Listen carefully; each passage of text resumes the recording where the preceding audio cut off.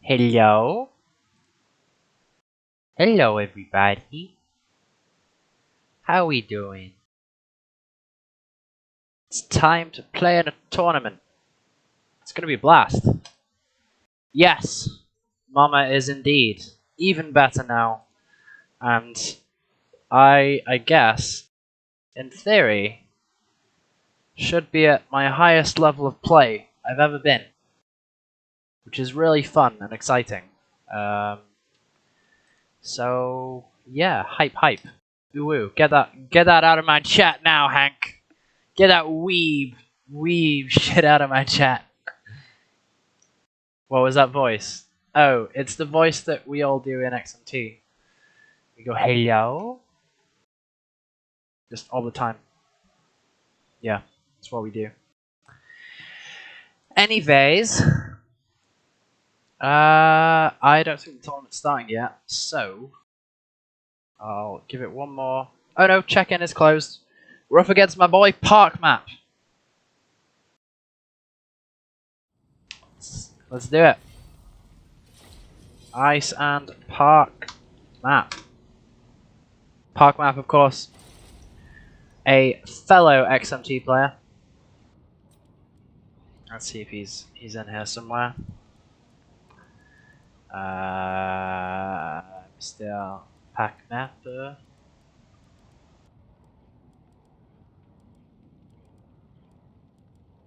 No, I can't find him. I will drop him a message.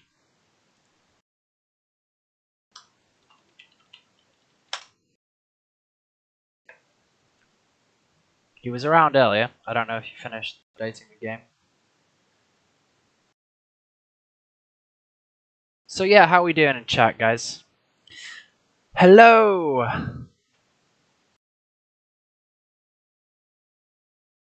Sunset, how's it going, man? Good to see you. Yeah, I mean, there's a bunch of stuff that's gone on. We can discuss anything. As for greenskins, look, so greenskins got some buffs and some nerfs, which honestly I'm quite happy about. So they lost one of their anti-infantry tools, which was loons, and they gained another anti-infantry tool, which was boar chariots. Okay, now although that may on the surface looks like it's neither a buff nor a nerf, I actually think it is still a nerf. Because loons you can't really counter, right? You can't shove them with cav because of course they annihilate blood knights because balance. And yeah, they also kill elite infantry. The only way you get rid of them is if you can like burning head them before they engage, but that's really difficult. So now loons, you have 15 seconds to nuke them down, which is actually really good because they're still a 500 gold unit that forces your opponent to nuke them down, right? So I still think loons are actually decent, especially the ROR. I think they're going to be very like a decent unit now. Specific tech against like elite defensive infantry like Blackguard, but not as like. But at least it's interactive gameplay now, because it wasn't before, which is good. As for Orc Chariots, I mean, sure, they look a little bit overtuned, but at the same time, Chariots in general, you block them up with Cav and they die. So, again, there's counterplay. Lizardman, Tomb Kings, and Dowie. Oh wait, what's the pick system for this? What is the pick system? What is the pick system? Oh, they're best of ones. Ah, okay. They're best of ones. I didn't even realize. Okay. Picks 3 factions, bans 2. Pick 1, ban 1. Okay. So he's banned Dark Elves and Wood Elves. Oof. Sad face. Lizardman, Tomb Kings, Dowie. On this map. Oof. This is tricky, actually. We might just go out right at the start. How funny would that be? So I guess I'll go probably.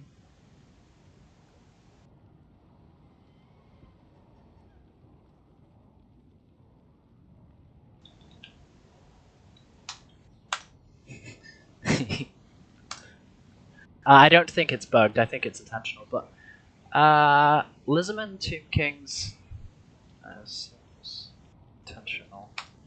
Hard to believe they did play test a single AoE ability.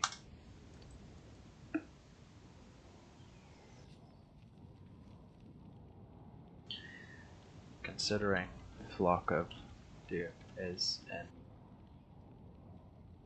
the start of Oxy campaign. Yeah, I guess it could be a bug, but I mean, who cares, right? Lisbon Two Kings, Dowie. Beastman, ban.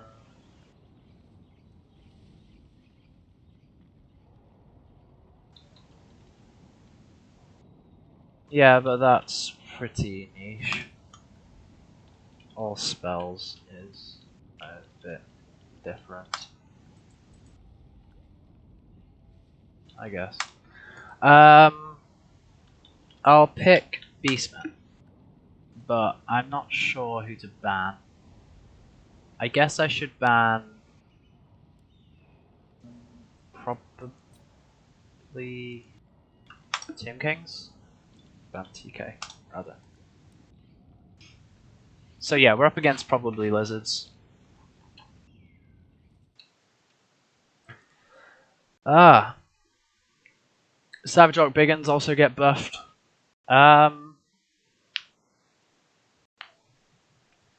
Look. Okay, so as for greenskins will still be S tier. Okay, but they won't be S tier to the point where you cannot even interact with the gameplay, right? So Mither got a nerf, so its cast range is a little bit lower now, which is good. Loons, of course, aren't as good. I prefer the greenskins having chariots over loons. I think that's much better. I think it's far better for everyone. Okay, so lizards. Let's take Taurox. He's kind of fun, right? I'm gonna stay away from the bugged stuff. Let's take Flock of Doom and Curse.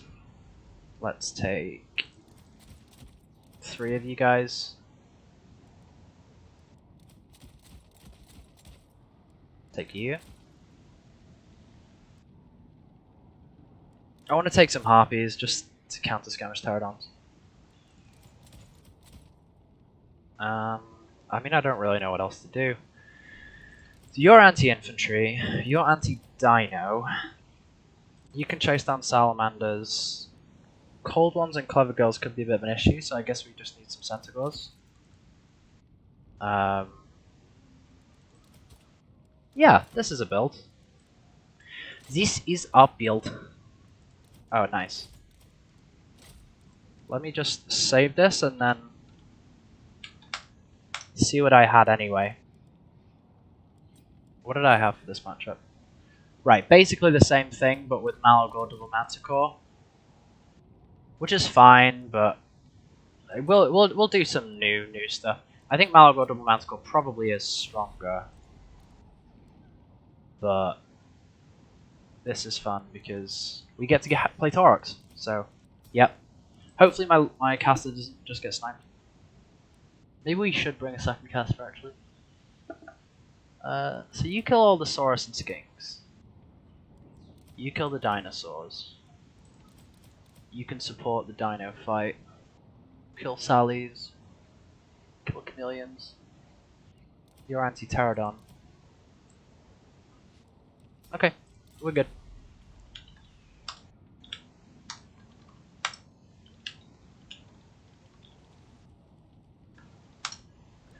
Just let him know that I am streaming.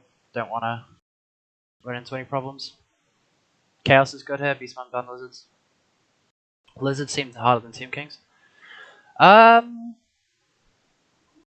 Right, so the thing is I think they're probably about the same, but I do know that Park Map is a Tomb Kings. Well, he plays a lot of Tomb Kings. We practiced the Dark Elf Tomb Kings matchup a lot together a while back. So I don't really want to leave any options open in terms of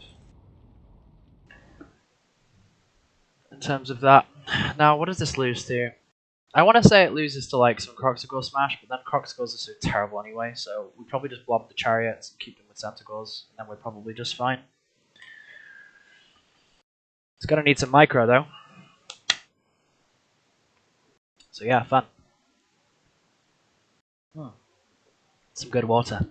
Malagor taking over Mama's place? Hell no. Nope.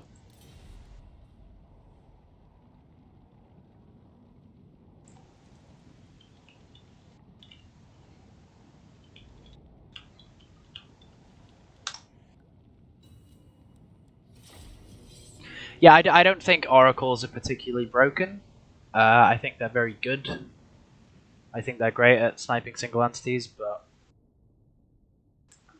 for a lot of factions, you have options to deal with them. You can shoot them. Generally, you just shoot them, but also, you know, if you swarm them with like regular mobility, so Centaurs, Hounds, whatever it is, they actually only really remove one model per shot from those like mid tier and high tier cav units. So it's not really a problem. I'm gonna close my window because it's a bit cold. Window closed, and yeah, let's get going. Balance of power is in my favor because you know the game is crazy like that. I'd rather not go out straight away, so we are going to be tryharding, I guess. And we're also going to overload this flank. With Taurox. And put one of you here and then a pair here. Yeah. Put you guys in the center where you can be annoying. Harpies on the sides. I think we're ready to go, honestly. Did Beastman completely flip this matchup now? No. No, I think it's gone from being like hardcore lizard favored, like maybe, you know, 70-30, to being probably about 55-45 in favor of lizards now. Yeah, for sure. Move this water so it doesn't spill. Alright.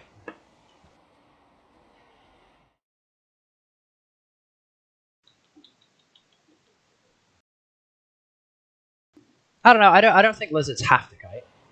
I think there's options. Okay, it's try hard time.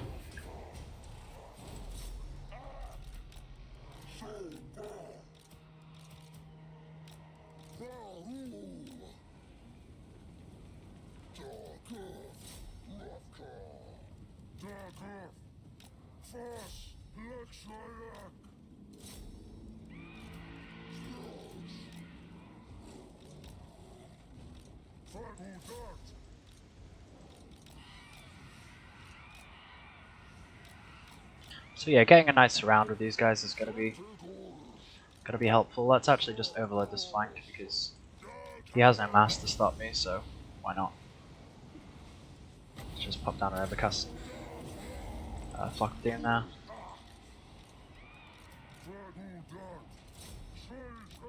Let's get on this Oracle. And let's just...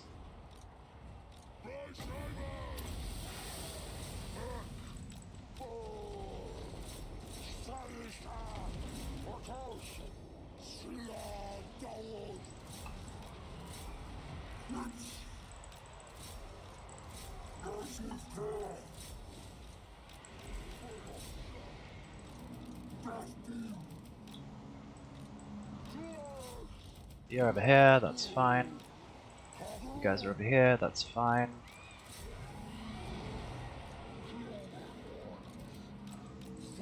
So now we need to get the chariots out because they've done their job in shutting down this position. Yeah, Harpies can carry on that way. Centaurs can Honestly, I'm sort of happy with how Sentinels are doing, so we can leave them in. Let's get these guys over here. Let's get you, I guess, over here. Let's get you over here, you over here. And we can pop this down. The reason I'm going to pop it down like that is because... well, actually, we need to kill this Oracle, so let's do that. We want to zone him out of getting back in that fight, basically. That's the way it's going. Where are you? You're back. Let's come over here. If he has some skirmish left, it's fine. It won't be enough to kill full health Gorgon and Taurox. So you can carry on like that. You can actually you can kill this Stegodon. May as well.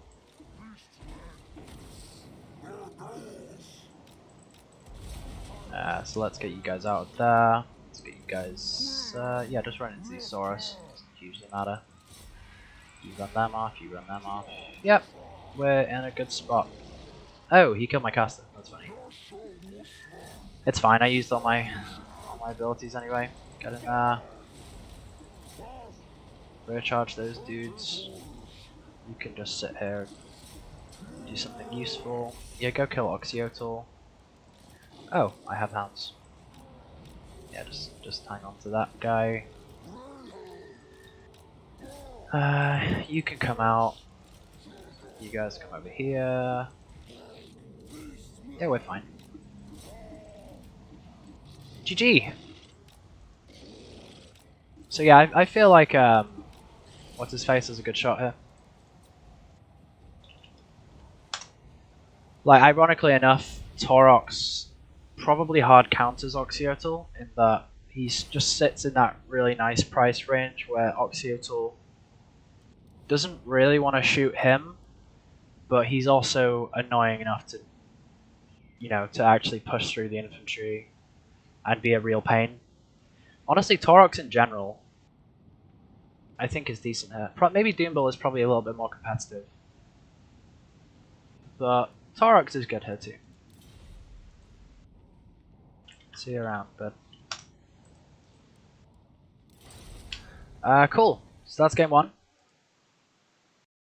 I believe they're just best of ones. So looks like we're up against Deadly Bunnies.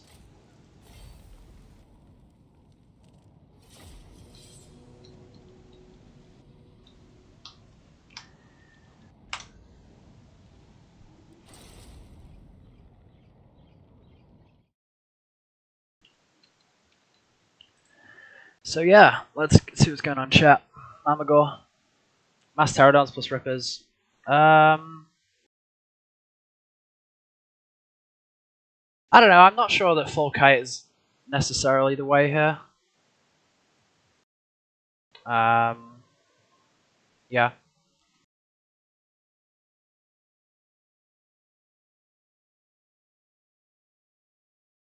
Yeah, Doombull is good for sure. He's like he just like sits in that that really annoying price range where he's like good in melee, but then you don't really want to put down too many resources to actually killing him because he's not that central to an army.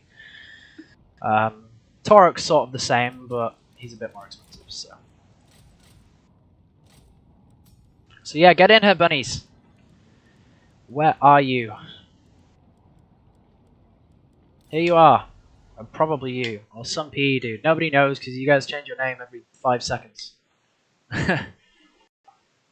Wyvern Lake, it appears, is the map. I have no idea what that map is. Nobody does. But apparently we're using it. Hey, hey. Oh no. Is it lagging? Players no lag. I know, is the stream lagging or is what's going on? Maybe I just not got a good connection to bunnies. Test. Yeah, it looks like the lobby's booked. Have not had problems connecting him to him before.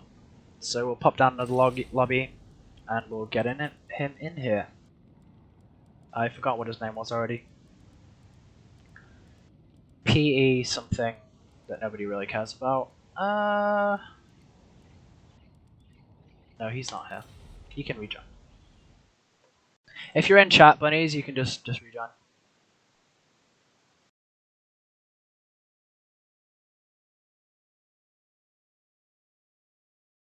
People are just starting to understand how strong beastmen are. So, okay, so the problem is like beastmen were sort of locked into.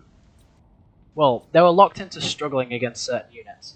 This is why, like, Blood Knights and Knights of the Realm and like big dinosaurs, like those sorts of units were very difficult for beastmen to cost effectively deal with.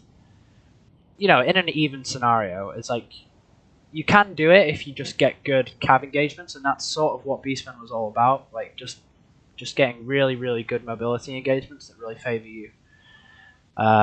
Sort of like how Dark Elves were last patch as well.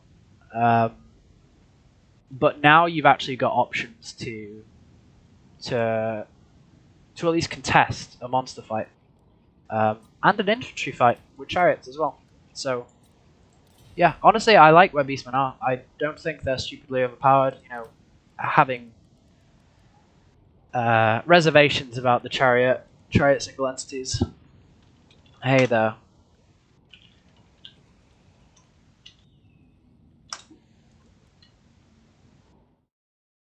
We'll see what he says about no chariot single entities. Either way, the tournament limits him to 1, so. But I think they're next level broken, so.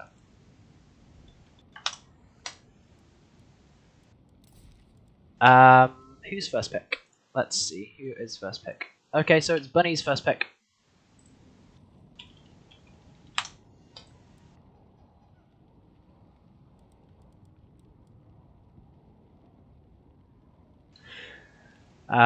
So yeah, it seems to me like the way the rule sets are going to go is, the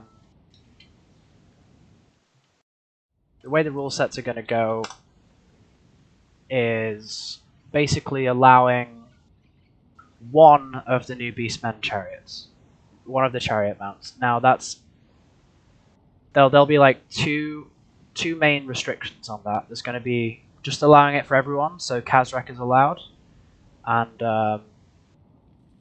yeah, and Kazrak and the Wargore are allowed. So maybe just one of those restricted as like a super weapon, or my suggestion was that you only allow it for casters. And allowing it for casters, I think, is a good middle ground because these guys have much lower HP and general stats. So the way they actually abuse the broken animation isn't nearly as bad as it is for the Wargore or for Kazrak especially. And also it means that you won't start the game, you know, with your caster getting sniped, because that's, you know, unfortunately pretty common, because, you know, the casters will have no mounts. Casters without mounts is not fun. Okay, so Tomb King's Beastmen and Coast. So I probably want to ban Beastmen because, you know, I don't want to face this Beastman, honestly. So we could go Dark Elves ban Beastmen. That could work. Yeah, I think so.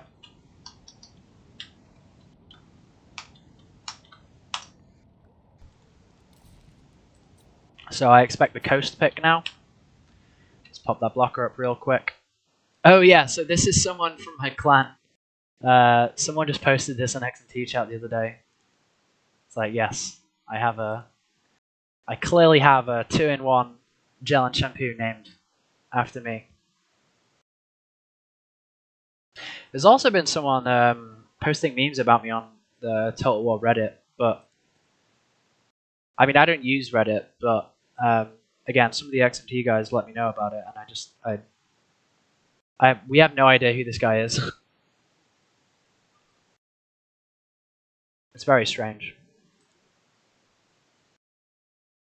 That good means like they're you know, they're not criticisms. Tomb Kings, nice. Okay, so Le Bloqueur is up. That's fine.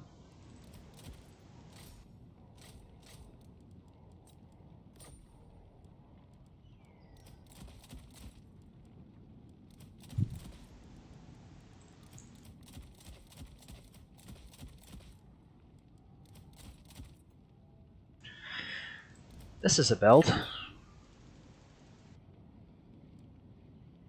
I like it.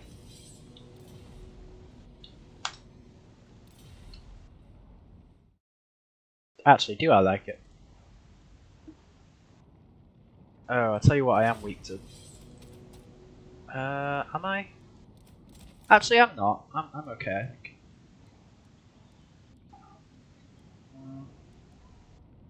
Yeah, we're fine. This has worked before against, you know, against what's his face?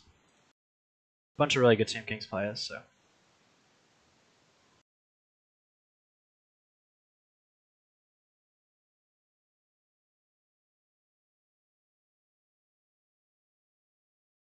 they weren't as bad as people said. That's for sure. Just no lord choice was the biggest problem. Yeah. So Morga being like dominating was, you know, a little bit annoying, of course. But generally, I think it's more about the single entities, really. Yeah. I really hate that I had to uninstall the game today for my internship. Internship? Wait, why did your internship prevent you from having the game installed? That's weird.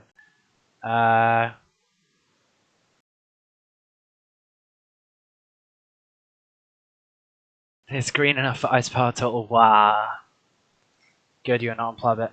Mama Double Nancy confirmed. Reddit is cancer. All social media are. I only have Discord, YouTube, and WhatsApp. Yeah, so, I mean, as a... Like, for me, it's less about social media being cancer or whatever. It's more about... I don't know, I sort of want to make the most use of my time. I know that's, like, crazy considering how much, you know, I play Total War, obviously, but... I don't know. It's just what I do.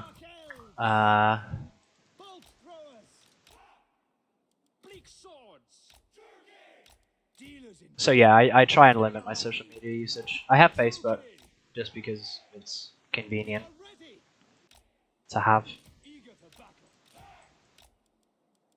So yeah, we got a pretty classic spicy power build here. And by that I mean not spicy whatsoever. It's the same thing I take in all the time. So yeah, that's a thing. It's not the same thing I take all the time. I take varied builds against Team Kings because you need to have varied builds here. But I like this one. This is probably my most competitive one. Just in case there's a chariot rush, I think I'm going to deploy back a little bit.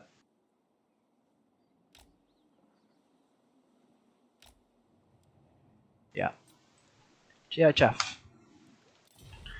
Okay, well, let's go.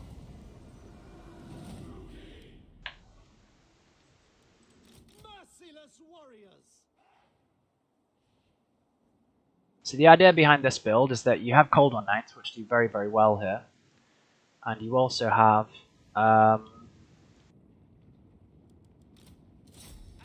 you also have a lot of Cold One Knights. Because the problem, generally speaking, for Dark Elves in this matchup is chariot rushes are very much a pain, and you can't bring a lot of Cold One Knights because of the fact that Boshabti are so prevalent. But yeah, you normally choose this matchup with Chariot single entity, so let's see how this build goes. I don't think Chariot single entity cheese is the way to do this at all. In fact, I think that's just losing.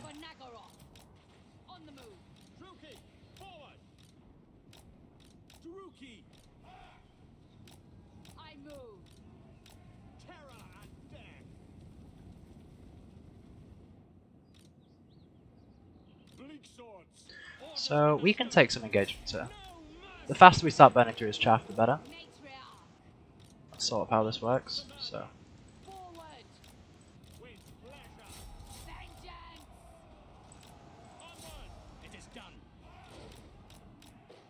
So yeah, we can start bringing these guys up here. Bring these guys into here. These guys into here. You guys over here. Oh no, get away. You get over here. We can... Honestly, we could probably just start shooting your Team Scorpion. Any single entity damage is appreciated. You get in here. And we have some more cav at the back. So if we can get a good engagement here with oh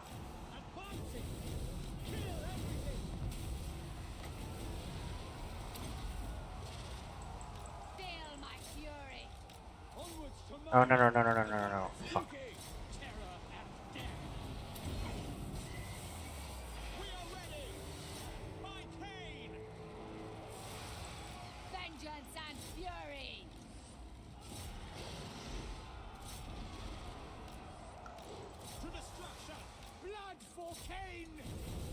So you can head in here. You can come over here.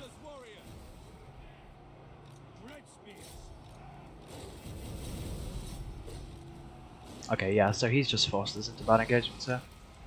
That's not good.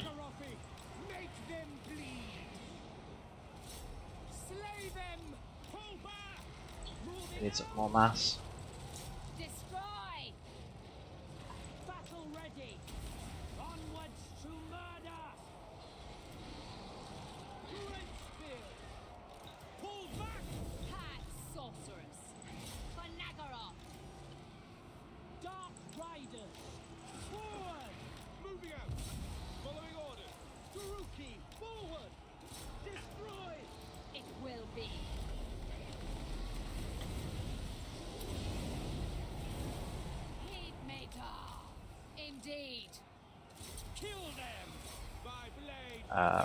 We can actually have you guys come over here.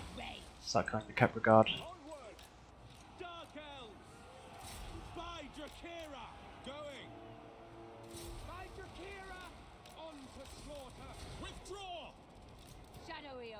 Right.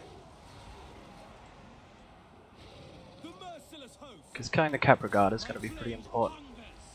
And Rathi support here is pretty clutch.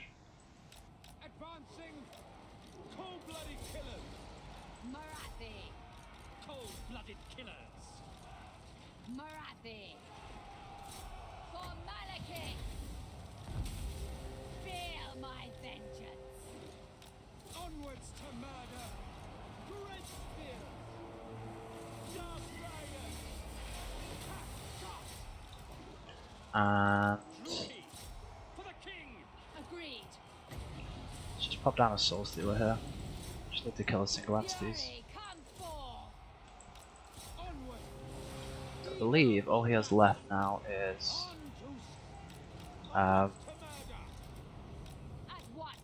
chariots and stuff, which shouldn't be too much of a problem for Rathi.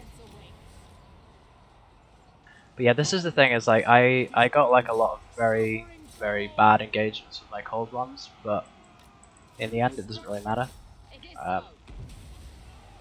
Kep Regard were good. He should have been Spirit Leech in cold ones all game, so that's his mistake, I think. I actually came quite close to losing that, I think. So we can just start forcing engagements here. We want the Manticore to survive, preferably. So, yeah. We still have some spears left and some cav as well. Having the cav left is pretty clutch because, you know.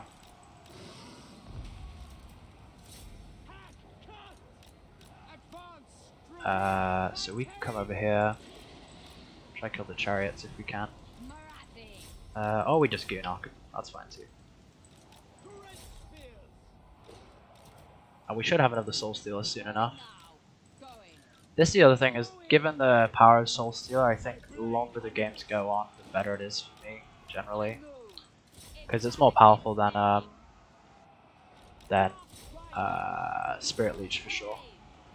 Also, he should not be shooting Rathi right now. Generally, it's only a good idea to shoot things if you can kill it. And if you can't kill it, then don't shoot it. Yeah. GG. Yeah, my cold on play was not good, but in the end, just having good chaff and Marathi won the day.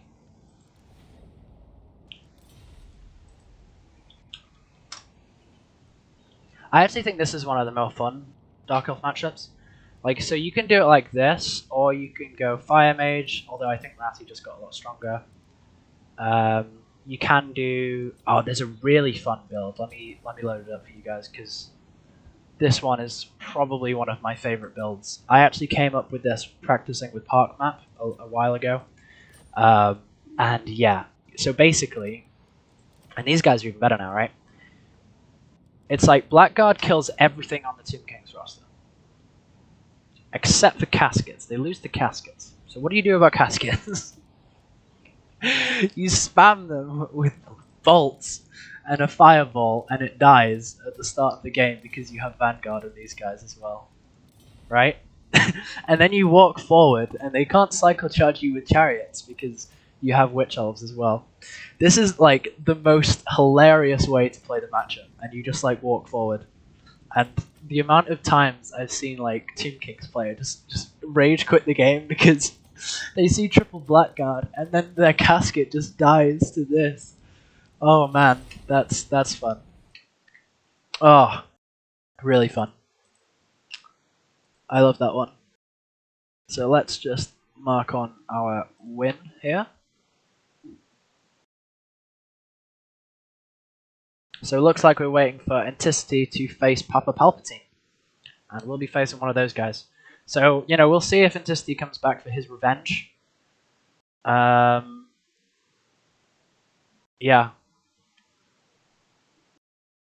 So, yeah.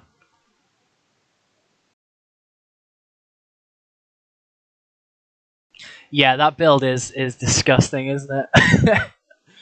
For sure. It's really, really... I mean, it's not necessarily the most competitive because the problem is that if they come in with like double casket, well then suddenly you're in a lot of trouble. Because you can't snipe them both. I mean, there are other things you could do as well. But yeah, it's fun. It's fun for sure. Let me just host Ice and...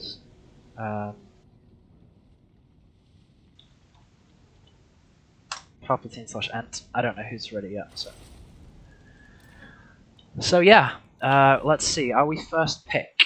Are we first pick? No, we're second pick again. So yeah, we get the counter pick again, which I think is probably a good thing. Having said that, it does mean that I lose, probably lose Dark Elves because everyone bans Dark Elves against me, except for bunnies. You should have done. You should have banned it.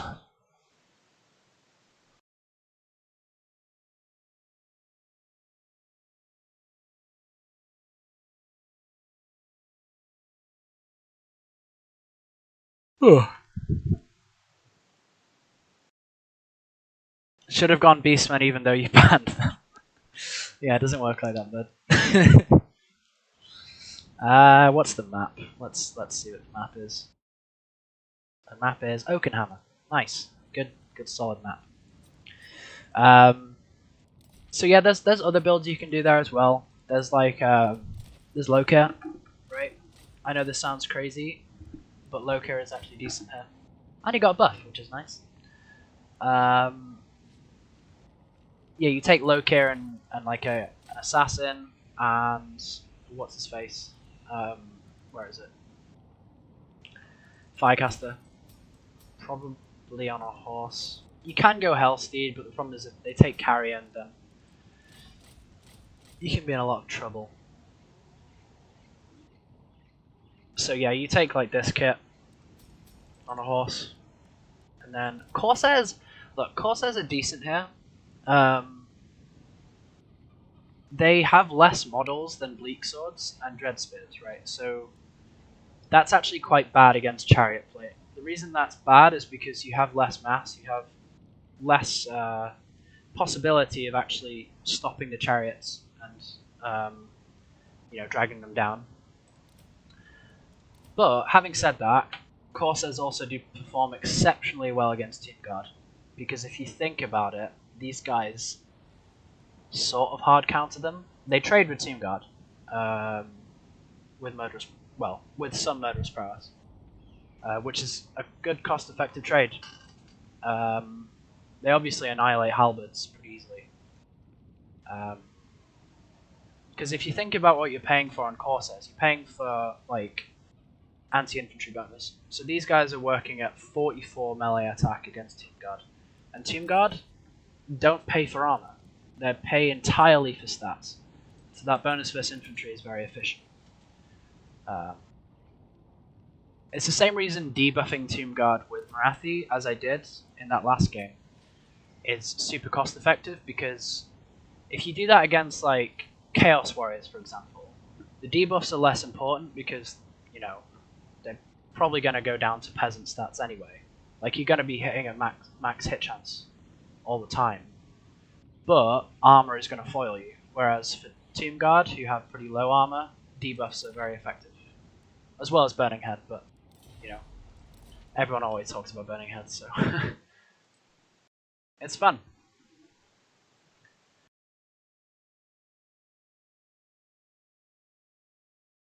Why you enjoy fighting Dark Elves with all your factions? Maybe not counts. Oh, you mean because they've got lots of options? Yeah.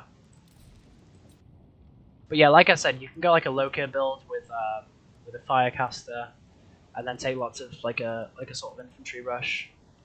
But generally, there's like sort of key units or key strategies, right? You have certain units that are very good against Tomb Kings, like Cold One Knights and arguably Doomfire Warlocks, Squadron of Chariots. Yeah, the problem with them is they die to Boshabti very cost effectively. So, that's why you have bolts. Or, you take enough of them so that they can't all be shut down.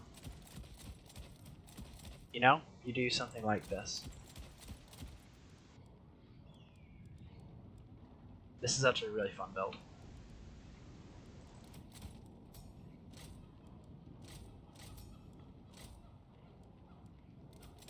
Where are you? Yeah, this is actually a really, really good build. I like it.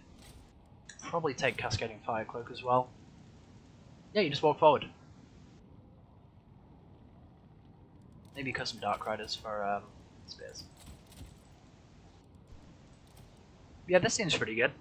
I just rely on shutting down that backline with Cold One Knights being quite cost effective here. Because they sit in that like cost range where they beat the Hekara Horsemen, and they also trade effectively with Necropolis Knights, because Necro Knights again paying for big stats against a bonus versus large unit. So these guys working at 43 effective melee attack, which is not fun for Necro Knights. Not fun at all.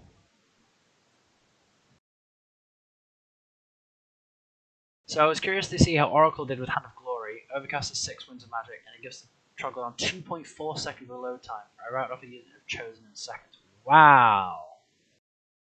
Wow, and the Oracle isn't even meant against chosen. Wow, that's interesting. That's really interesting, because the problem with Troglodon is that, at least at high level players, like, what's going to happen is you'll sort of you might get some good shots in at some point. But your opponent will realize and just correct the mistake, and then, you dealt 500 damage to a lord, but it doesn't really matter, right? But if you can, like, make them look away for 10 seconds, then, man, you kill Marathi. That's pretty cool. Yeah,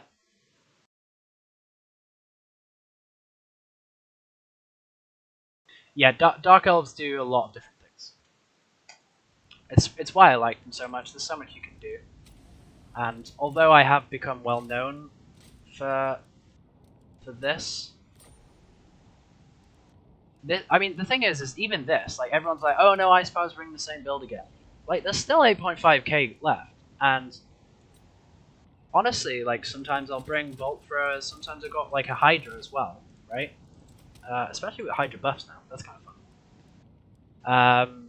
You know, sometimes I go full cav, sometimes I bring an actual infantry line, sometimes I just go heavy on mobilities. Like, you know, there's lots of different things you can do with this roster, and it's really fun. It's really fun. Or sometimes I'll go even heavier on the single entities, like this. Yeah. In fact, I had a game against AC Moore in the World Cup with this base against Norska, which is really fun because like people sleep on K-Net assassins. Like everyone's like, okay, yeah, they bust blobs. It's like, yes, that's not just it though. You know, for 850 you get model removal against skirmishes, right? And they take no damage in return because of their infantry size and their single entities. And they can't really be jumped, you know, super cost effectively. Squadrunners sort of do the same thing, but they also don't have the same blob busting potential. So, I don't know, you've got some fun builds like this. The problem with this is you struggle to get to the, you know, the... Like, ideally you'd take this, right? Say against greenskins. Yeah, but again, the problem is you don't actually reach 300 models with this, so like you sort of have to do something a bit janky, like this, you know, 180. Yeah, you're well above 300 models now. And with these guys being, yeah, that's 365, so that's legal. So that's fun. So yeah, assassins used for whole loads of different things. Let's see, is our opponent ready yet? Let's refresh the challenge page. No, doesn't look like they are. Fair enough. In fact, I might try this against greenskins. But again, the problem with this against greenskins is that you get hit by Vindictive Glare, right? And so you lose your Feral Manticores right at the start. I guess in theory you can keep them back and just allow Vindictive Glares on Marathi because Marathi doesn't care because Missile and Magic Resist and she heals and she's also pretty small. And Vindictive Glare got the overcast got changed, so it's not nearly as bad. I mean that's something else people wanted me to talk about in voice chat the other day. So Vindictive Glare has, like, people are arguing about whether it's a nerf or a buff, and quite frankly, it's both. So you get AP on the overcast now. You don't get double damage on the overcast now. Okay? So it's a nerf against Manticores. It's a nerf against Vampire Count Dragons. It's a nerf against Count Noctilus on the Peg Leg. It's a nerf against, I don't know, Cygors, Giants. It is a buff against Lizards. It is a buff against Crabs. Right? And it's probably about the same cost effectiveness against like those mid-armor monsters like Tomb King's Constructs. War Sphinx has, what, 90 armor? 80 armor? 95. Yeah. Bone Giants have 80, yeah. So these sort of like mid-tier like armor, because 90 is actually sort of mid-tier. You still get a lot of your damage through, but against you know, 110, 120, way up to 140 armor on Mastodons. It's actually a good buff to Vindictive Glare in some matchups. It's a weird change, but I think I like it because they already struggled against Lizards, so sort of. It was like 50-50. But I think with all the other nerfs, it's probably warranted. But I'm just glad you won't like lose both your Manticores, you know, within 2 minutes of the game starting, just because Vindictive Glare and Spirit Leech is overpowered. The range on Mither got nerfed as well, which is pretty good. 75 meters instead of 100. So that means that given the greenskin formation is wide enough, you should be able to have some ability to play with your cav and your single entities, which is a good thing. No nerfs for the Hag otherwise, which honestly is really regretful, but whatever. Essentially, the problem with greenskins is they were good at everything, so whatever you do choose to nerf, it actually nerfing anything fixes the problem. So they chose to nerf loons, right? And they chose to nerf skirmish cav, and now they are legit weaknesses of the greenskin roster. They're going to struggle to deal with elite infantry, especially if they're well supported by cav, because boar chariots won't be able to kill blackguard and witch elves, for example. Which, by the way, new possibilities. You can go back to this old style of play against greenskins with Foot Marathi, Double K-Knight Assassin, and Chill of Sontar. Hell, take a second War Hydra too if you want. That's kind of fun. So take like double Blackguard, double Witch Elf, and then like some chaff. I don't know. This is a build. Maybe you cut the Hydra, just go heavier on chaff. Or heavier on Witch Elves. Or maybe you take some mobility.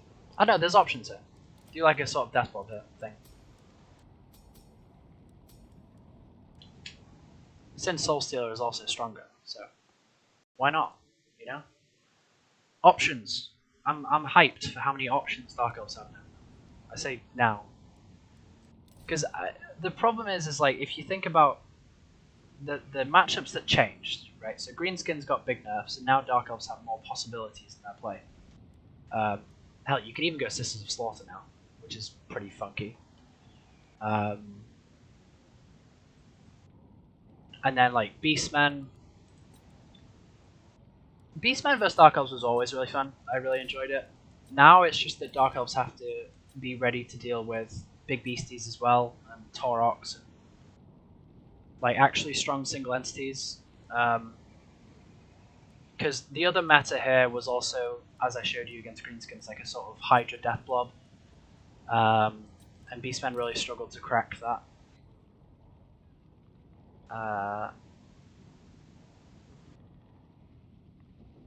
But that's changed now.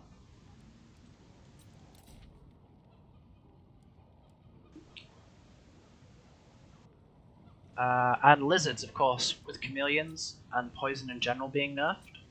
I think the Dark Elves Lizard matchup just got a lot more dynamic, which is really fun.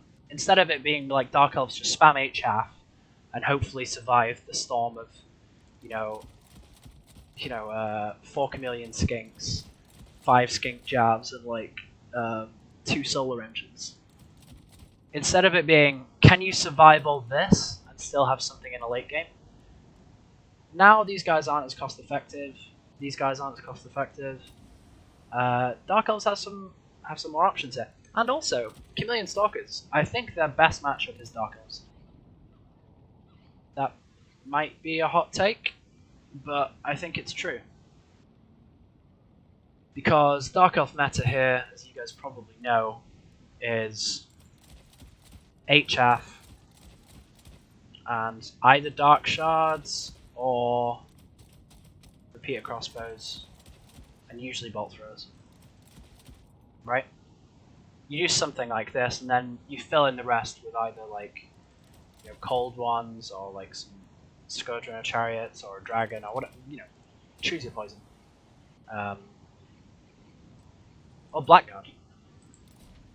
But yeah, like Stalkers. So what they do in that matchup is they're gonna like bust open the front line very quickly.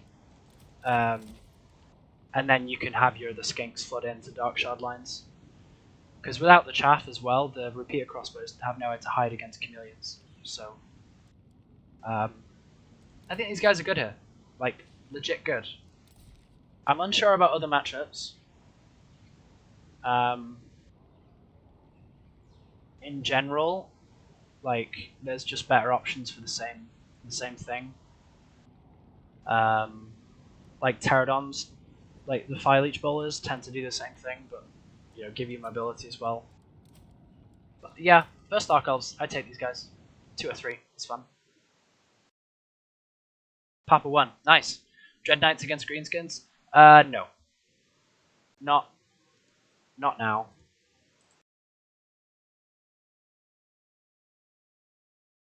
Not now.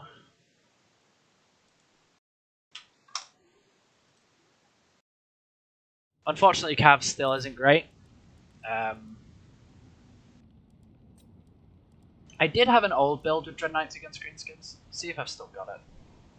For some reason, I don't delete all my old builds.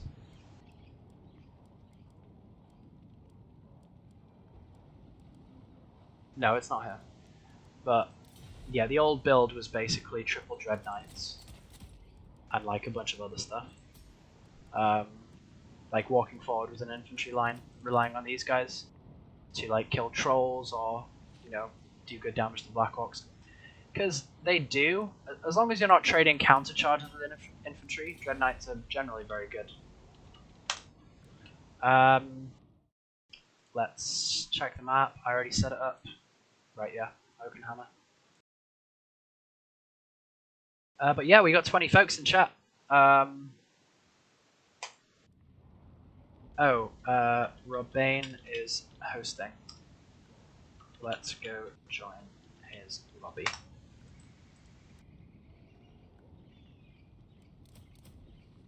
Dreads are better now, but they're not. They're not where they should be, unfortunately. So this one. Wait, what's the password?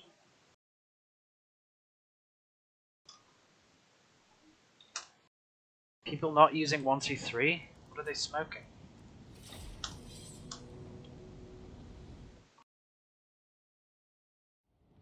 Let's see if he's. I've got him online.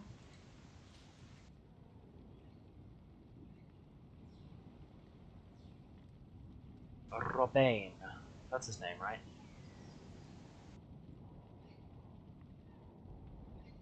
Doesn't look like I can see him, so.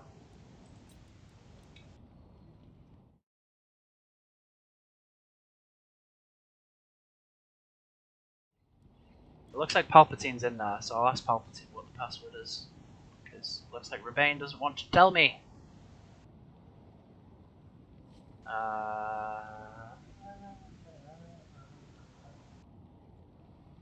And he's not even appearing online, so I have to type his name. Great.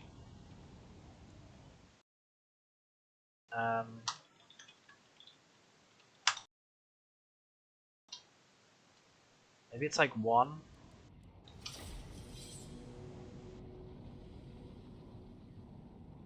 Oh my god, I just guessed the password, it's just 1? Okay.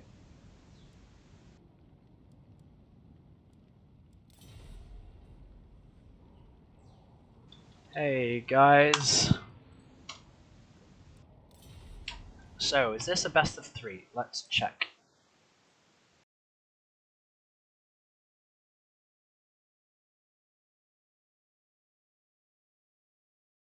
Yeah, the thumbnail. Hey Tiago, how's it going, man? Good to see ya. What has the patch done for Squad Runners? Okay, so general chariot changes, and also general infantry mass is like, well, infantry mass hasn't changed, but their interaction with large units on the charge is not as broken as it was. It's still broken, but it's not as bad as it was.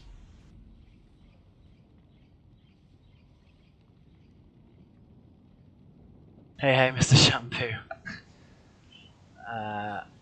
Knapsack, Pulp's first pick. Here we go. Here we go, boys. Let's get some sweet, sweet water. Going full American.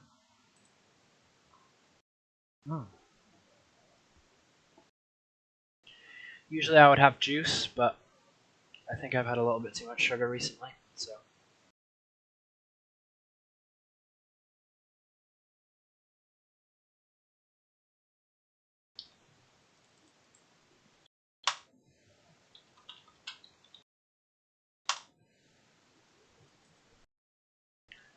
Oh hey, look! Someone apparently Void's white line camping.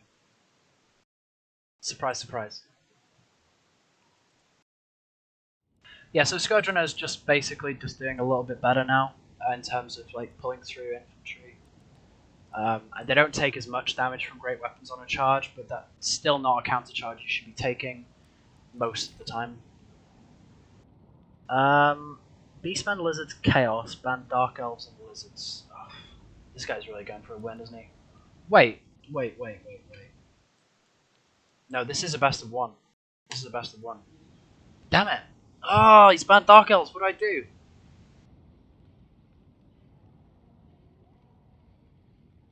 Tomb Kings? Well, if I go Tomb Kings, do I ban Chaos or Beastmen? Or do I go Ice Power Total Wah on you all? Go Greenskins. We also have Empire. Empire ban Beastman is a thing. Empire ban Chaos is also a thing. Empire or Tomb Kings? Oof.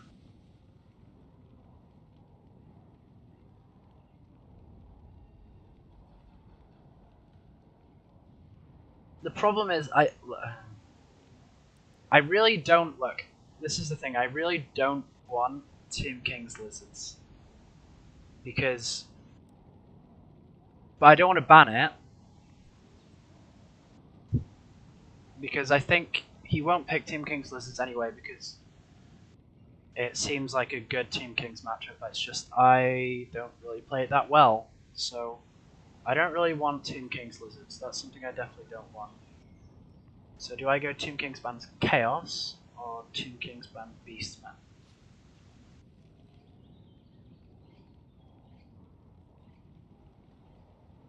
Um,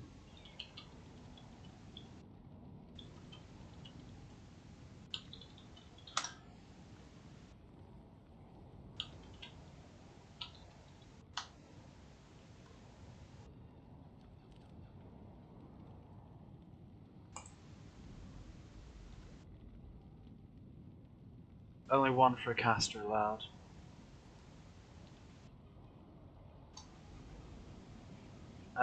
I was just wondering if Palpatine would do the honorable thing and denounce them entirely. Okay, let's go Tomb Kings ban Chaos. And hopefully, he just doesn't take Lizards. Hope, hope, hope, hope, hope, hope, hope.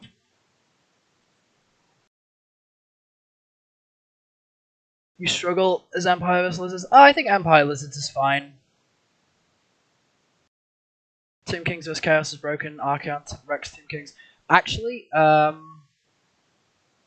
isn't the problem there. Sigvald is the problem there, which is pretty funny. But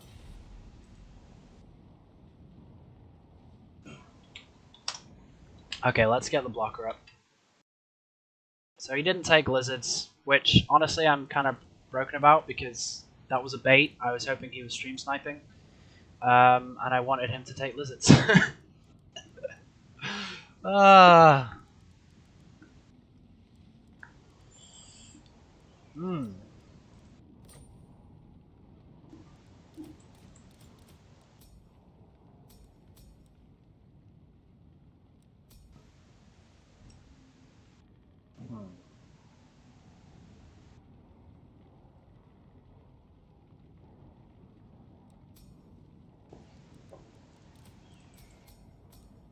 What do I think about this build? Woke up to a Ratoga nerf? Wait, Rogas didn't get nerfed, did they? No. Rogas surely didn't get nerfed. Okay, I gotta find this. I don't think Rogas will got nerfed. That's insane.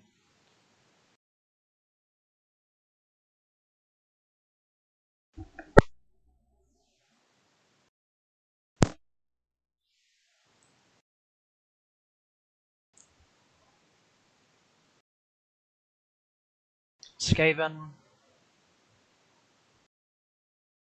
Unit balancing for rats. Here we are. We have arrived for Skaven. No, so they didn't get touched. Oh, yes, they did. Okay, so melee attack 26 to 24, base damage 22 to 20, AP 58 to 55. But what you're forgetting is that Frenzy got reworked, right? So that's actually not a nerf at all. That's not a nerf at all. No other Frenzy units got a nerf like that. Yes, they did. Skinwolves did. It was Frenzy change. Because you know in Frenzy you also get AP damage as well. Which for Rat Ogres is actually pretty big because... for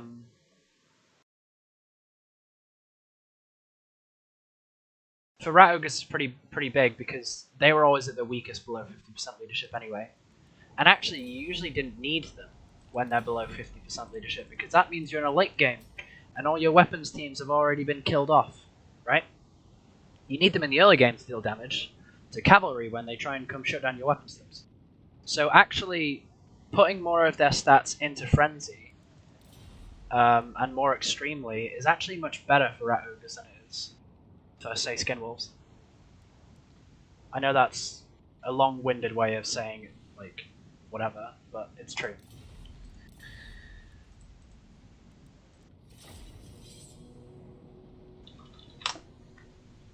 Okay, so we got a build, sort of. Hopefully it doesn't super duper abuse the single entities. Human boys pissed about Rogers.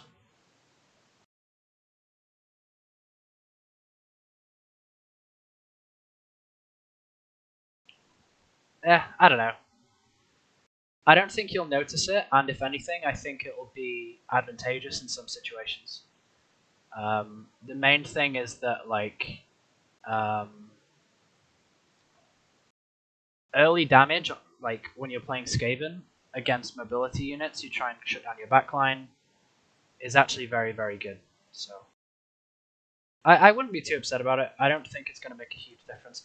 Honestly, Skaven are probably stronger than they were, and the reason they're stronger than they were is because Skaven don't use poison. And what everyone seems to be ignoring is that when you have a general poison nerf, every faction that doesn't use poison gets a general relative buff. This is why Dark Elves are stronger now. You know, with some exceptions like Sisters of Slaughter, Doomfire Warlocks, and Warlocks actually got melee defense buffs, which I prefer to the poison anyway, right? So, and also their AoE abilities now hit more enemies, so that's pretty peak as well. I know, I think it's fine. Want to see what you've done with your last 2 weeks of experience with this new Beastman units? Oh no, I'm playing Team Kings. Yeah, sorry, bud. So obviously, balance of power is crushed again.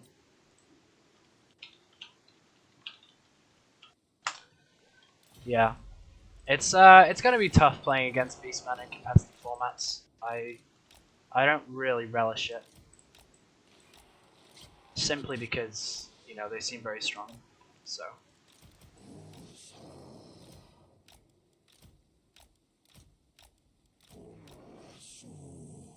But I think Team Kings probably still have a decent shot here. So let's group you. Oh, they need to fix this tooltip bug. Yeah, see now it's gone off. For some reason, if you like click it and then change quickly, all the other units you select for about 10 seconds maintain guard mode on, supposedly. Then if I just keep on clicking, eventually it will go off again. I think. Yeah. See now the units don't have guard mode, and it's a bug that really annoys me. I wish they'd fix it, but whatever. So yeah, we got a pretty standard build here. I've got to deploy a little bit further back though. reason I'm going to deploy a little bit back is because I don't really want to get jumped by a Beastman Vanguard. So yeah, we're deploying quite far back. Gonna leave the Stalkers out front, you know, just in case he gives us some shots on Centigrals, whatever. GLHF, let's check. I've not got the blocker up. Blocker is fine. So yeah, let's do it. Let's do it to it. Okay, so he has a Jabba Slide. That's probably a good thing for us. So we can start moving you over here. And you. You guys into the center. That's for you. Maybe just, yeah, start shooting at the move back. Shoot at the Jabba Slide.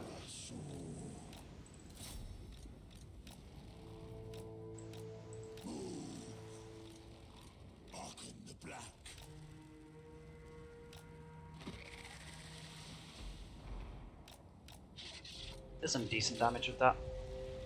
So we're gonna run the Lord and the chariots in here. Actually, no, we're not.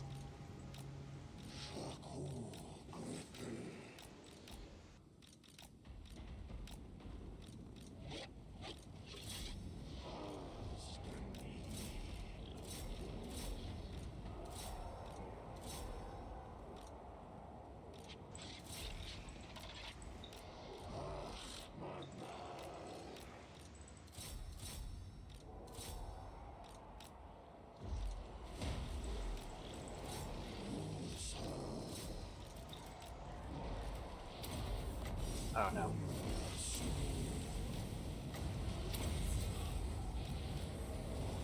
This is not good.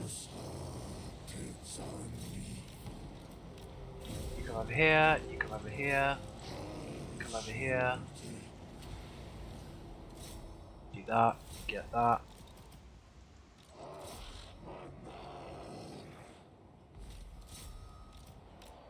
As long as you're safe, good. Chariots are in good condition. You guys need to get over here. Pop a Spirit Leech down on the piggies, I think. Just need to get rid of his mass. Get you guys over here. Chariots need to come over here. You guys need to start doing that. Actually, you can come in here. Harkin can jump in as well. And we need to ult. Yeah, this is fine.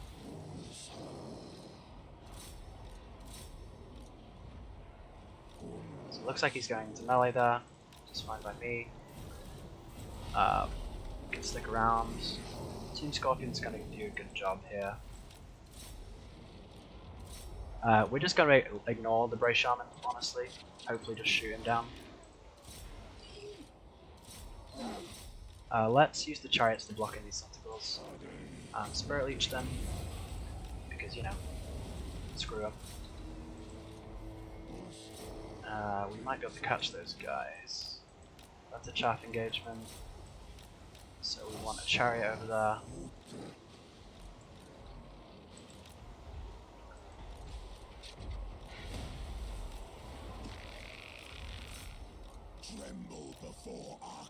Okay, this is the bit where we lose because the Bray Shaman is overpowered. So.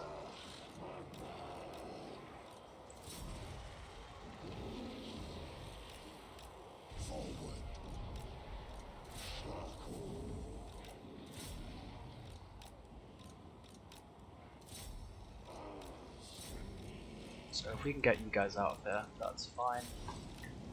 And honestly, I'm just going to start Spirit Leeching the Jabba Slide. Because you don't have to deal with those guys. Shoot down the Jabba Slide.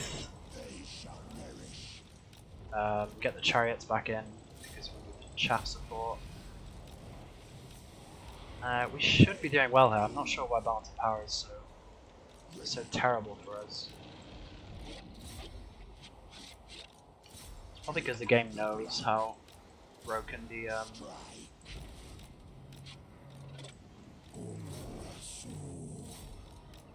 So he's gonna have to choose between which unit he wants to kill. We can use the chariots to actually, yeah, we need to kill all this chaff. So let's Spirit Leech his caster. Wouldn't usually do that, right? But I sort of have to. So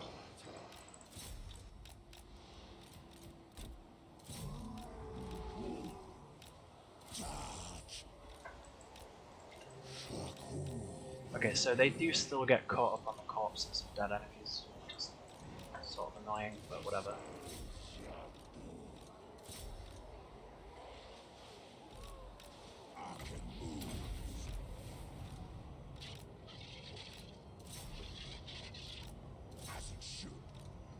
Hopefully we can get a good engagement here.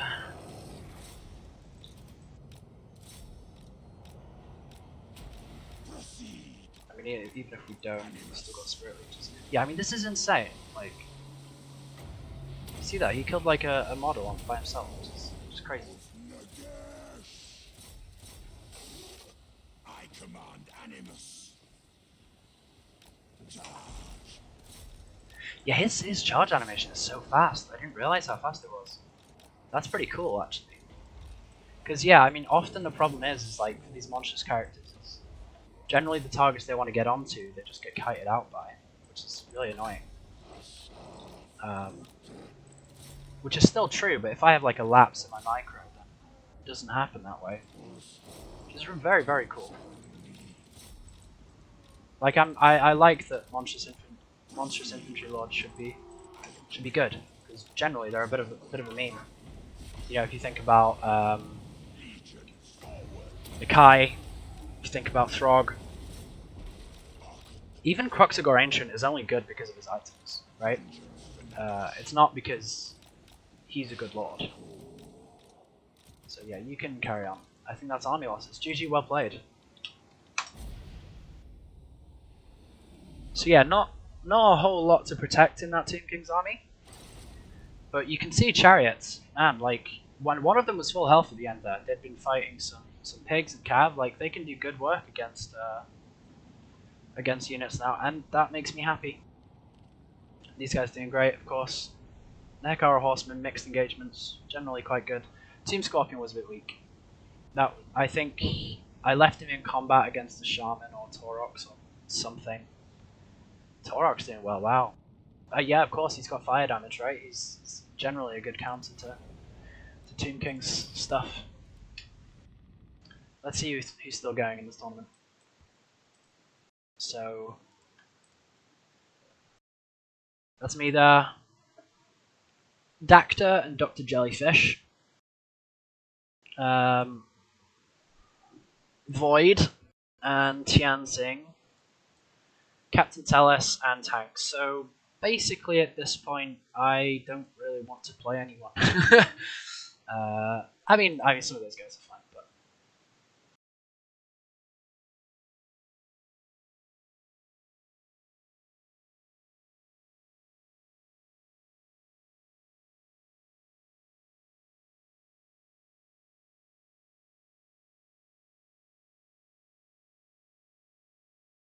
oh no, new Fruit Rules edition. That's not fun. That's not fun at all. No more into the ladder. Rip. It's concerned you get run over by a million dogs and tentacles. Well, I've got 4 Nehekara horsemen, right? And I've only got, if you think about it, I've got 2 things to protect. Right? I've got Shabti Great Bows and I've got the Stalkers. So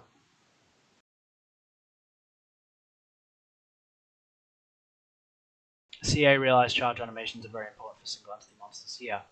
Yeah. I think Taurox is decent.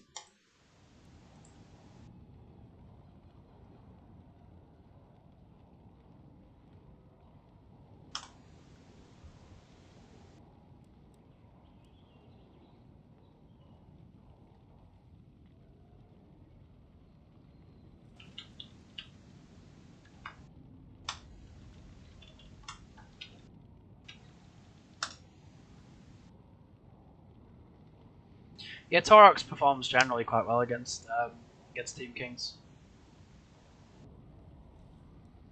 He doesn't get sniped particularly easily. Stalkers can do it, but yeah, he just gave the business to that Team Scorpion. As he should, right?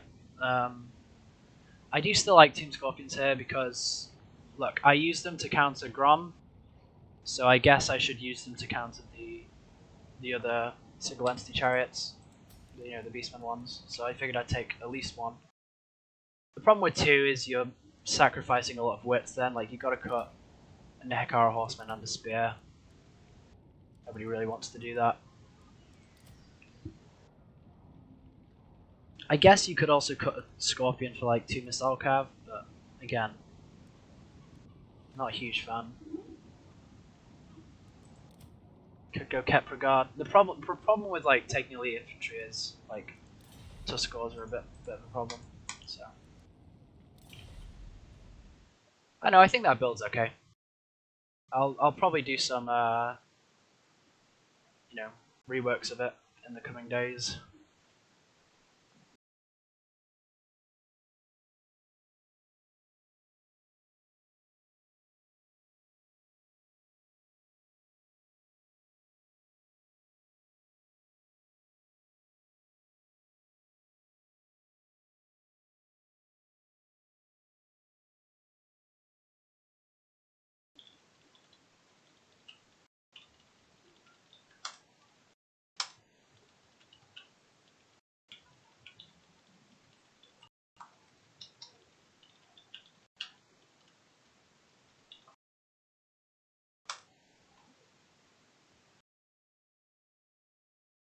Yeah, well, a lot of folks seem to think the AoE change is a bug. I hope that CA like if it is a feature, obviously, I guess I wouldn't complain because it is a big change in the meta, which is like I'm very hyped for. Um, and yeah,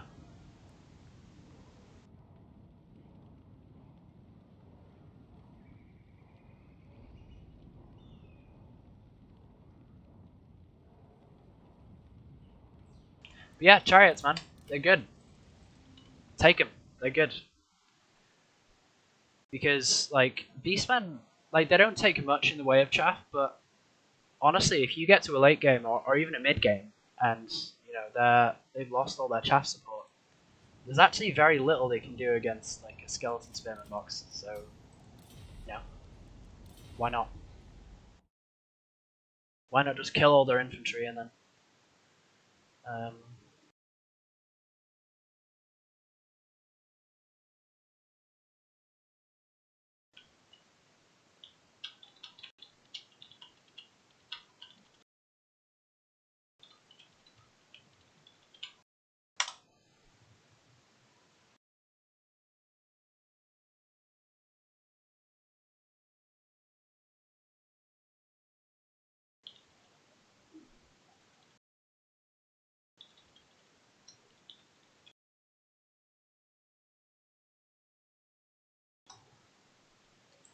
yeah, everyone's just discussing whether the AOE change is a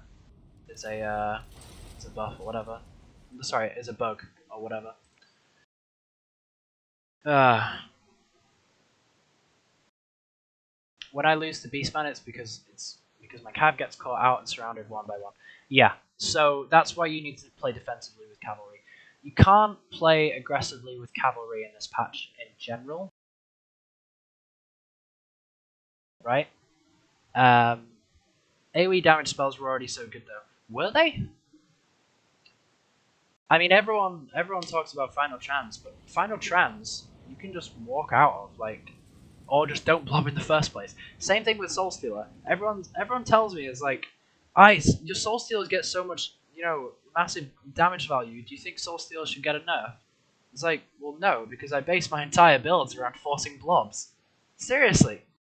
It's like my Dark Elves Greenskins game against Void a couple months ago in the ECL qualifier. Like, the entire build is about forcing blob engagements. If I spend 12.4k, you know, basing around Soul Stealer, literally my entire army basing around Soul Stealer, and then Soul Stealer gets 3.5 damage value. It's like, well, of course it should, right? I genuinely cannot believe there's folks out there telling me that like Soul Stealer is overpowered, because firstly, you make a sacrifice just by bringing Wrathy, right? You're spending 2,300 on a very squishy lord, squishy in single entity fights, squishy lord who literally casts one spell, right, for 16 Winds of Magic. So for half your pool, it's like it's not OP, if you, especially when you consider the roster that we're on, right? Dark Elves, it's so easy to snipe Dark Elves lords, and nobody does it. And you know, especially Marathi, like Foot Marathi especially. You've seen how fast she dies to a Troglodon. Like she dies really easily. So I wish people would stop complaining that Soul Steal is overpowered. Yes, it's stronger now after the AoE change. I still don't think it's overpowered. Also, yeah, like you're saying in chat, the meta change that it does is like the AoE spell change was to counteract the mass changes and punish boxes. Yes, maybe that's it.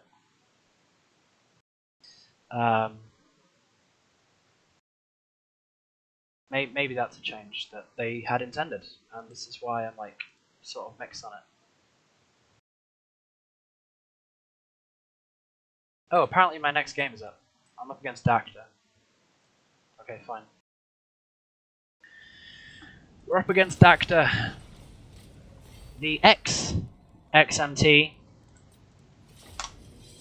No hard feelings, of course, but I guess he just wanted a quote-unquote more competitive clan to play with, which is fun. And this is, I don't know, I think a lot of folks have been under the illusion that X and T are not a competitive clan, but it's more like we're competitive when we want to be competitive. That's it. Etherean, how's it going? Did you notice they missed the blades in the frenzy rebalance, as in Blades of the Blood Queen? Oh, that's interesting. That's very interesting. I mean, honestly, these elite units, like what's an extra 2 melee attack from Blades of the Blood Queen, right? They're already going to be working at 62 effective melee attack against infantry. So they never get into if they get into combat anyway, right? You probably lost. Hey, Dactar is here, the man, the myth, the legend.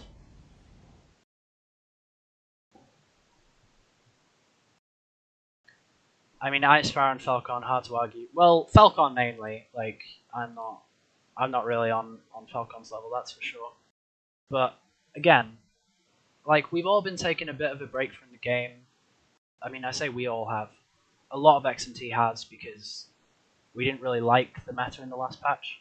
But a lot of us are playing. It's like even today on my Steam friends list, like it's gone from like 4 or 5 folks playing this game to 30. Yes, please. Not this map.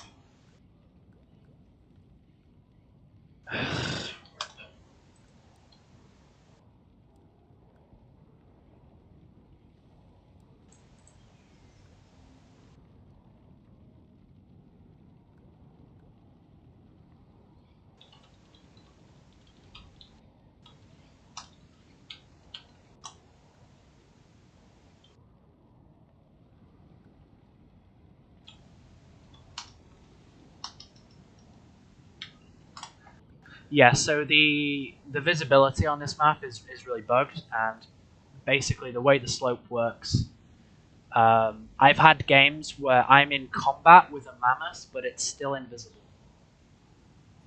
Right? So I've literally got a Dread Spear unit fighting a mammoth.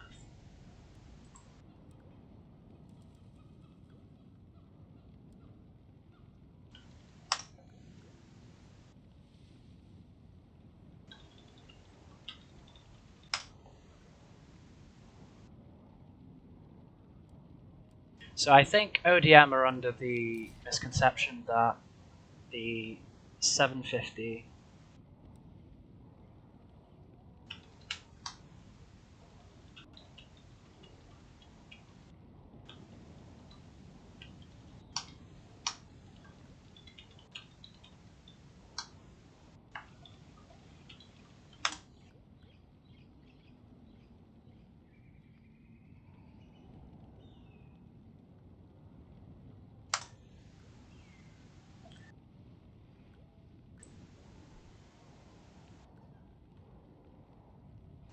So Dacta wants to ban Tuskors, Razorgors, and Boar Chariots, which, okay, fine, let's do it.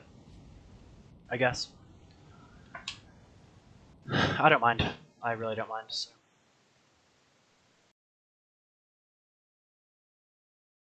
Something I've always wondered, how's this bonus versus infantry / bonus versus large affect AP damage? Okay, so bonus versus infantry and like bonus versus anything. What it essentially does is the number. So let's take witch elves here. Actually, that's probably a bad example. Let's take corsairs. Is your example a bit better? Okay, yeah, a corsair example is much better. Okay, so they have got 21 weapon damage, 7 and plus 7 AP. So they have got a ratio of 3 to 1. Base damage and AP. So when you apply the bonus versus infantry, firstly, that adds to their melee attack. So they have 44 effective melee attack against infantry, and then on top of that, they also get an increase to their weapon strength. Now the increase to the weapon strength is in the same ratio as their base stats. So they'll take that bonus versus infantry of 8, and then they'll divide it in the ratio 3 to 1. So they'll get an AP weapon damage of 9 and a base weapon damage of 27. And that will be their new stats against infantry. That's how it works. Okay, ban Wood Elves, Counts, Warriors of Chaos, ban Bretonian and Dark Elves. Okay, right, so we're just banning people's mains now. Okay, fair enough.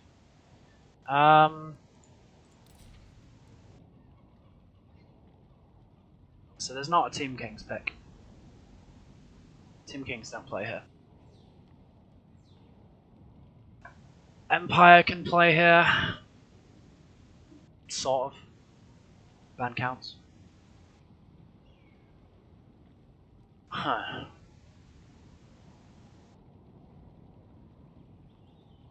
I would pick Greenskins, but quite frankly...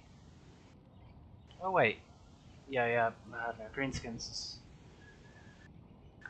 is a bit meh here as well. Ugh. Lizards?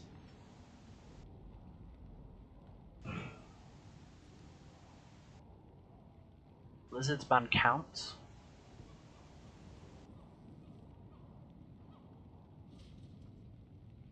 Seems pretty good to me. Not Sword of Torgald though, that's just it's a horrible map. Oof. Sword of Torgald is just not a good map. I don't know why people take it, because it kills like half the factions, you know?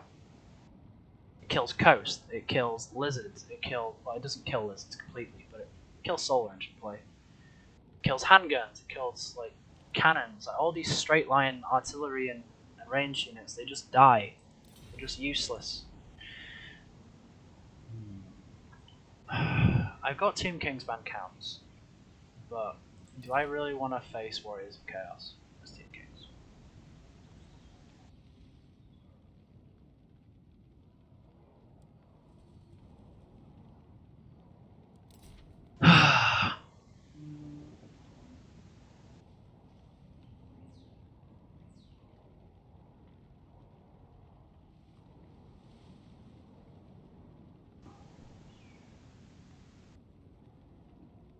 We can do Lizard's ban Counts.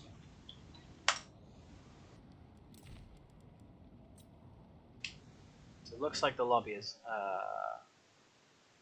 Pirates ban Wood Elves. Oh lol.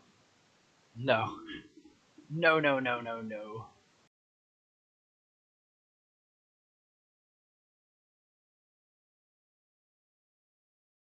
Tomb King single entity monster box is good against counts, cheesy but good. Yeah, so's lizards, but then the thing is you get to a certain level of play and those boxes don't work anymore. So, yeah. Sure. Let's pop the blocker up. And let's quickly load. I've got a new build here. Oh, I have a 0 build here. On the new patch as well. Nice. I'm just wondering. Do I want you? Do I want someone else?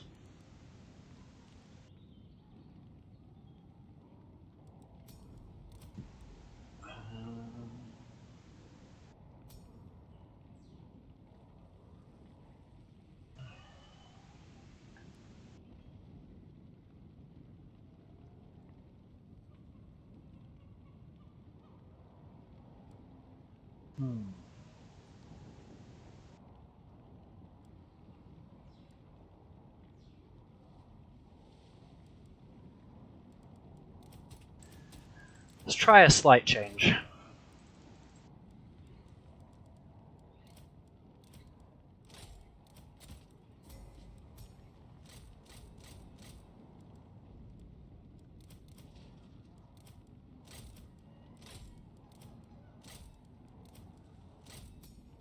This might be okay.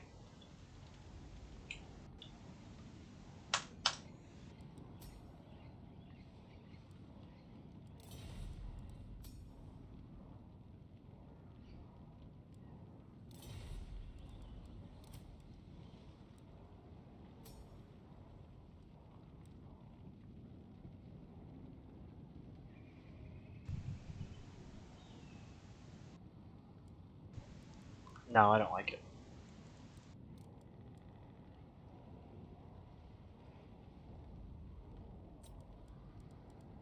Yeah, I don't like it. So we should do this instead.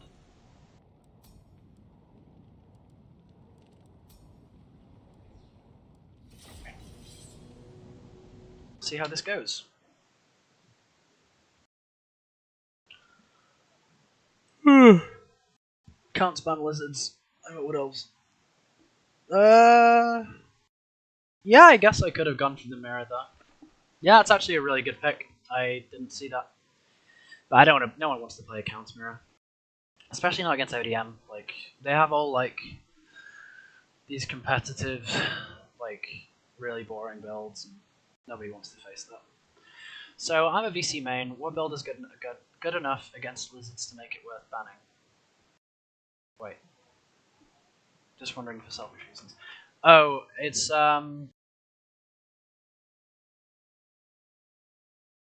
yeah. So there's some like anti-blob stuff with like Kemler and stuff that I don't really like facing. Um,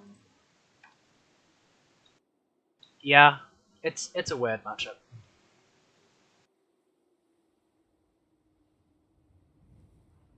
So I've got a bit of a problem because I've had to take solar engines despite the map. I don't know if they're still good. So we'll see. But given his bans, we were probably not on favourite to win this one anyway. This particular game in the best of 3. So that's fine. I'm gonna pop to the toilet now.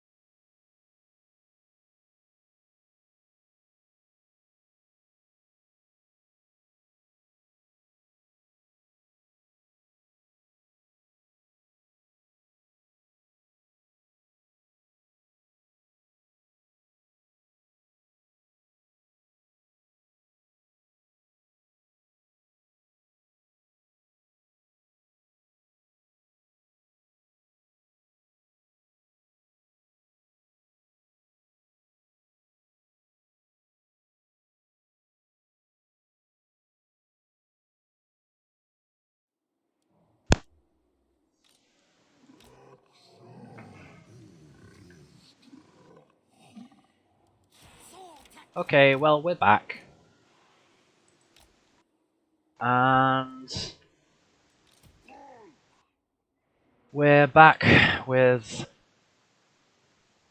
pretty standard build here. 5 skink jabs, 6 Saurus, and a couple laser lizards and some skirmish.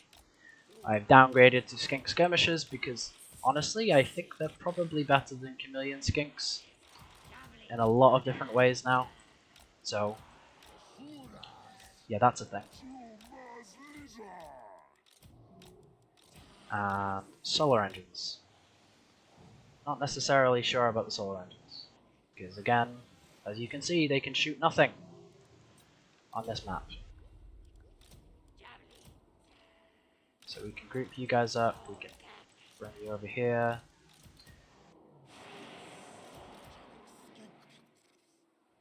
I think I'm okay with this. Knowing Dacta, he's probably got Sisters of Twilight, so unless I've got Tempest. I was going to bring Oxyotl, but I don't know. I didn't really want to. Let's deploy a bit back to start with.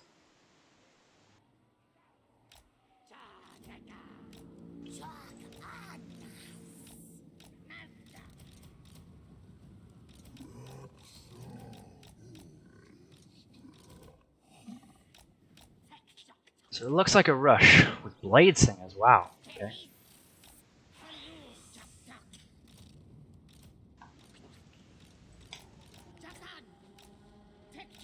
Oh, those are Waywatchers, yes. It's Waywatcher Kite, okay. Fine.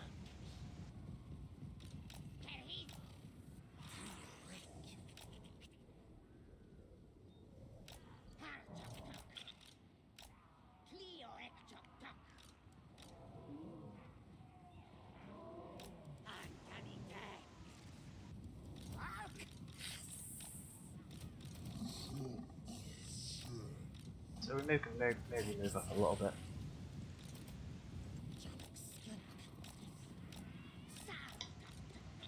If he wants to waste Waywatcher ammo on skinks, he's welcome to do it.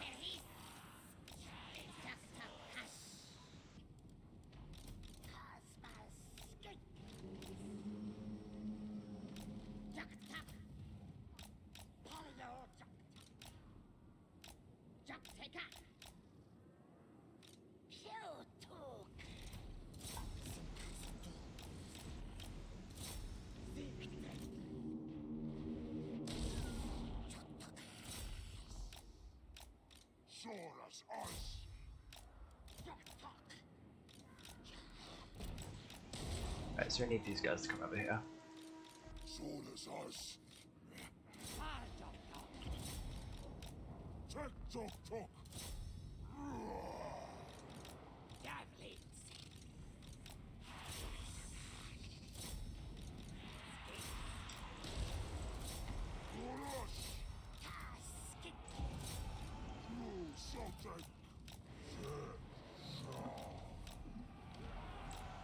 So maybe we actually feed him a skink.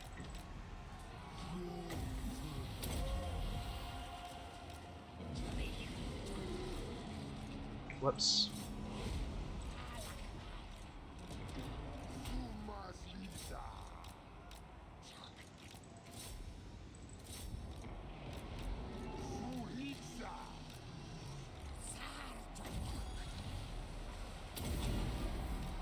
He wants to try and snipe my slant. He's entitled to try.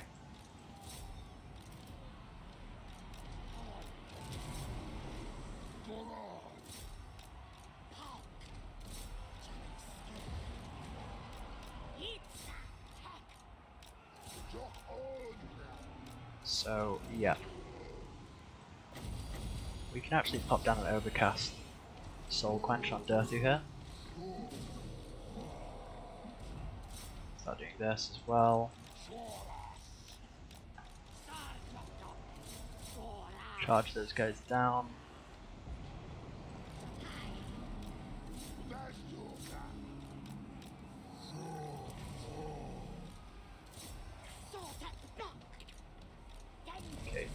Start shooting at Durthu.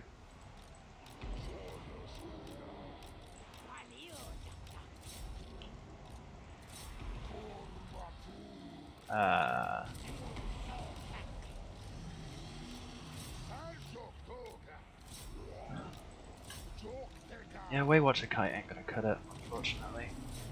Don't think so. Pop down another Overcast Soul Quench. What does that Overcast actually do? Increase damage. Okay. It's probably worthwhile then. And then we're just screening out the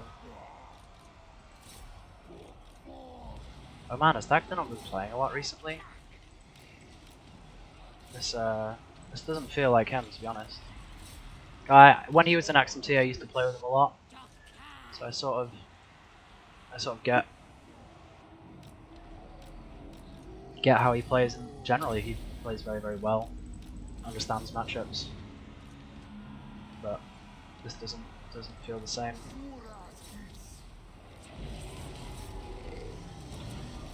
And even this, because this build gets quite a lot worse, given the nerfs to various Lizardman units.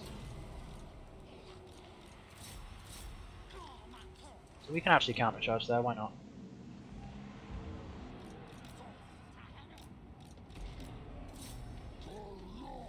Okay, let's... Yeah, so you guys can stay in here. Let's get firing. Oh, he's going after my Skink Chiefs. Okay, well, let's give him some dodging then. And let's put a heal down on you. GG, well played.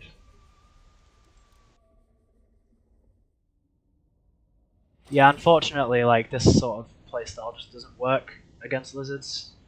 Because there's just so much stuff, right? And the Cav won't perform. Because laser lizards, I mean, they didn't even do that well here because they couldn't shoot. But laser lizards, skink jabs, like, even Saurus. Like, this is the Saurus that basically was sticking on the Wild Rider. Barely got hurt and just does a lot of damage. So you can only justify Cav here if you're going to micro it extremely well. And so I don't bother. Oh, does he not know that's a best of 3? Oh, it's not a best of 3. Oh man, it's not a best of 3. Wowza, okay. Wow.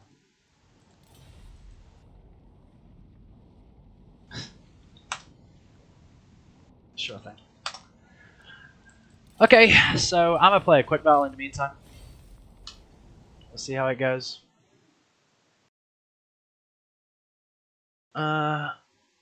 Wasn't the matter for this matchup Starfire Shafts rather than Waywatchers? Exactly! The only way you can win that matchup is with 8 Glade Guard. Really. I mean, you can do some weird janky, like, Great Stag Knight thing.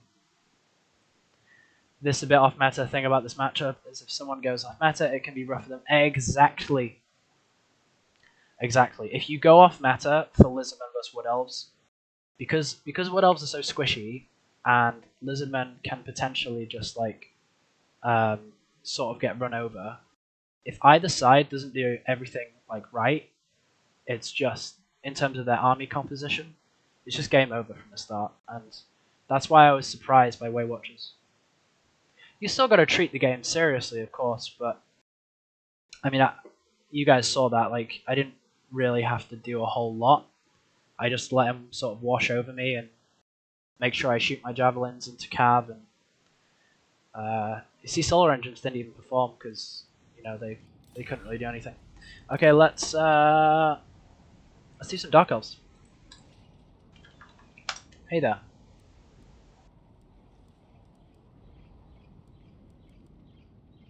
Let's take Foot Malice. And let's take a Firecaster, also on foot, with Burning Head and Flamestone.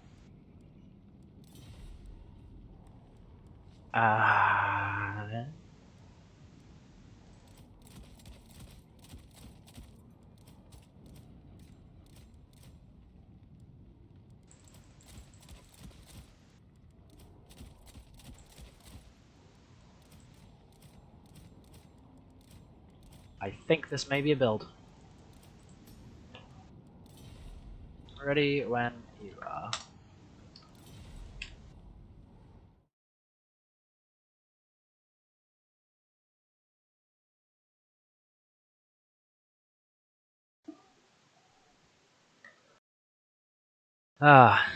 But yeah, no, it was a nice try. It's fun that you wanted to try some Mimi units, but you know, I expected him to just like bring a full meta army here, which I think would have done quite well given the map, like because then solar engines aren't nearly as good, because you know I couldn't really fire anything. Or maybe even full cav rush could have been good there because, again, struggle to shoot them before they really get into getting into an engagement, which is a big problem. Yeah. But yeah, thanks for coming, guys. We got 22 folks watching, which is on the high end for me, probably. Usually I sit around like 15 or something. But yeah.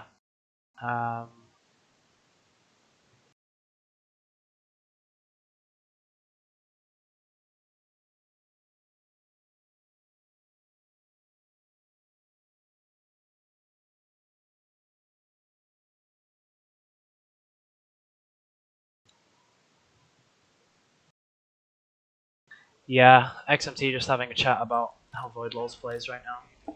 I will not get involved. But yeah, it looks like he did some white line camping against Stormrunner, but because he kited back, you know, strictly speaking, it's legal, right? So I think what happened is he sends, what faction was it? Yeah, so he sends like one chameleon skink to attack your army, and then you chase after the chameleon, of course, as you should, you know. And suddenly, what's going on is he kites all the way back with his whole army back to the white line. So, yeah. That's Void. That's how he plays. So you got Foot Malice here. Epic, dude. GLHF. This guy seems pretty nice. The Dowie player, I mean.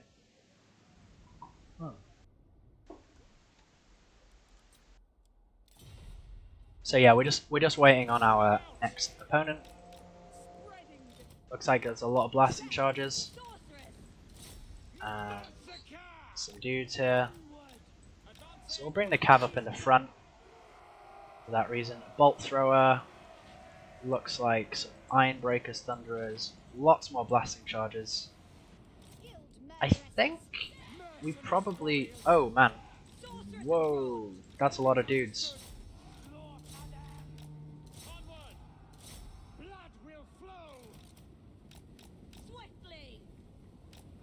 That is a lot of dudes. He's trying to save his dudes now.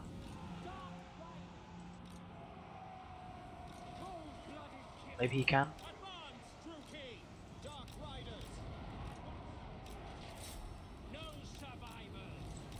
Yeah, he probably can. Oh no! But it's okay, it's okay. If so essentially how this works is because he's invested so heavily in blasting charges, they're actually his only way to kill my elite infantry. So if he spends it all on bleak swords, he will actually struggle. Let's kite over here. Now if you can get in here, that would be great. Just pop down that debuff, get over here, get over here, you get over here, and you can pop down a flame storm like here, I guess. In fact, better idea.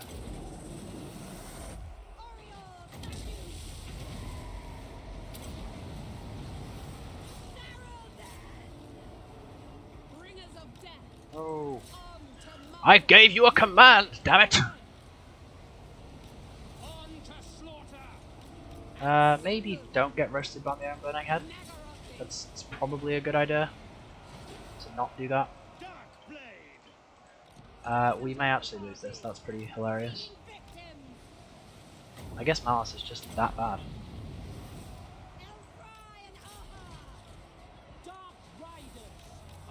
We do need these riders though.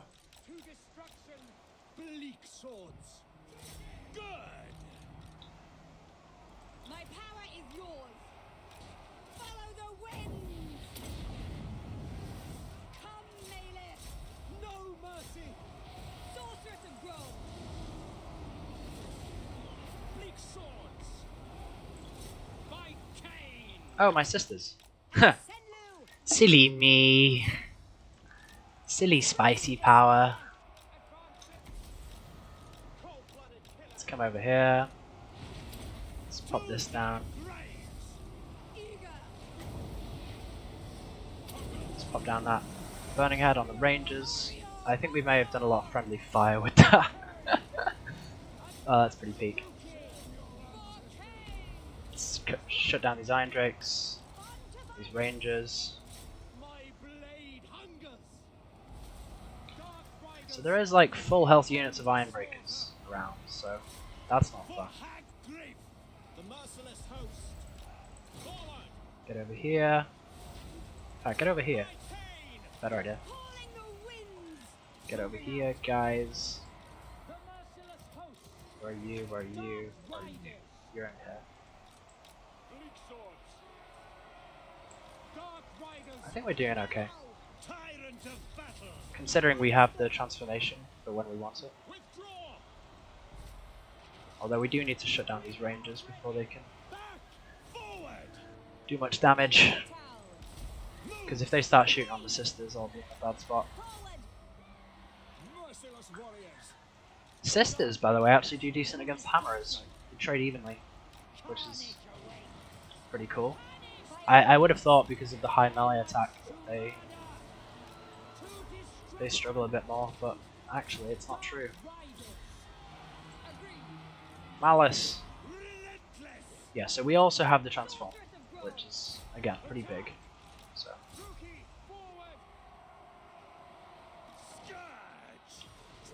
hopefully he just blobs on me in a late game.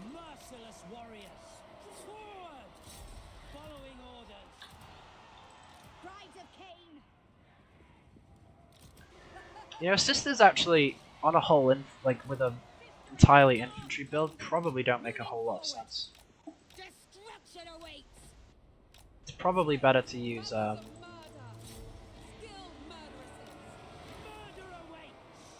know, like you're paying for like a really sturdy infantry that just won't die. It's not like executioners where you're paying for something that will deal damage for you. Although they do, sisters also deal damage too. It's like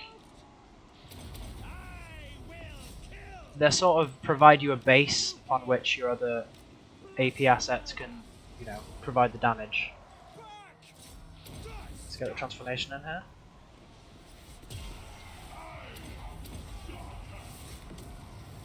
So we might be okay. We just need to start like hunting down Thorak.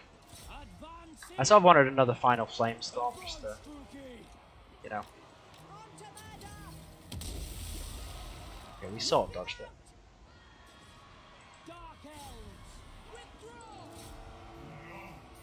Come on, give me my foot malice victory!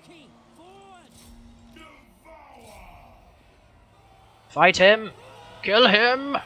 Kill him! Aha! Woohoo! Foot malice victory! GG, well played.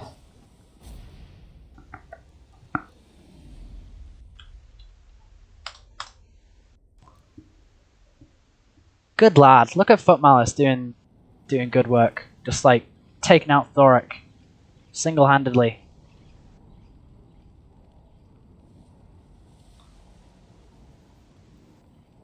Yeah, nothing paid for itself. Oh man. That's pretty peak. So let's see what everyone's saying in chat.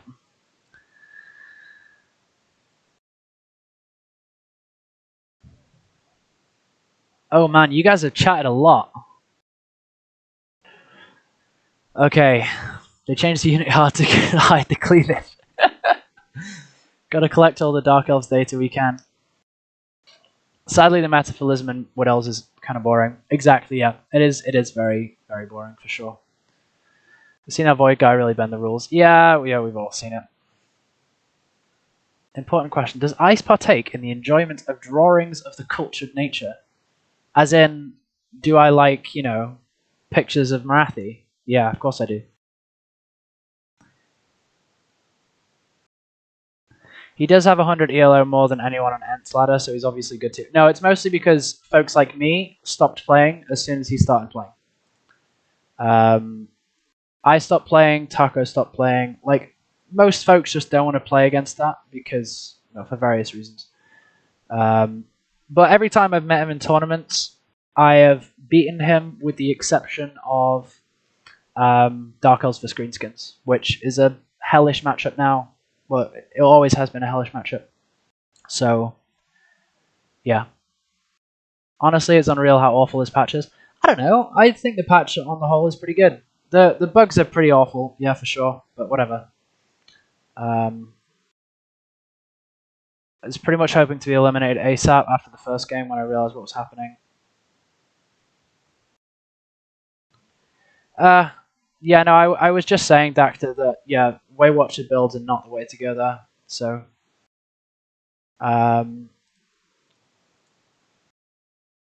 hopefully I go against Tank. Yeah, so a lot of ODM are under the impression that the Tuskarl chariots are bugged. They're not bugged. They are simply incredibly strong and probably need a nerf. They're not as broken. That's just wrong. It's not true. Yeah, AoEs are broken, or whatever you want to call it. Oracles are not broken. They're not overpowered at all. Even with the bug, they're not hard to beat. You just shoot them, and you keep them out of range of stuff. But the thing is that was true for every sort of specialist anti-single entity, sniper, whether it be, a salamander hunting pack, which, by the way, for half the cost, probably does more damage, right? So, yeah, I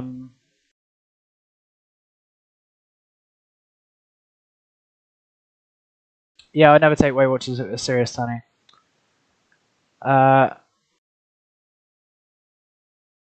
Yes, they kill Infinite Dowie, as chariots probably should, right?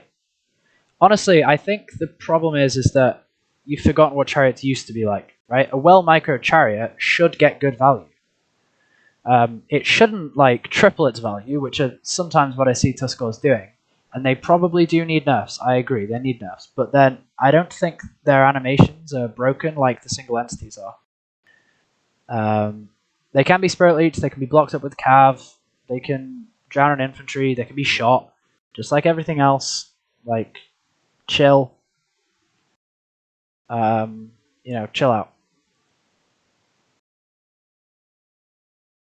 Unless the patch gave Ghost a gun, that's a no from me, Doc. yeah, pretty much. I love it. I love how my viewership jumps straight up as soon as I play a Malice game. Maybe it's a sign. They are affected by the same changes CA made to them. Yeah. So the chariots are a lot stronger than chariots used to be. There's a difference between good versus infantry, and literally do not take any damage from infantry. Well, look, that's what chariots... Look, if chariots went through, already engaged infantry, they did very, very well. They did very, very well. And that's always been true, except in the last patch when the countercharge... yeah, Dacta, I've seen all the cheeses. Yes, they're very, very strong. And honestly, yeah, it's annoying that they overperform against cavalry. But they still trade evenly with, say, feral cold ones, right? So, Yes, they're incredibly strong. You're going to be seeing 3 to 4 in every single build. I'm aware. Yeah, so you microed 4 chariots against the AI and beat 5 longbeards and some slayers. Yes. What's your point?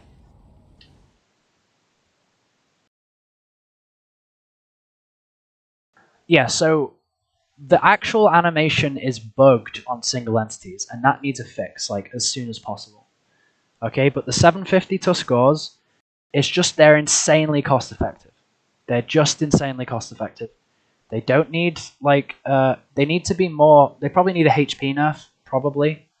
You know, to really, because they cost 750, you get AP. Compare them to Chaos Chariots, for example. They overperform like mad, and it's crazy. They definitely need a nerf. I agree. They're not broken, though. Right? You can't just moan about everything being broken when it's very strong, because the thing is that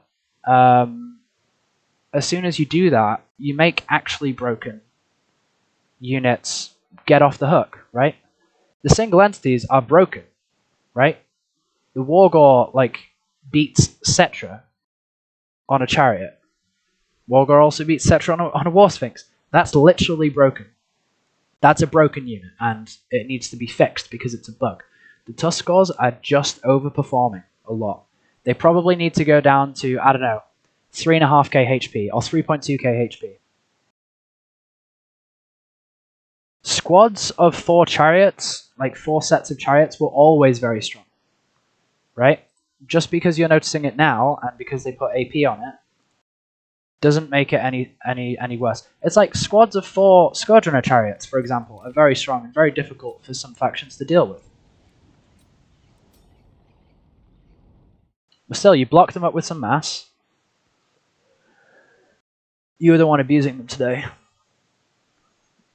Look, they need a nerf. I agree. I don't think they're massively overpowered, though. I've been playing with them a lot over the past, like, what, week and a half or something.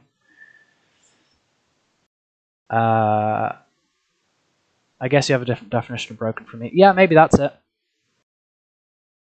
But even with 3 Tuskor chariots or 4 Tuskor chariots, I don't know. Like, Beastmen are still going to be like, yeah, they're an A tier faction now, but they're not Greenskins last patch, for example. They're not like that because they have counterplay. There is counterplay to Tuskor chariots. Just as, I mean, I haven't actually tried the Boar chariots a whole lot. I don't know if they're broken to, I don't know if they're actually broken. I don't know if they're just supremely cost effective. Oh wait, are they just the same unit? Are they the same unit? Because that sort of looked like the same unit.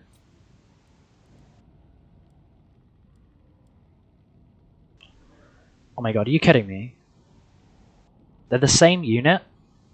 Ugh. Oh, come on. That's pretty depressing. That's really depressing. They're the same unit. Okay, so this is the other thing, is I don't know how the mass of... There's no point taking infantry versus beastmen and greenskins anymore. I consider that to be broken. Well, that's just not true. Of course there's point taking infantry versus beastmen and greenskins. Just because they have a unit that counters your units doesn't mean you don't take it. Right? It's like I'm not going to take Scourgeoner chariots because, you know, Goblin Spider Riders counter them. No, I'll just take more of them. Or I take something that counters them in return.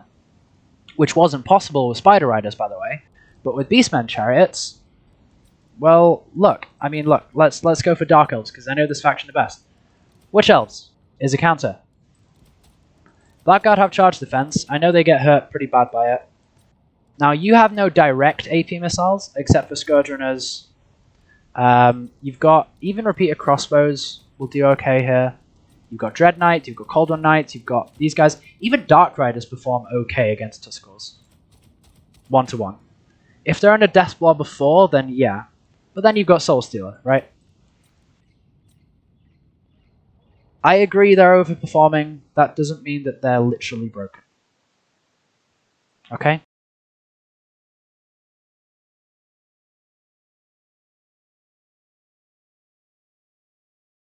Balls too fast are okay, if not great, before, but now they ruin most of the cav speed rebalancing.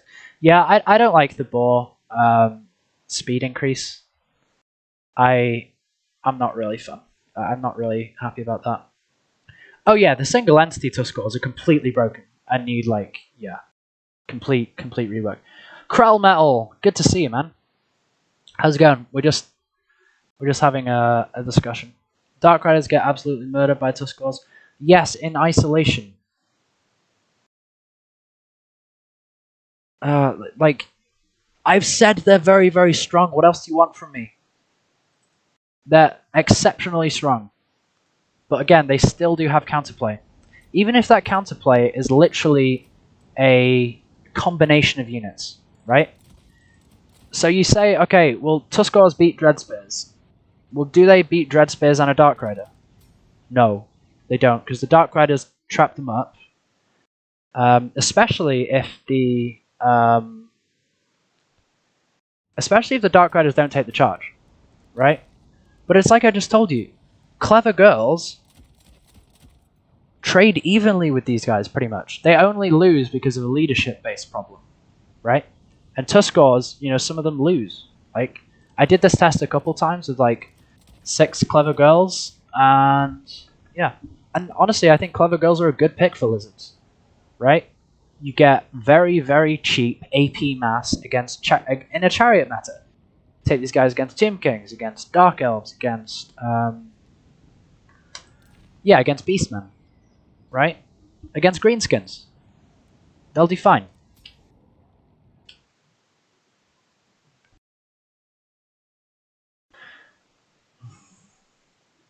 The best counterplay is ban Beastmen. Look, Beastmen are strong. They're A or S tier for sure.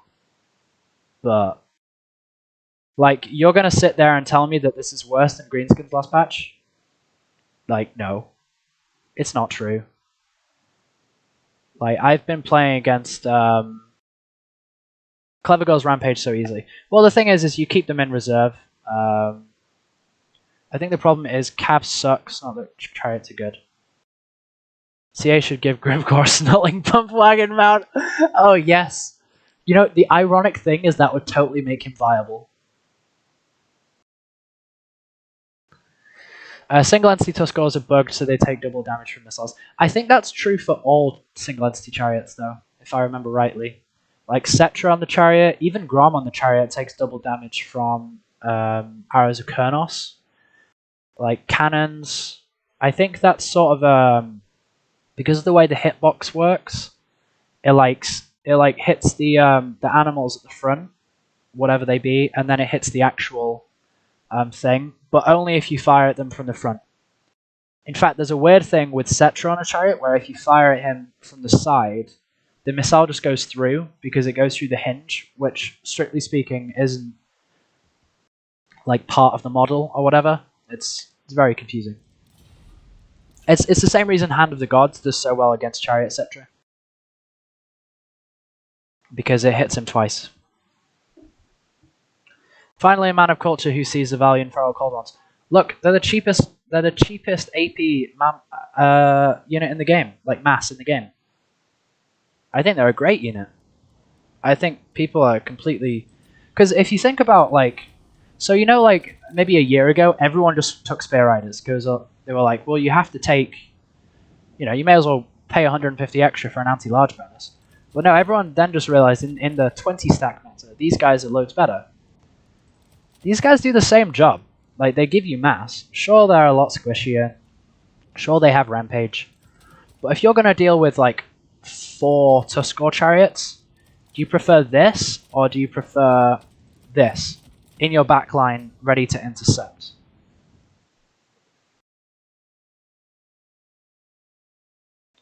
Not saying anything to you, Loopy, or what you said, but I've been hearing a lot of things are bugs from this community. It's a buggy game. It's a big game. There's a lot of interactions that, we sort of see in multiplayer that you maybe don't see in campaign. So yeah, it's a buggy game, but that doesn't hugely bother me a whole lot. I wish they would go about actually fixing bugs in terms of when we present them to you, because I know the amount of times I've told them about the witch elf bug, right? Because that's insanely annoying. The fact that this is just that rampage as a skill is just bad against undead is just really sad. Like, there's some builds I use witch elves against tomb kings, and it's literally just the disadvantage because of the bug. I break through front lines much slower against tomb kings and coast, right? Because there are some witch elf build, like rush builds you want to do against coast, which is pretty funky, but you can't because the bug is really annoying. It doesn't like completely break the matchup, but I've had games where because of the bug, I lose after army losses. So Luther gets hit by army losses, I'm about to win, but then I lose because he terror outs my stuff because he doesn't take disintegration damage whilst he's rampage. Yeah, the disintegration one, exactly.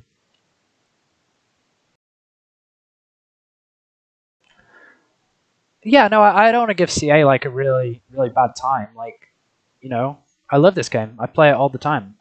I'm happy they made it. But yeah, I do wish like long-term bugs like that, and also the Nahek bug is obviously a big one. I wish they'd fix them to be honest. And hopefully we get a hotfix for the single entity ones. The other thing is that because, well, yeah, I think I reported that big bug like 3 times. Yeah, well, I mean, I don't think they care really.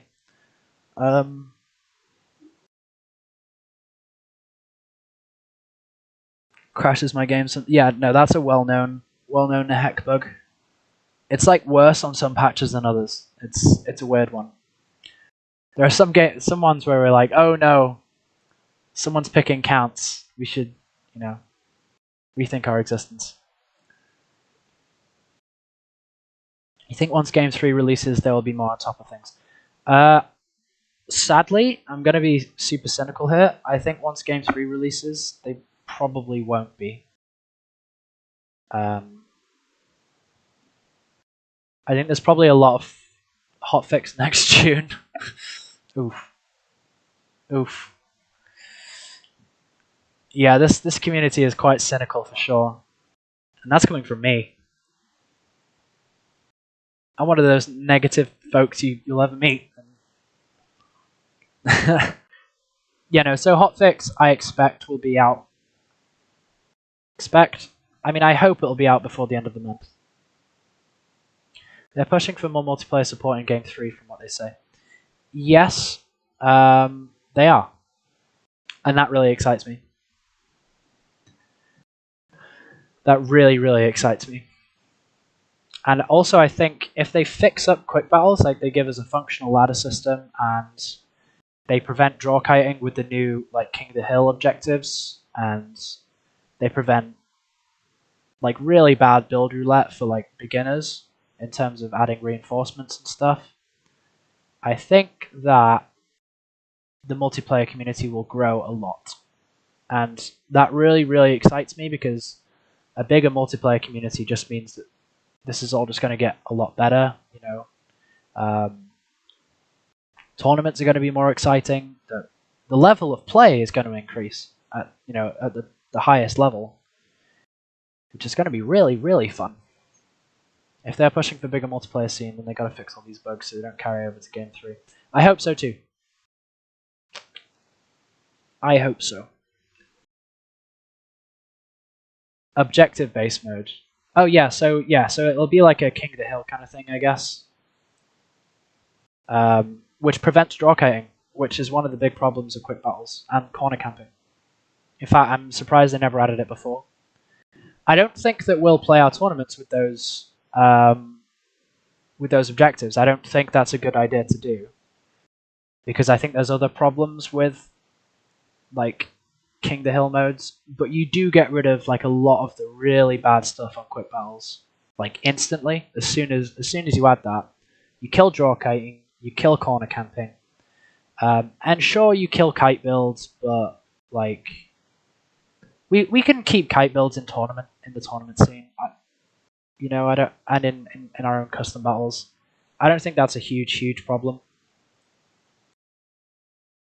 Like you gotta make a sacrifice somewhere. For sure. We're seeing things like chariot collision changes right now, which is almost definitely playtesting as they finish out game 3. For sure. Well, yeah, I mean that honestly over the last year they've done a lot of stuff that's like really cool.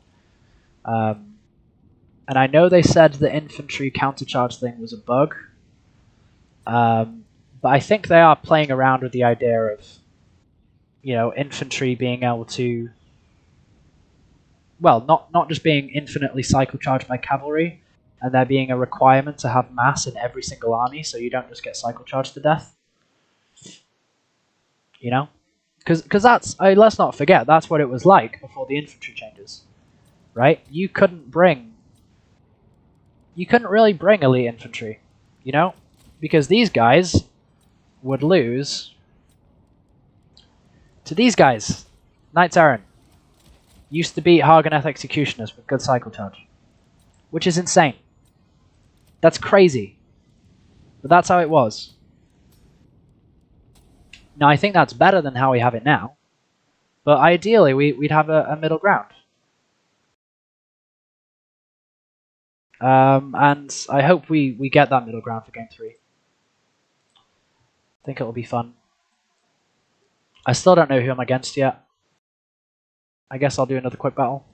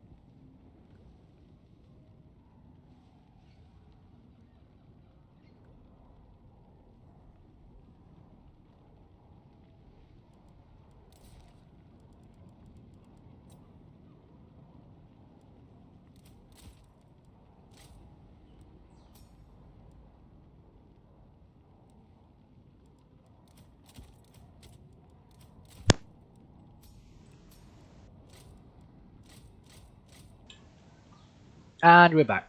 Sorry about that. I just wanted to eat a quick chocolate bar. I gotta have dinner after this this final game. So against Beastmen.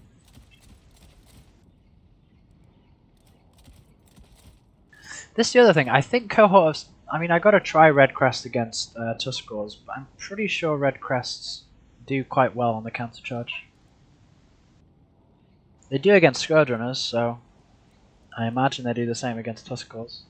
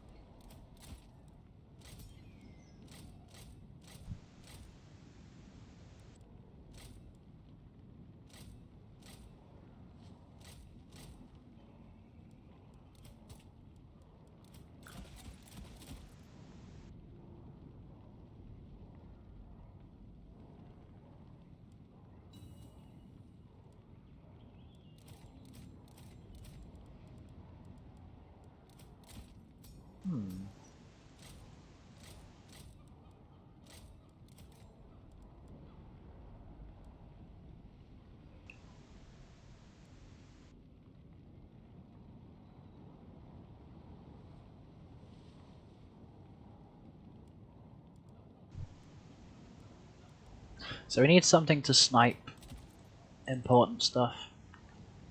Like Umbral Tide, it's probably okay for that. And then we maybe just need like a big dino. Stegodons, I guess. This is a build. Let's do it.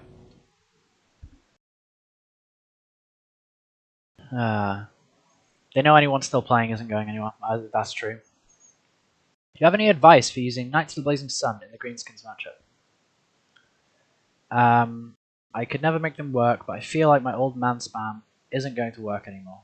So, the way I play that matchup is with like 8 or 10 chaff, triple Blazing Suns, and some handgunners to shoot stuff. You don't hugely need to worry about being skirmished to death in the opening because you can counter shoot with your handgunners. Now, Blazing Suns need to be used very, very defensively in that kind of build. And honestly, cavalry should never be used defensively anyway. Like, in the current patch, cavalry not to be used offensively at all. Cavalry is literally there just to provide some shock damage against things that are maybe a little bit beat up and trying to get into your backline. And provide mass. Blazing Suns specifically though, because they're good against Grom, Stone Trolls. Generally just keep them in reserve. That's all I can say.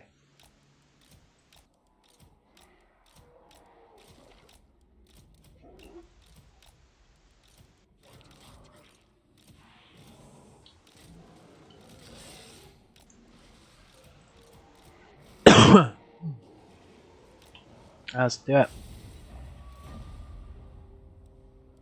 Actually, I probably shouldn't be deploying that far forward. I just realised. It's Beastman after all. So, looks like he's got some of the new units, which is fun.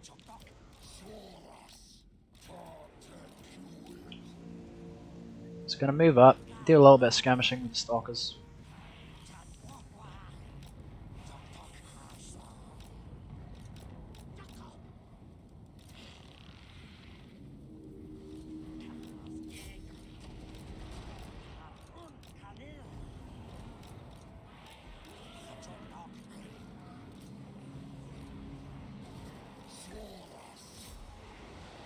So yeah, as a shock damage troop, I think these guys are going to be okay. Oh man, he's got all the RORs, as in RORs. Can't say that, sorry. So now we can rush in. Maybe send the Saurus in now as well. Torok's getting a bit beaten up now, which is good to see. And this guy hasn't gone crazy on the OP chariots, which is good. Pop down a Flock of Doom. Start firing on the Java Slythe.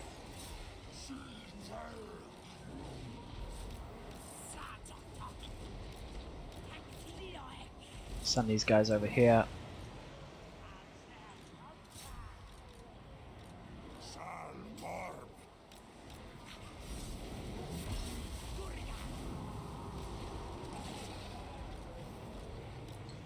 So, we just need to stay away from the Gorgon long enough to kill it. Just pop down AoEs. Oh, you got an October. Okay. Give you refuse to die. You guys just firing in.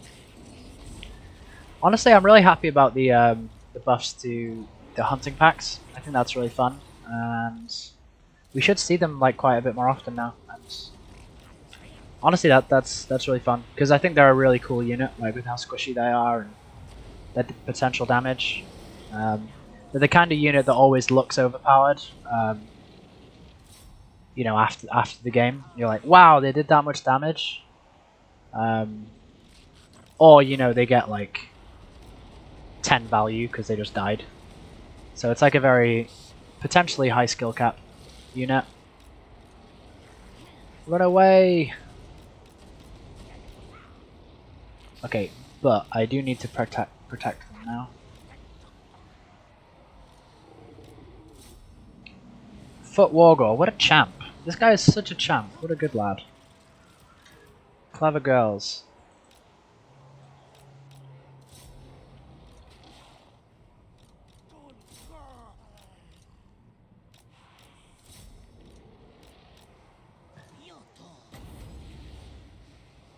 I mean, Clever Girl is also in theory good against like the monsters as well.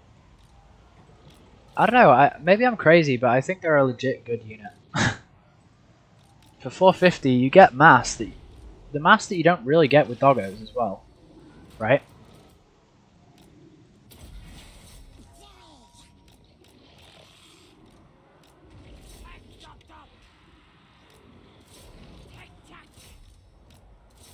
Let's see how you do against Taurox actually.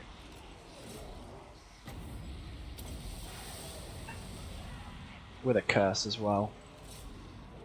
It's probably GG.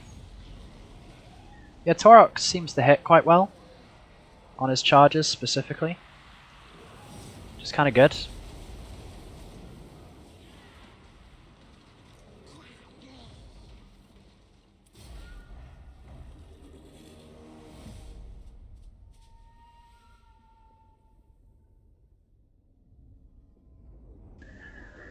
Yeah, in general, I'm less concerned about units that are very strong but have counterplay than units that are like very strong but have no counterplay whatsoever. Which was basically just greenskins, right?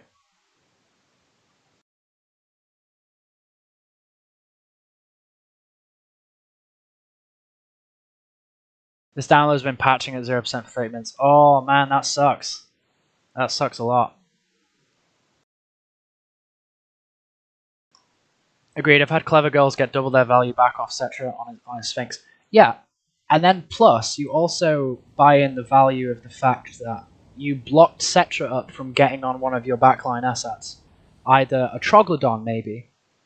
Honestly, I think Troglodon comboed with... Oh, it's Void. Shall we play?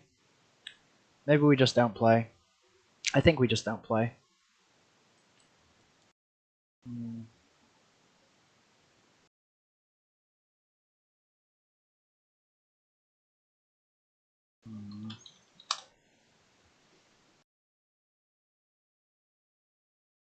I don't know. What do you think? Should we play?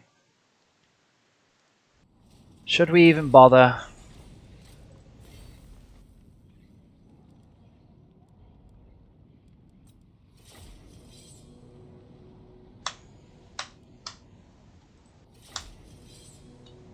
Let's see what chat says. Do we want to play against Void?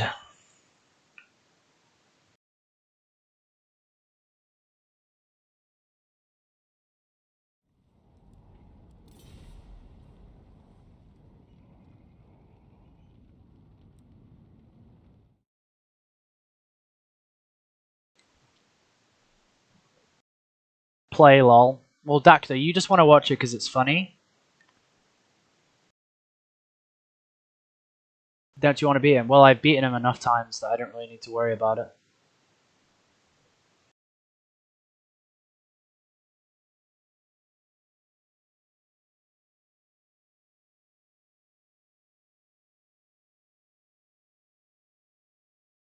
Alright.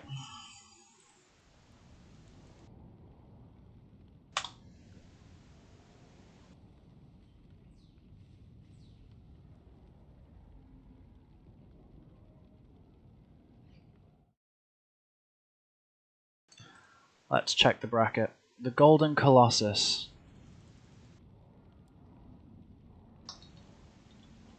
Maybe not a good idea to have a map with a forest in the middle. Given the company, Kappa.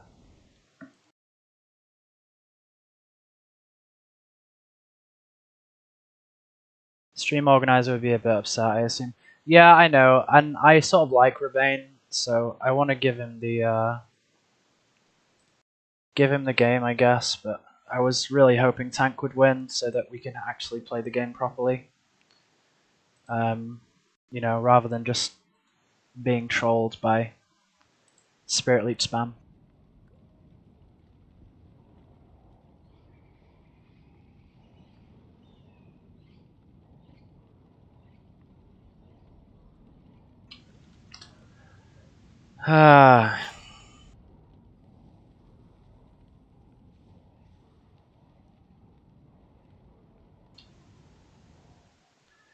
Well, it looks like Void's first pick.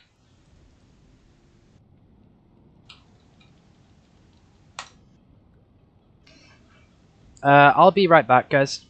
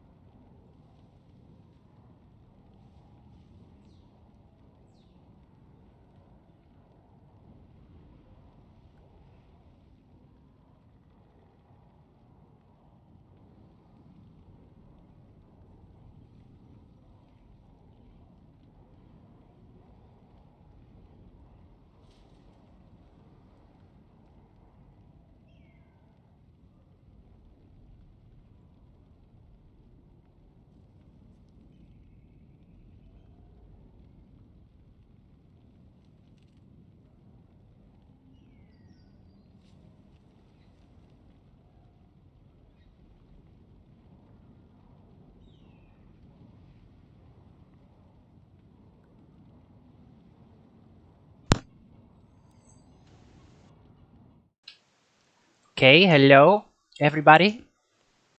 We are back. Does this sound okay? Yeah, sound's working. Fine, we're good.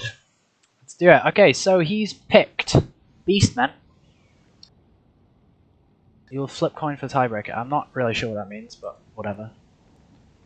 Ban Lism and Tomb Kings. Okay, so what does that leave us with? It doesn't leave us with Bretonia, because Bretonia probably can't kill a Gorgon. Greenskins really struggle here. Now, Coast could be fun, but probably not. Counts also could be fun. Chaos, no. Wood Elves, no. Empire? No, let's just do Dark Elves.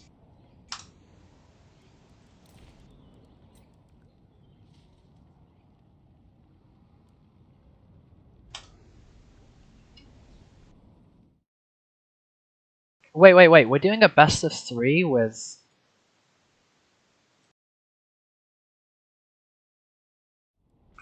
Wait.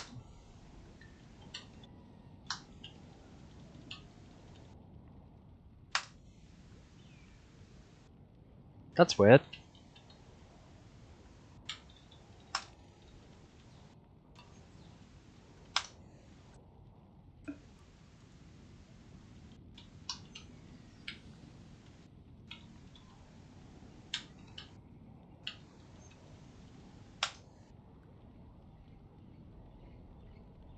Okay. Well, we're doing Dark Elves Beastmen, and obviously Void is stream sniping me, so... Get out of here! Nobody wants you!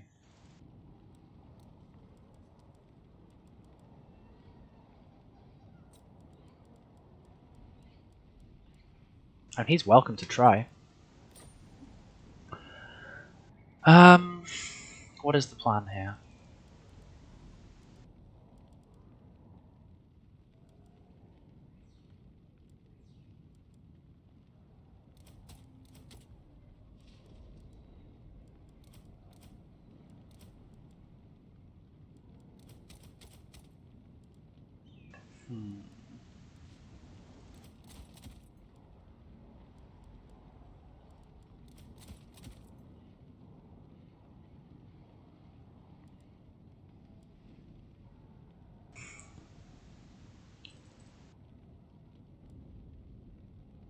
This does seem like a build, but the numbers don't really add up very nicely. So that's really annoying. But maybe we don't care about the numbers. Oh, we can upgrade you. Actually, that's perfect.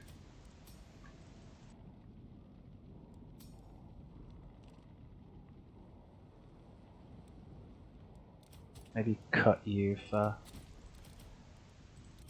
more of you guys.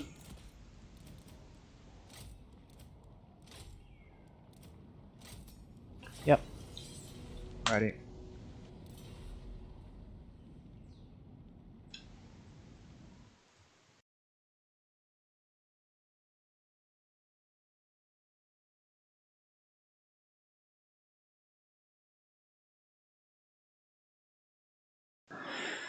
Counts, Chaos, no, I'm not going to take any of those guys. So Counts, I'm pretty sure is Beastman favored now, just because Counts rely on monsters and dragons, and that's pretty hard counted by the 2.5k monster.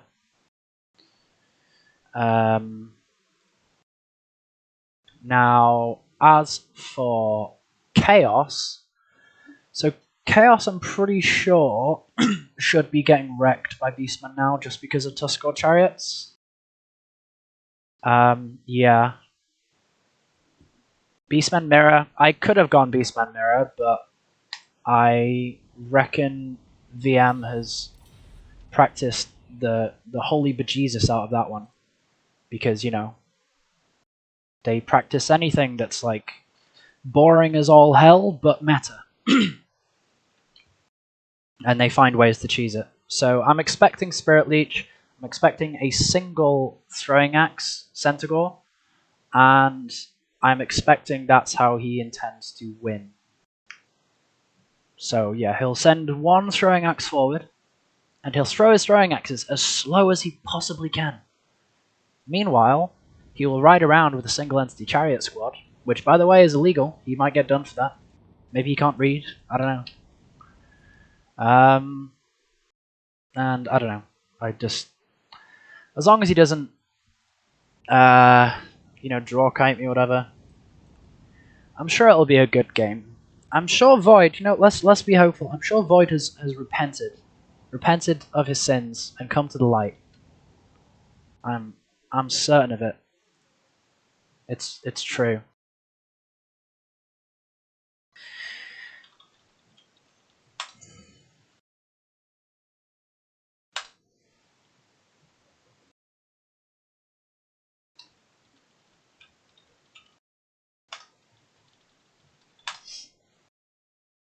Let's be hopeful, for Void's sake. Everyone deserves forgiveness.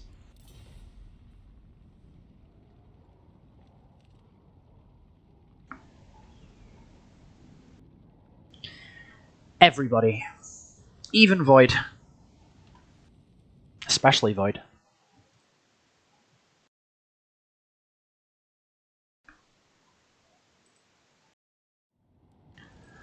Although not if he takes much longer to build his army. Come on, man. Let's speed it up. Let's get it moving. Some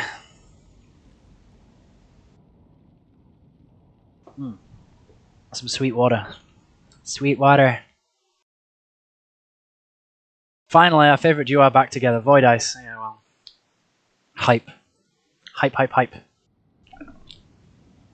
It's okay. I think I've only ever lost in a best of 3 against him once on Intisti Ladder. So, and I think I've played against him in best of 3s 5 or 6 times now. So, we should be in a good spot. Of course, it's possible that he's just learned all the new cheeses on the new patch, and we just lose for that reason, but we'll see how it goes. We will see.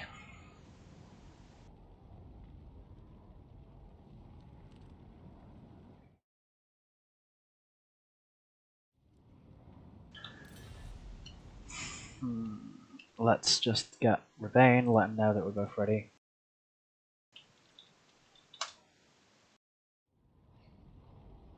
Okay, so Void just left.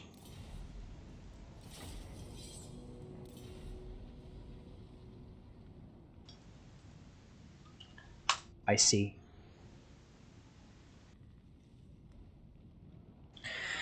He's probably just trying to waste my time. Yeah. Sounds about right.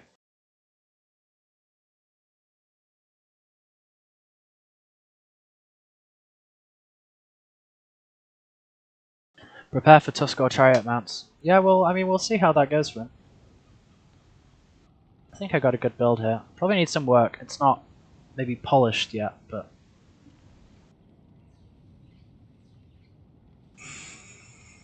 But we'll see how it goes.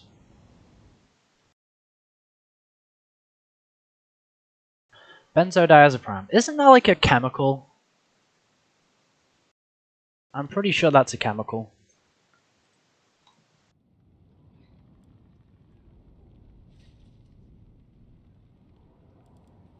Just watch him bring like a full stack of Ogre mercenaries. Oh man, that would be hilarious. That would be so funny.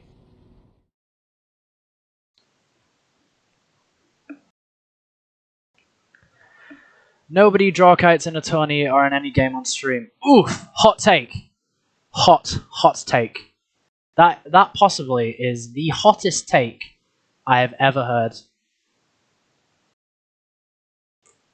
That's a hot take.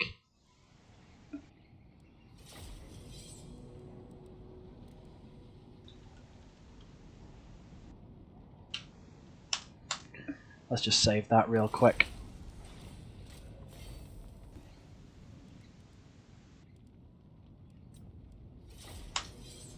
Oh, wait, no, it's where is it gone? Ugh. Oh.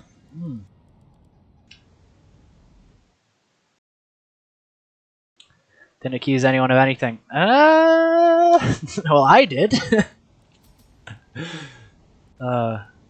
Hilarious.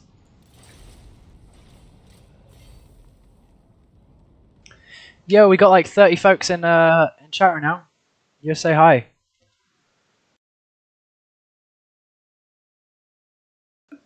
Ice has gotten draw kite on stream before. Yeah, it's true. It's true. And not on quick battles either. In tournament play. Yep. In fact, I think it's happened multiple times. Let's just load in again.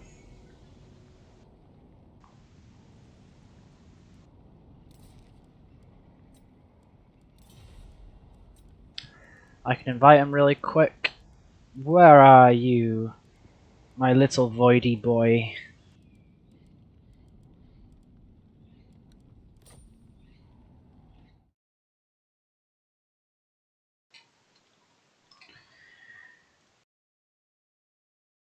I just stated both sides of the argument. Yeah, well. Can we just appreciate how bad this blocker is? Like, the picture's not even good quality. It just, some XMT guy just saw it in a chat. I think it was it might have been Way. Who was it? Who was it? It was a couple days ago, so gotta scroll. Oh no, it was Robbane. It was Robbane, the guy who's hosting this tournament. And he's not strictly speaking XMT. He's XMD because he is in DBD, which is Ducky's clan.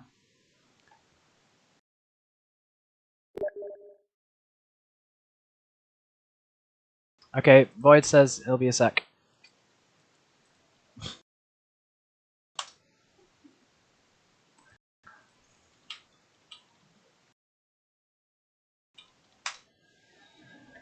Ah, yes, he said he will just be a second.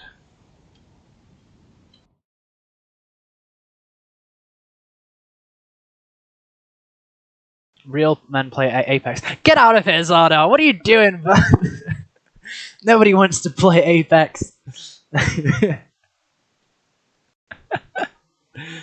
Oh man, Chilean XMT art piece for sure, for sure. Yeah, Zada, how about we play some games? I don't know if you've got the DLC or whatever, but I knew you were looking to maybe pick up the game again. We should probably do some games, over the next few days. Drop me a message. I just wanna. I don't think I ever played you before in this one, so.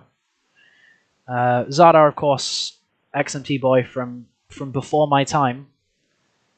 Maybe revisiting the game. Now that it's sort of playable.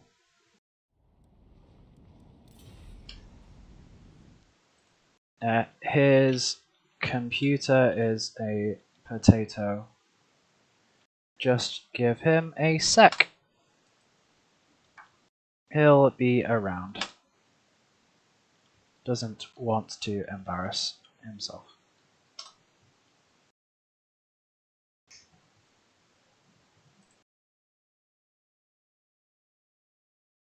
So I never played this map before. That's a fun one. Spicy.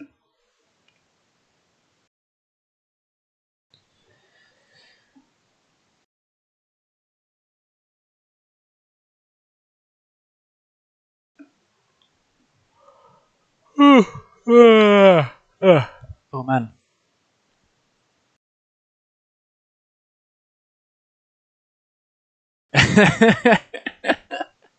Oh, Chosen One. That's a good one. He just sent me a.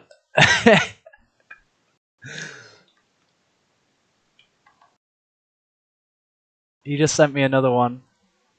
Let me just make it a JPEG, and then I can show you guys it. Paint. Save as JPEG. Wait, no. PNG is probably better. I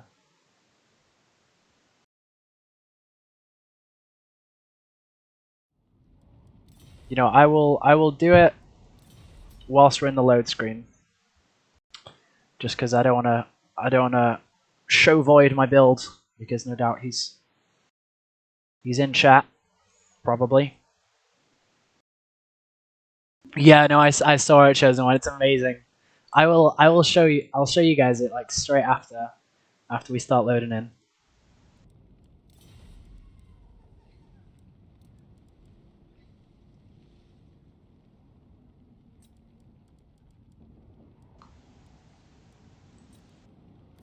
But yeah, Chosen One, what's your how are you feeling about the new patch?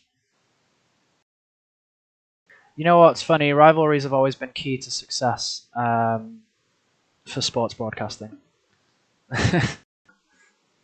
You might need some pain relief after these games with Void. Is that a challenge, Chosen One? You think I'm going to get absolutely stomped?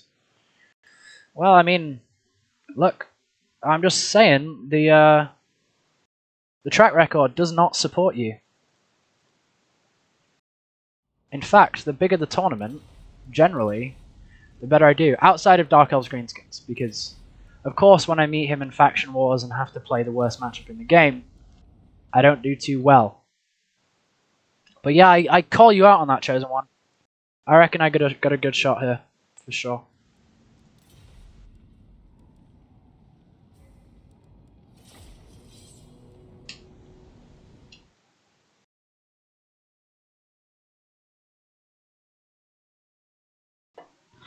Yeah, no, I mean, the thing is with Void, though, is it's not really so much a rivalry, because, you know, I'd say I probably have a rivalry with,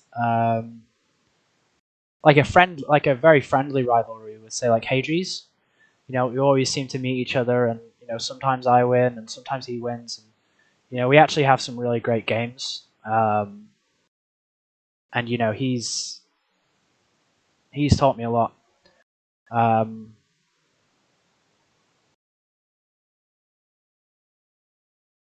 But with Void, I just don't like him because the way he plays is just clearly rule breaks. And that's not cool. So I think Void's trying to test his lag. I've never had problems connecting to him before, so or maybe he's finally gotten scared. Oh, come on. Dark Elves Greenskins is, yeah, it's tricky. It's tricky. To be honest, if Game 3 has better multiplayer support, you stand to make money by playing up. Yeah, but random viewers know about YouTube's history. It sells. Well, I'm not. Look, look on my YouTube channel right now. Like, I love you guys for being here, but I got 32 folks watching and 190 subscribers. In terms of things selling, I don't think we're quite there yet. Okay, so it looks like he's disconnected again. You know what? We can. I can maybe start planning an exhibition match because.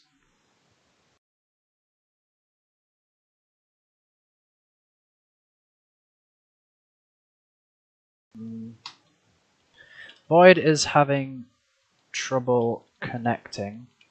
If anyone wants to join me for a best of 3 exhibition match on mine and Robbane's stream,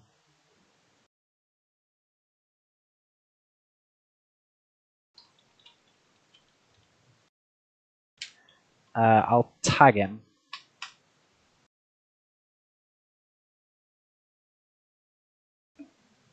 He's a very fun and friendly guy. I don't know what you're talking about.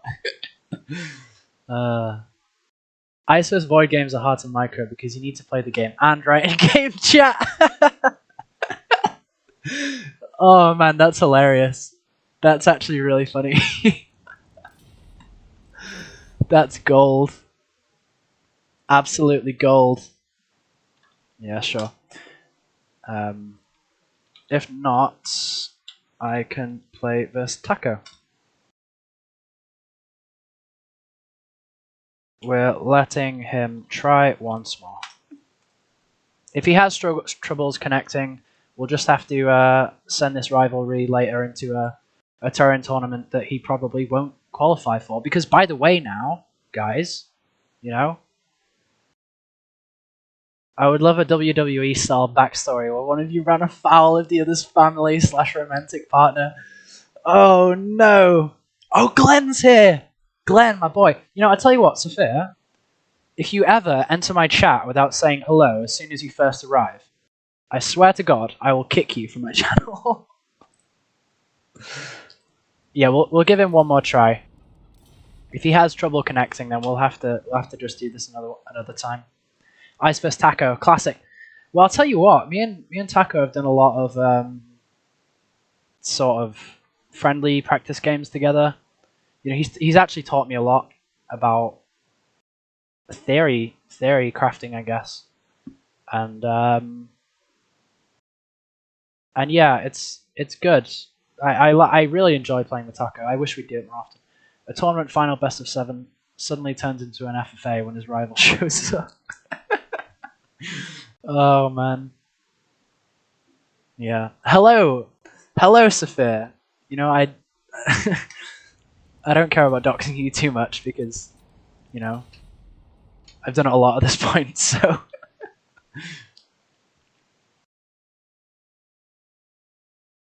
hopefully it's a fake name anyway. So I don't know if he's struggling to connect or what. Maybe he's struggling to connect to Robbane, or maybe he's not struggling to connect because we've not had issues before. Maybe he's just terrified of new Dark Elves. Which I would be too.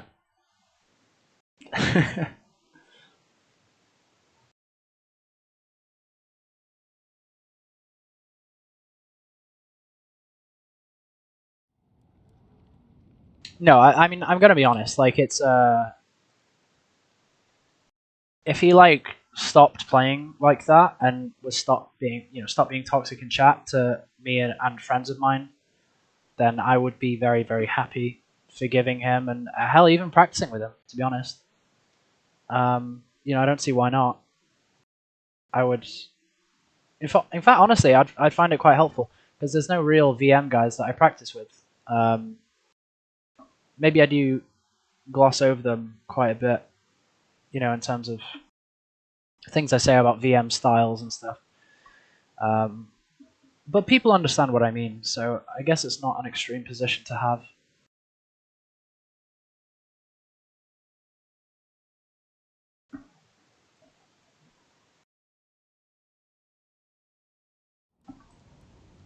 Yeah, so it looks like we're giving him one more try.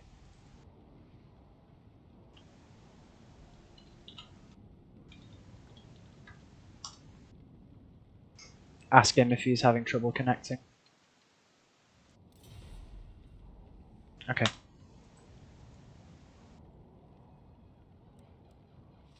Okay, so we're having Void host lobby instead, which I'm fine about. Also, can we just appreciate this title?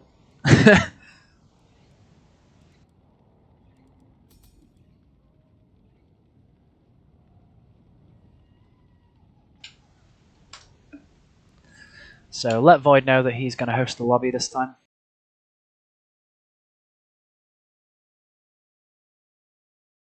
Yeah, no problem, dox me, I don't care. If I wanted to remain hidden, I would have made a YouTube account. Yeah, I mean, I guess so. So what you're saying is you love the fame. You love the fame of being that guy who beat Falcon in World Cup. Hell, I mean, if I beat him in World Cup, I'd love to be that guy too. Every good guy needs a bad guy. And every bad girl needs a good guy. Wait, no. Every good guy needs a bad girl. Hell yeah. Assuming they're straight.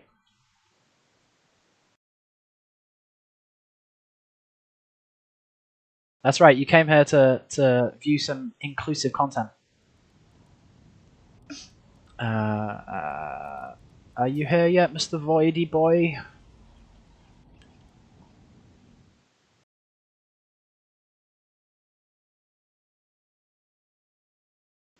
Maybe we could get a 2v2 where Ice and Void team up together against an even more pressing existential threat.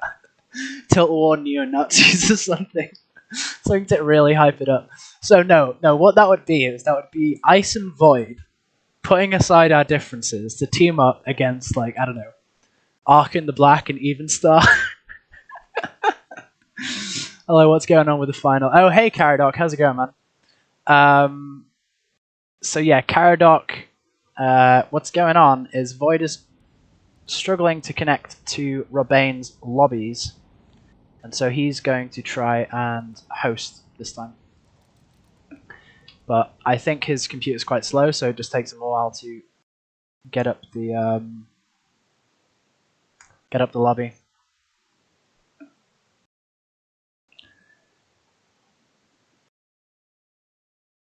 And then lose next round. Oh, you're talking about Saphir, yeah. Yeah. Every Marathi needs an ice file. Oh, I'm glad Marathi sees me like that. 40 minutes of lobby gameplay and salt. That's why I come to this channel. Oh man. Yeah, that's pretty much it, right? Because, you know, you don't actually see me play the game. And, you know, why would you want to see that? It's terrible. Oh, that's gold. That's gold. Yeah, okay, so we're getting into his lobby now.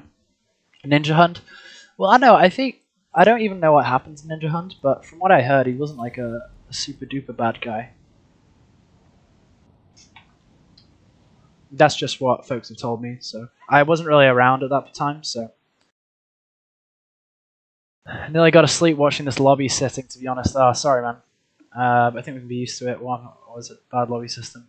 Yeah, I think it's just because Void's having trouble connecting and stuff.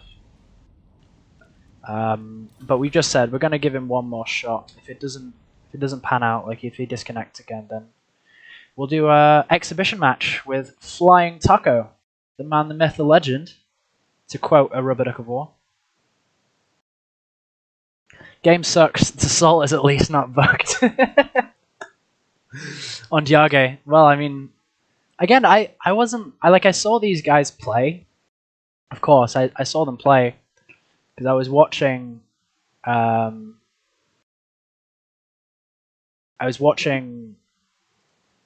turn videos well before I started playing. Hang on, let's just load up my build real quick. It's a good thing I saved it. So we'll see how quickly he can load in. I'm sorry guys, it's going to be even more of a wait. Yeah, the lobby's bugged.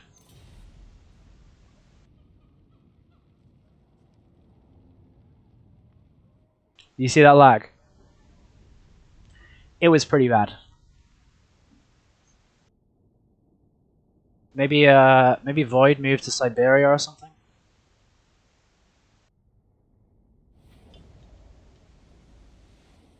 Poor Siberia.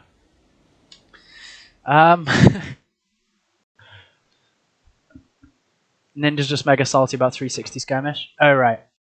Well, to be honest with you, I can sort of imagine that. I used to play 2v2 with Ninja Hunt back then. Oh, that's cool. That's really cool. I know you had like a really big history in this game and Total War in general, but I didn't know it was that, you know, that far back. Okay, so I think this map probably favors me. Choke points, good for Dark Elves. I will get rid of the blocker eventually. Oh, I tell you what, I can put in the new beautiful blocker. Look at that. Look at that.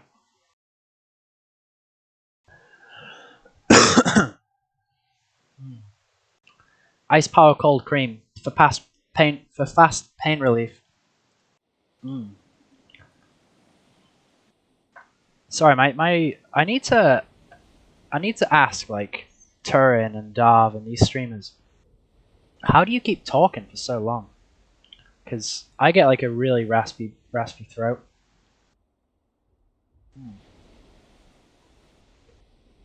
Like when I've been streaming for a while and having a lot of conversation with chat. Shampoo on the screen. No, it's not shampoo. It's pain relief. It's pain relief. Because I mean, it is pretty weird because I do like a lot of choral singing. And you know, like last year, you know, just before the Rona came and ruined all our lives, I sang in a chorus doing Beethoven Ninth Symphony, and we did that like, yeah, we did that what 5 nights in a row at the Bridgewater Hall in here in Manchester, and that was like that was tough on my voice, but I got through it, right? But streaming's worse. Streaming's worse.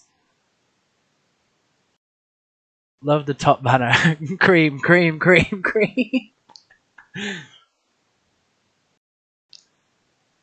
Water. Right. Yeah, it's probably a good idea. Gotta use the Ice Power Pain Relief Cream after getting no patches for my faction. Oh! Well, to be honest with you, I think Counts would be one of the most toxic factions if you guys got, like, super duper strong. Like, I've heard stories of multiplayer in Warhammer 1. That's not something I want to return to.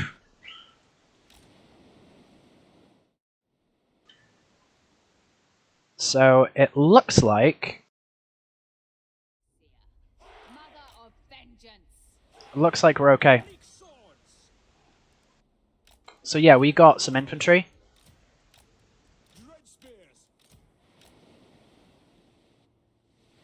Oh no, he starts with the height with the. Oh, that's really annoying. Okay, never mind. We have a weird build. I'm gonna be honest with you. This is a weird build.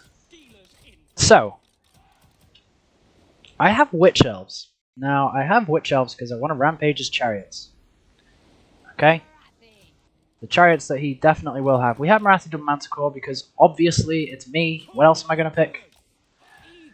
We have a bunch of Light Cav and Slaanesh Harvesters because again, what else am I gonna pick? And then we also have a Skodrunner Chariot. I'm not super duper worried. I think we'll be okay.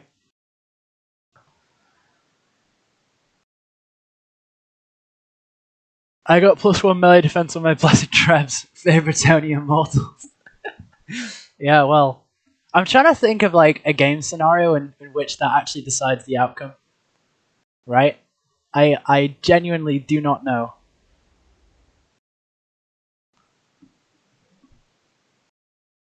Most count single entity monsters got a buff from Frenzy. Oh, really? Oh, wow. They get to keep Frenzy for longer.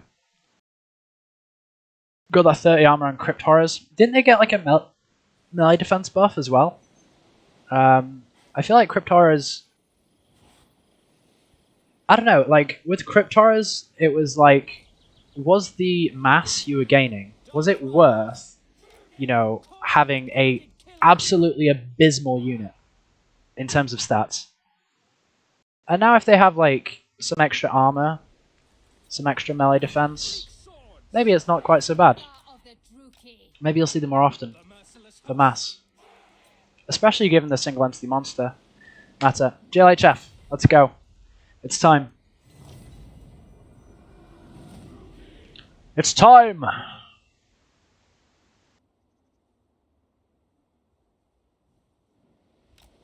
As you say, battle calls.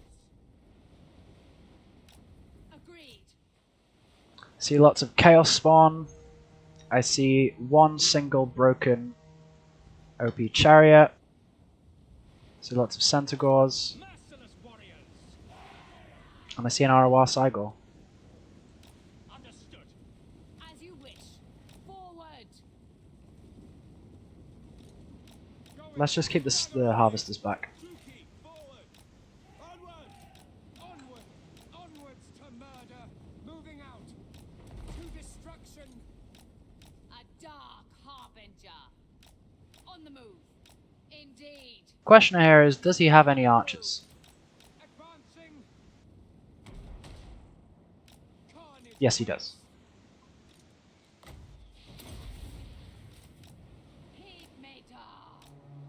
So we can pop that down there, just to kill some models.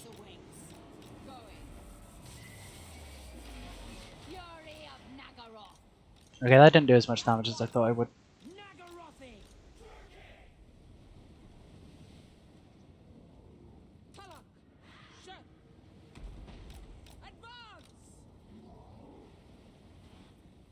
Moving out. Marathi moves. Forward. Going forward. Oh, Skodrunners, of course.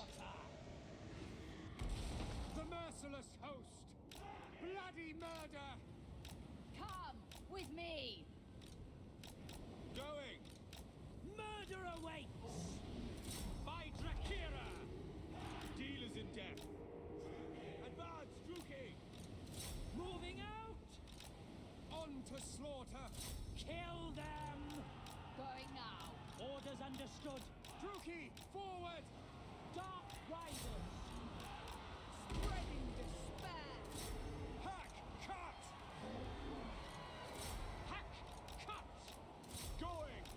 Onwards to murder! Okay, so Murder awaits! I can actually crump this flank. Druki! Why not? Full-blooded killers! Get you guys over here. You guys over here. Suffering for all! In Malekith's name. Let's get you. Orders understood! Advance! Hack, sorceress. Let hatred fly. Fury, come forth. Moving out! Following orders! Red spears! No survivors! Vengeance awaits. Druk's revenge. Onwards to murder! Without question! Carnage awaits! Let's get you in here. Onward! Forward! Advancing! Forward. Let's get you on the chariot. Feel my fury. First sorceress. Dread spears! Destroy! Orders understood! Eager for battle! Witch elves. Kill them! For the king! My revenge comes. Indeed. Matriarch. Advance! Druki! Traitorken goes down, but I don't care. Hey. Battle calls! Following orders! That's right, concede. That's it. Do it. Bye. Goodbye. I don't care how OP your units are. I don't care. Get out of here! Get out of here! Hell yeah. Death to VM. Not really. They've got some really nice guys, actually. But yeah. Trying to do that cheese against me. GG, well played, smiley. So it's weird, the chat's really laggy, but okay, let's see what's going on. What a great and fair map, not like it has a massive ledge or anything. Brett Mirror, when all that is left if Trev Cree versus 10% HP Peasant Mob in endgame. Yeah, I'm not convinced. Blood Dragon buff is always nice. Oh, Rubber Duck is here! Ducky, how's it going, bud? Good to see you. Zypher! And Jaden! We've got some classics. Classics in the chat. Swaggles! Okay, I don't know Swaggles. But good to see you! Sergio, good to see you guys. Kadane, my boy Kadane. Shows where the bread is and nobody gets hurt. Oh, not as OP as yours. Well, that was quick. Yep. Well, look, he had to score Chariot, and he also had Traitorkin, so you're going to argue with me that these units are OP? I had one Scourgerunner. He had the same Manticores as me, right? He just thought he would instantly win because, you know, he has the OP Chariots. Or maybe he thought that because I was going to overcompensate for the 750 Chariots, he was not going to take any of them and then catch me out with lots of, like, pointless Cold One Knights. No. No, you can't catch me out. This build probably works against most things. Probably needs some work, though. Yeah. I used to like Cold One Knights here, but I don't think they're good. I think Witch Elves probably do the same job. Pillar of Bone, my pick. Okay. So Beastman's down. What does that allow? That allows Dowie. I'll be damned if I pick Dowie. I mean, we can pick Empire.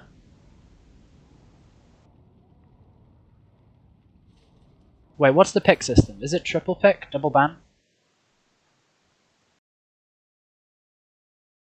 Ice is such a good winner, really a proper England fan. Oh, don't you go there. Don't you go there. I've typed like 1 or 2 times and you get called the classic. Do you not have viewers or something? Well, yeah, basically. We got 42 folks in chat. Wow, we got 42 folks in chat. That Chariot boy took half HP on one Koraidon. Oh, really? I didn't see that. That might be a nice counter.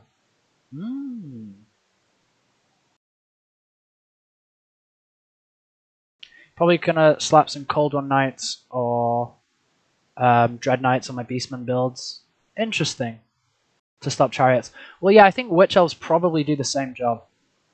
And this is the first time I'm here. Hello, hello, Captain Run Panda, captain of the mighty Dowie army. The people demand Dowie. Yeah, no, it's not happening, guys. I'm sorry. Let's go Empire, because it's triple pick. It's a bit awkward. Empire, Bretonia.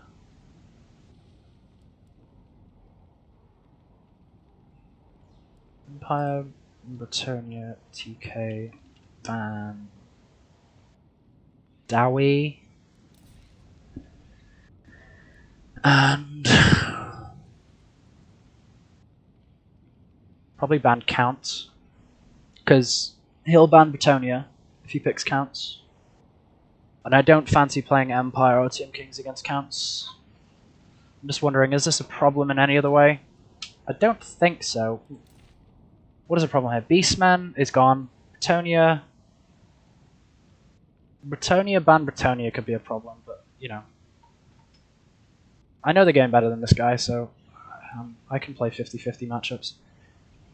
Dark Elves are not a problem. Dowie are banning. Empire are not a problem. Greenskins.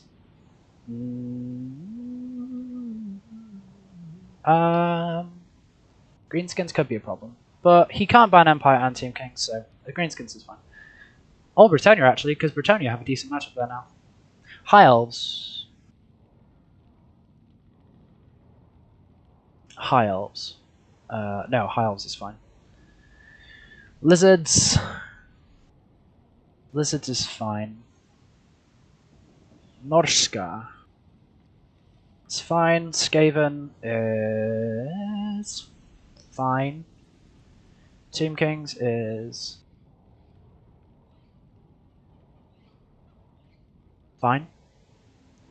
Coast is fine. Counts is banned. Chaos is fine. Wood Elves is fine.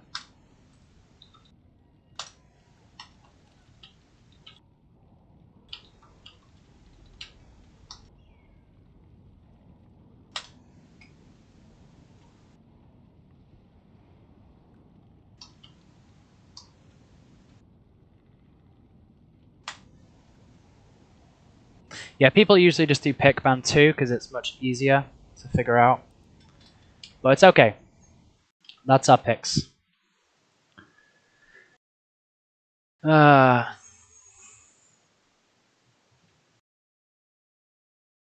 Let's see what's going on in chat. I sent people here telling them you're a Dowie main. Liar! Worshipping Marathi is mandatory, I agree. Exactly. Exactly.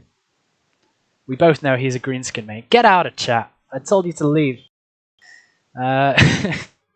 Nautical Chariots, Dreadsaurians. You want to bet on that? Shall we test for Tuskar Chariots against the Dreadsaurian? Ban Lizards? No, I think Lizards is okay here. I think VC is way worse. How do I get Wargrove of Woe? Oh, don't you need a DLC for that one? Wait, that's the DLC.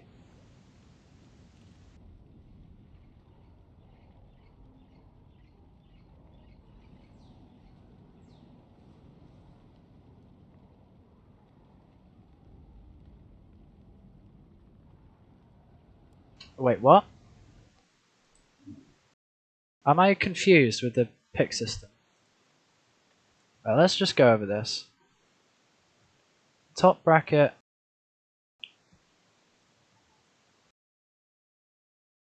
Picks 3 factions and bans 2. That's what he did though, right? Because he...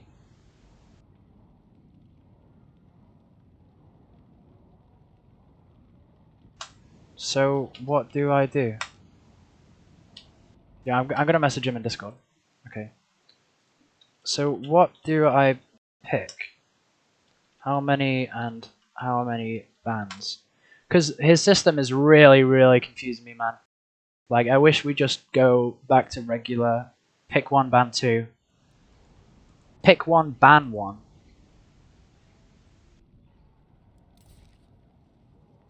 Okay. I guess we can do...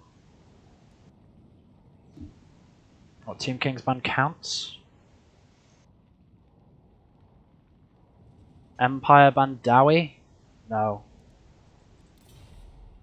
Wait, so he picked Beastmen banned what?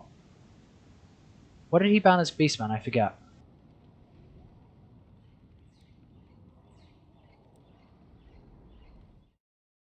Oh, this is so confusing. You pick one, ban one. Okay. Are you sure? Is that what he did? Can folks let me know in chat? Was that the first pick system as well?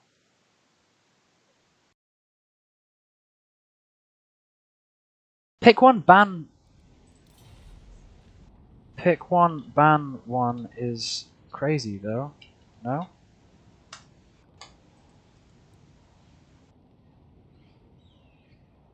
I forgot what he did. Pick one, ban one is just not right. I'm guessing it's pick one, ban two. Yeah, me too. I've forgotten. What did he do?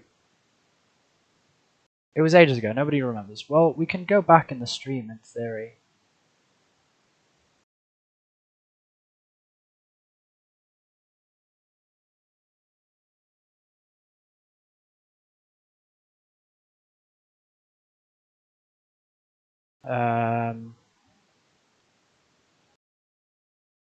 Right, so he picked and double banned. Yeah, so he picked Beastmen. He picked Beastmen and banned Lizards and Tomb Kings. So yeah, I just went back in the stream.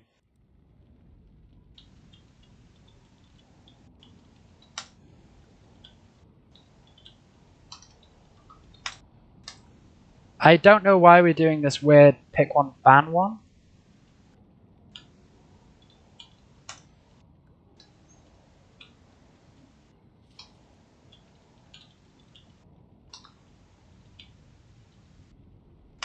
Okay, right, so it's pick one, ban two. It's a normal system. I'm sorry, I think we just had a bit of a communication issue. So, we can pick Tomb Kings and ban, what, Counts and Chaos? Or we can go Empire, ban Counts Dowie. Empire Counts Dowie is probably good. Amp, ban, VC, and Dowie. Let's play some classic spicy power. So, Empire, here it is. If this lobby was not glitchy as all hell.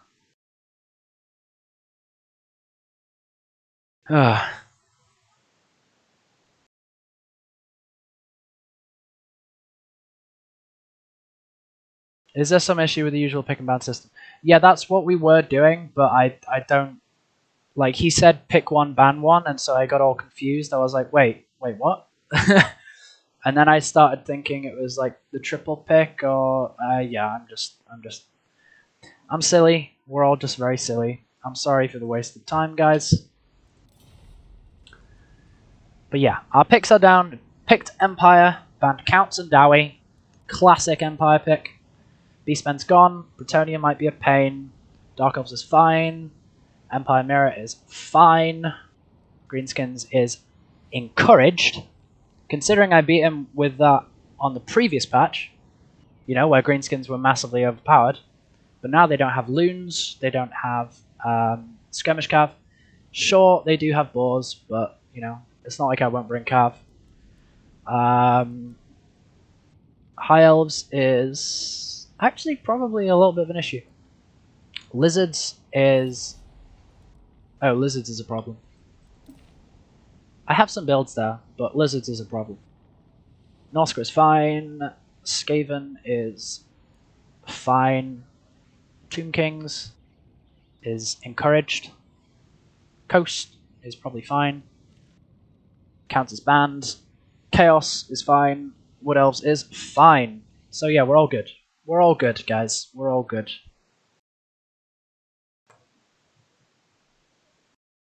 Chooses Empire, picks Marathi, classic ice bar. Yeah, it's just because the lobby is really, really laggy.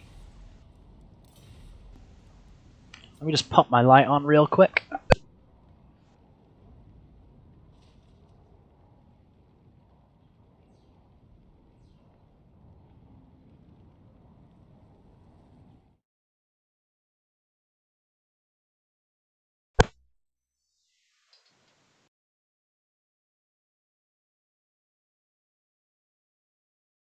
You like the new green skins, more orc focused like it should be. Hell yeah. No, I completely agree. Ice is like a hesitant England player taking a penalty. I swear to God, I will ban you. I feel like Grom still has too much armor. Yeah, no, Grom's armor is just insane. Like, it's just crazy. Yeah, for sure.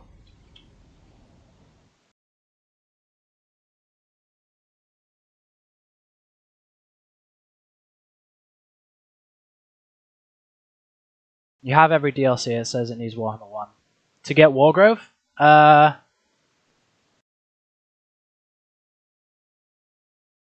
but Warhammer, like, Twisted and Twilight is a DLC for Warhammer 2, so... If you don't have Realm of the Wood Elves, you don't actually need... I don't think you need Realm of the Wood Elves to play Sisters of Twilight, because my brother did it without having Realm of Wood Elves, so... But you don't get Orion and all the other guys. Ice might like football. I did like football until, like, you know, a week ago. Rip. Yeah, every Wood Elves DLC. Sounds like you've got some weird kind of glitch. Bretonia. He picks Bretonia. Let's pop that blocker up, you know, just in case Void wants to get back somehow. Oh no, I want to rescale it so I can like make it extra fat. You know, that's gonna have to do, guys. Ice power, spicy power. Okay, Empire Bretonia. So there's a couple of options here.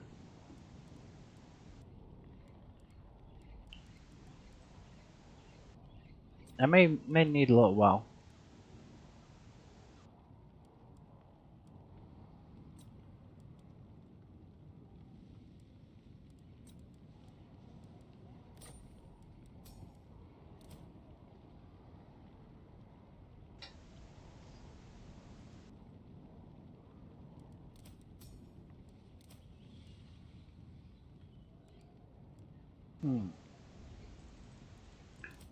Decisions, decisions, decisions. I mean, there's lots of options here.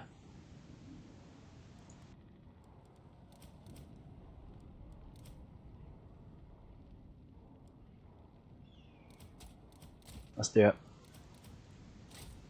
Let's do it. Let's do it to it. As Turin would say.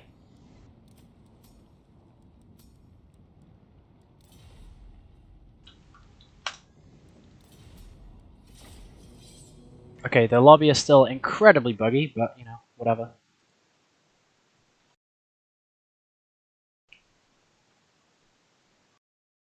Let's go, you win those. Oh, you mean this matchup? Yeah, we've played this a lot, Sophia, haven't we? Yeah. Put it horizontal. Oh, good point! Man, you are on fire. How can I do this?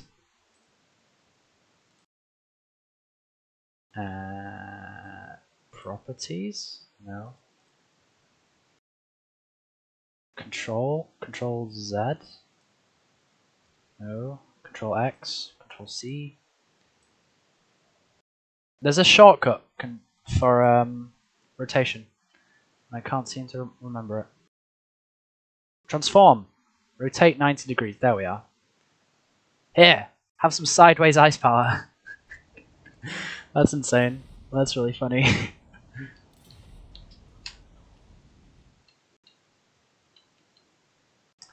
So you guys just get to watch me fail at being fail at doing this.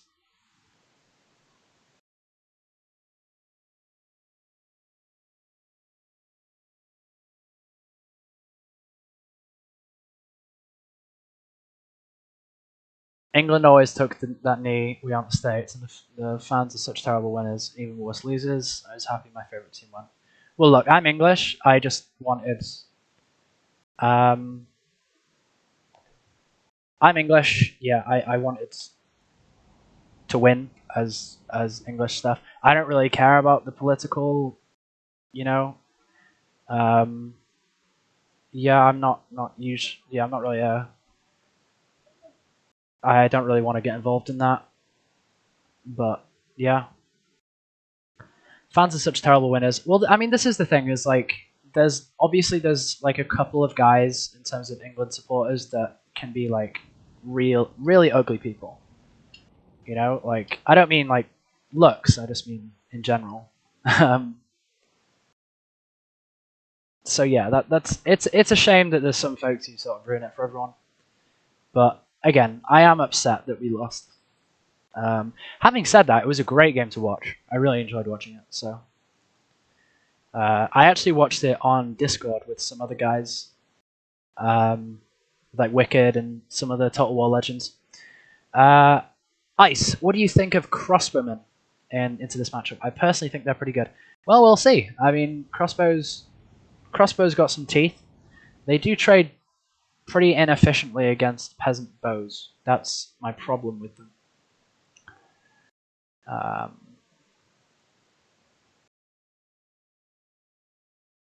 For fast pain relief, TM. I had the same in 2010. Yeah, that's why making political annoyed me. Yeah, I mean, again, like you said, we're not the States. Yeah, not. I don't really want to get into it too much because I'm sure there's folks who probably disagree with me, and yeah, it's probably just not worth the conflict. I think that is a bit of a recurring pattern, though. Like, you're not having discussions simply to avoid the conflict. It's unfortunate, but I'm not going to be the one to take it on the chin. So, anyway, it's time. Goodbye, big thing. We have a build. This is a build. Not entirely sure if it works in this patch, but we will see. Void, of course, will take 3 years to load in, so can interact with chat in the meantime.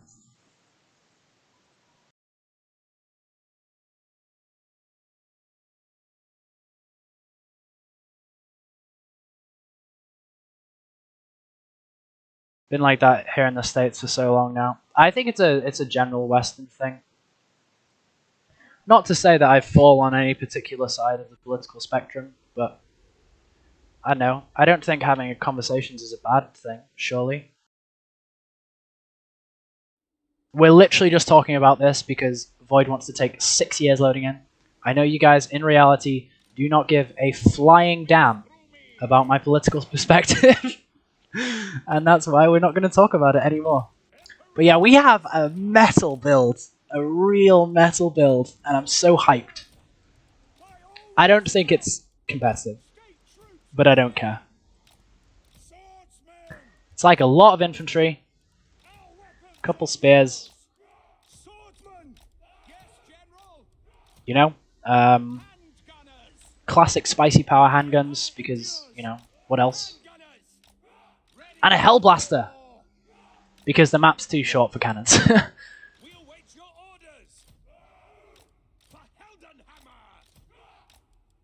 And yeah, we're basically just going to have lots and lots of spears and halberds.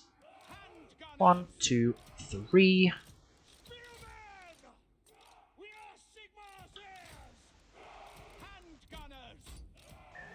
We got Volkmar. We got some dudes here. And some Kaffa mass. See what's going on in chat. Talk of politics never leads to a good place. Exactly.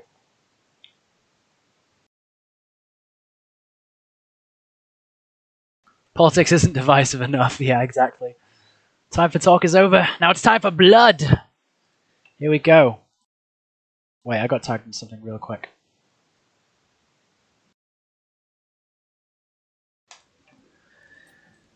GLHF. Let's go. Let's do it.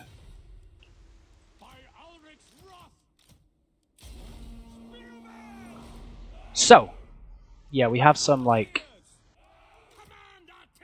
This is the stuff to micro, this is the stuff to not micro. That's literally how I set up my control groups, and everyone laughs at me for doing it.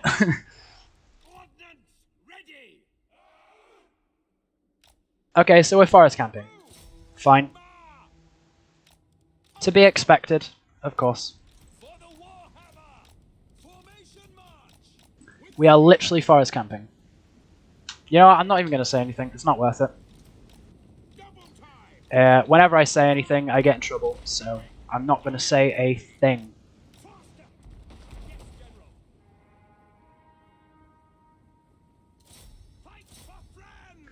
Alberic. Okay. This guy going Chinese meta on me?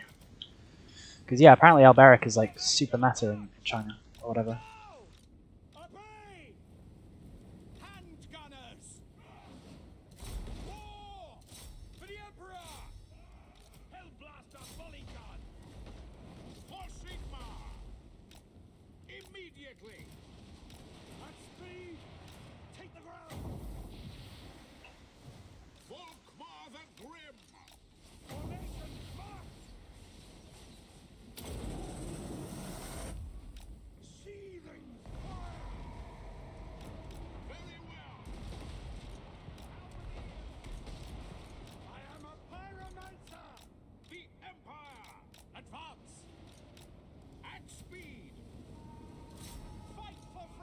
So we can take engagements.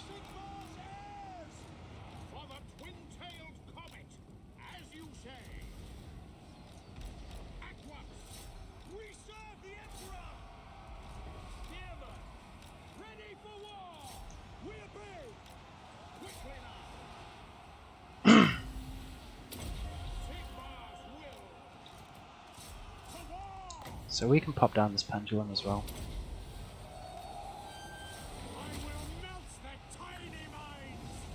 No, no, guys, stop. What are you doing?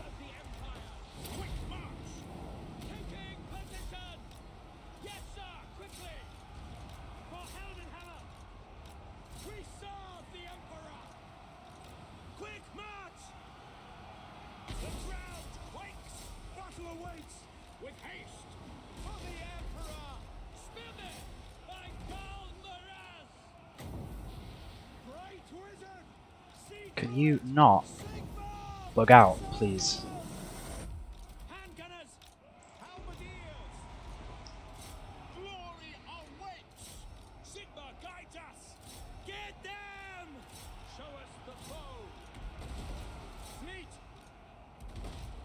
Moving now! Take the ground! Without delay! Handgunners! To glory!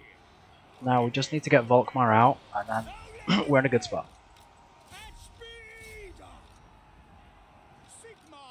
Shielded ones can go. Halberds come back over here. Shoot them. To battle! As you say, wreathe them in flame! You can start coming back over here. You guys are doing fine. And Alberic should be on his way to a watery grave.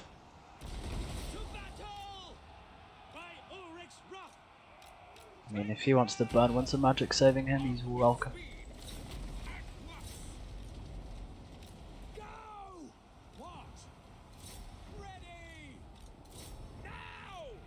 So let's send these guys over here to King's Caster.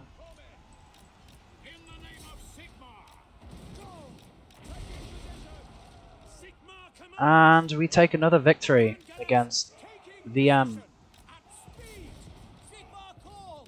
Because the victory isn't against Void Lols. The victory is against VM.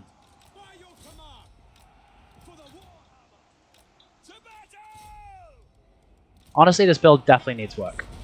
But, you know, when you play better, you know, you have a better chance. That's it. That's all there is to it. Sorry, I wouldn't be this cocky unless it was Void.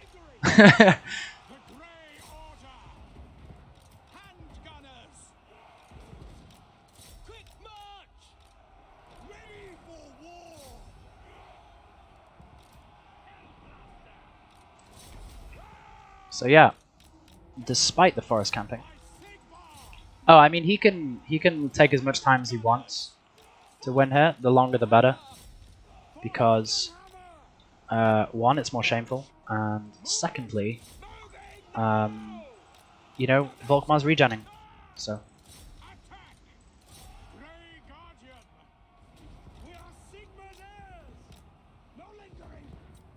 GG, well played, Smiley.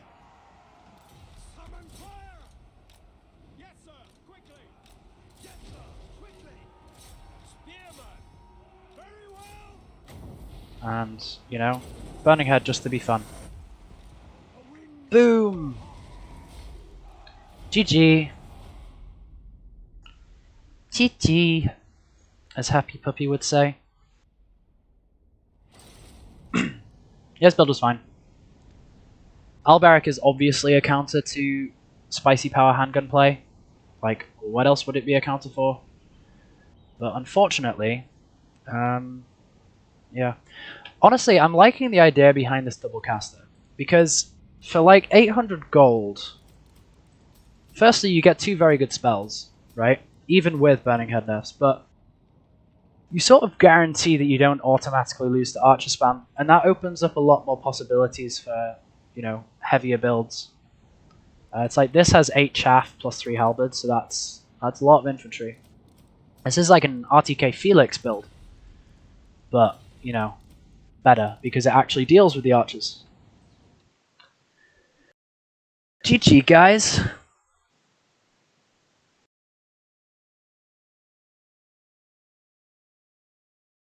Talking about political stuff while playing Total War Warhammer. What kind of a wazak are you? Focus on the battle here. Alberic is always meta if you have balls, yeah. Well. Now, Alberic is a very, very specific counter to handgunners. But yeah, GG. Double close victories. Oh, is the first one close victory too? Oof. Take Fireball as well to help against traps. Well, yeah, I'm not really sure about that. You want a big fat gay kiss from Reptilica. GG's Void. Good series. See you around. Ah, okay, sure.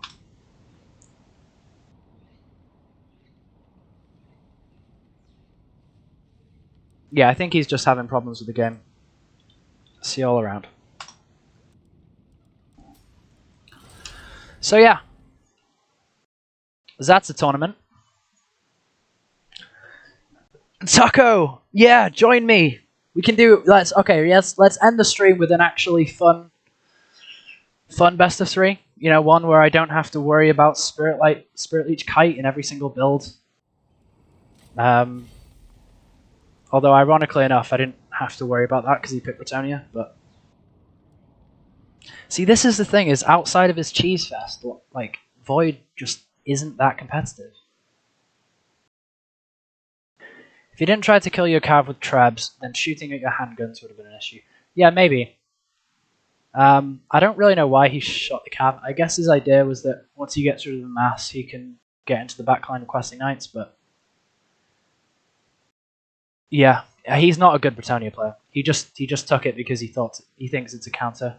It is a counter, but you need to know why it's a counter. So And again, this is what I'm talking about. His like decision making isn't as good as yours, for example, Safir. It's not as good as Falcon's. It's not as good as Taco's. Like, the reason he's in the top tier of competitive play is because he really knows how to cheese greenskins, and he really knows how to cheese counts. Right? That sounds harsh, but the sooner he stops doing it, the sooner he can improve as well. Right? And you know, I hope he does, because it'll make for a good series. All right. Let's get Taco in here. This will be fun. I'm hyped. Hype, hype, hype, hype.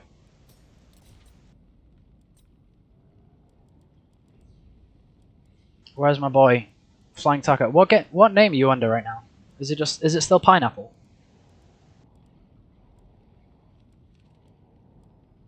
Soon may the DLC come to send our faction into the sun.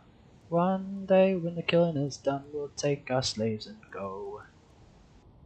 Oh, he's here. Greetings.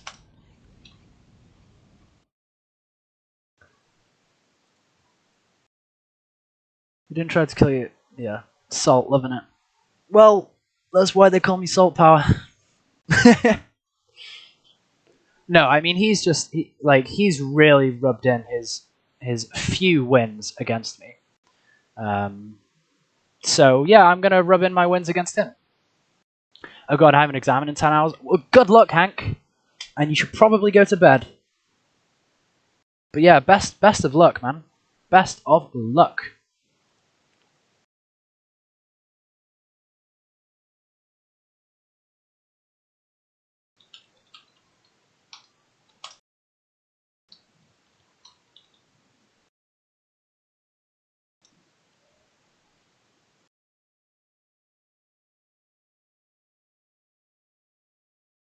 Should have started learning 3 hours ago. Oh, rip.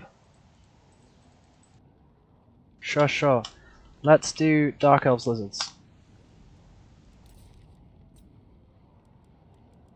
So, what's a fair map for this? Like, you can have a map.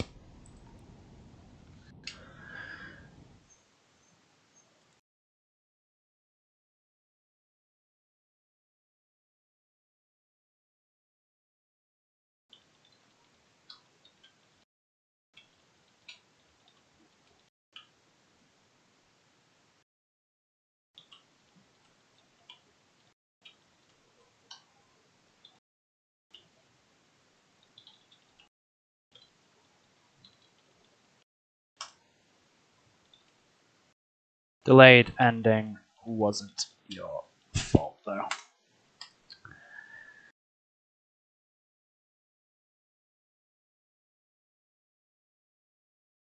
Yeah, great success to a first tourney. Congrats. Yeah, that was Robbane's first hosted tournament, so let's just do Oakenhammer. So yeah, hats off to him to, you know, hosting a tournament on the day, you know, with lots of people signing in late and doing all that stuff that's awkward for casters and stuff, and, you know. He's a good guy. I like Robbane. Very cool guy. I like him. So yeah, let's have a think about this. Let's take like full meta.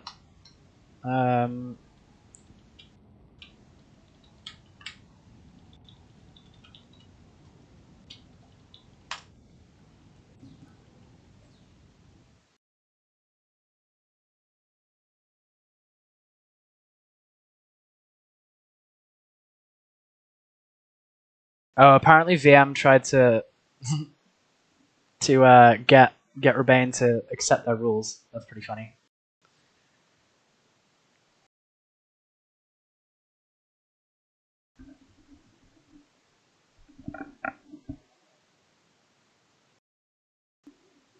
Speaking of exams, so I'm in my 3rd year, but because of COVID,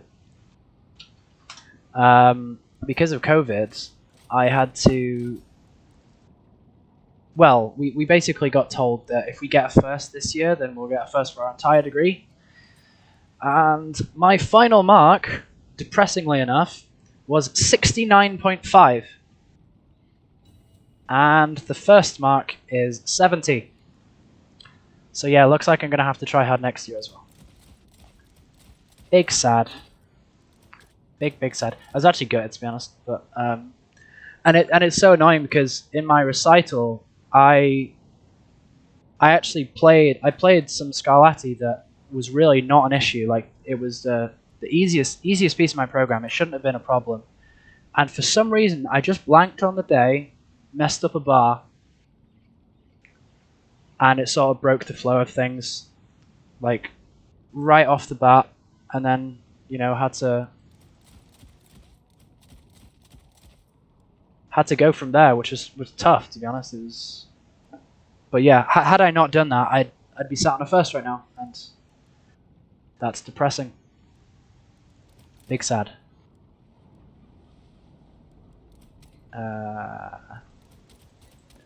Let's just do some fun stuff. Single ball is fine.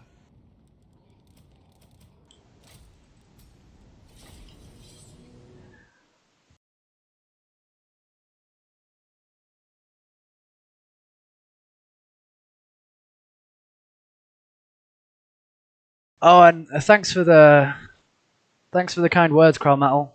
And yeah, is there a full version of that shanty? Oh, you mean with the things about Dark Elves? Yeah, I wrote a full version. It's pretty funny.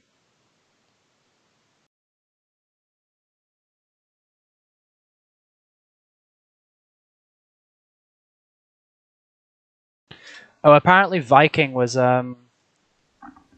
chatting shit about me in Robbane's chat. That's hilarious. Wait, didn't he he didn't even get to finals of World Cup, did he?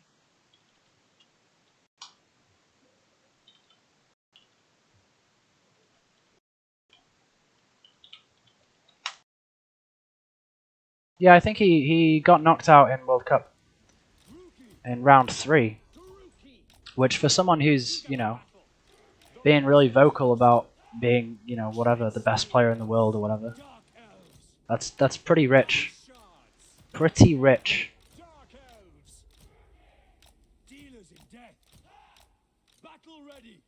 I'm sure we'll see him around. Kappa.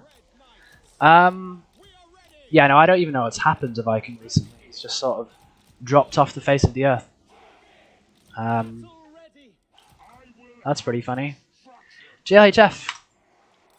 But spelt wrong.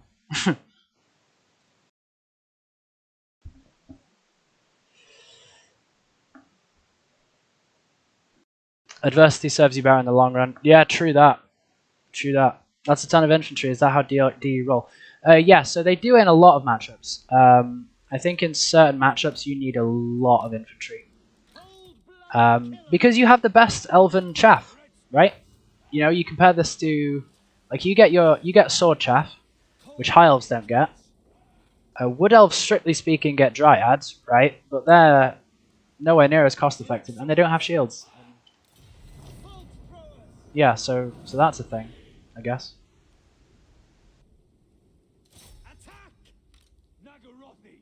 I actually haven't tried this against a Coatl build yet, which is kind of cool.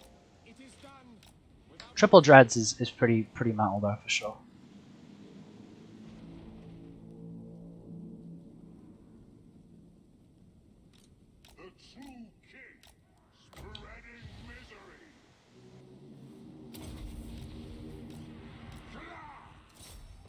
Yeah, see, this was what I was talking about in terms of the Chameleon Stalkers being potentially quite strong against Dark Elves. Because if there's a defensive box like this,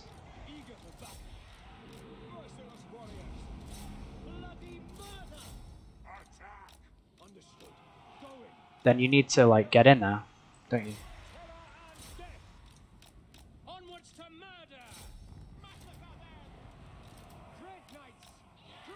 Still, I probably think skink cohorts with javelins are probably just a little bit more cost effective.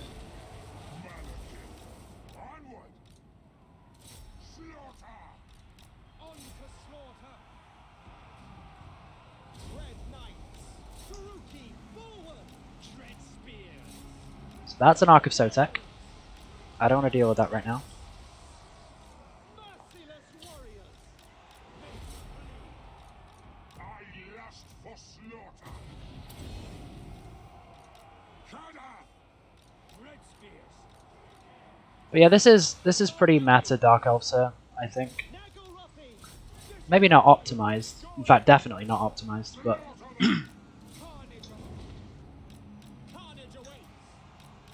we can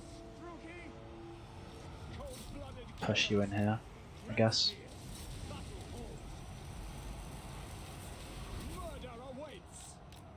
Okay, we need to get away from this. Just shut down the Arc of Sotek with the Dread Knights, then we might be in a good spot. But where are you? We're blobbing a bit. It's a bit of a problem.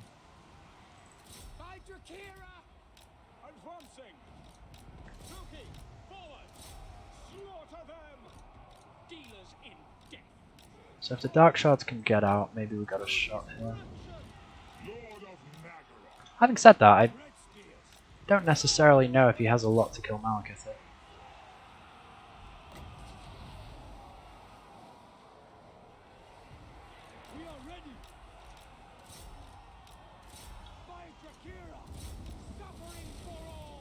No, get out. Okay, so dodging, clearly not my forte. It's so weird because Balance of Power hates me. I feel like dynamically the game's maybe a little bit in my favour.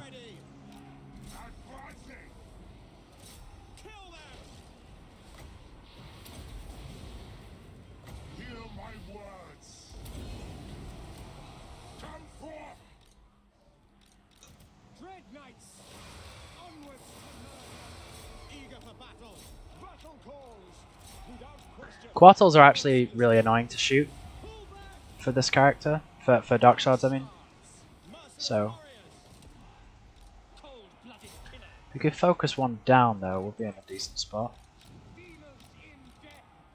Most of this chaff is useless. 57 against 48, so we should catch them eventually.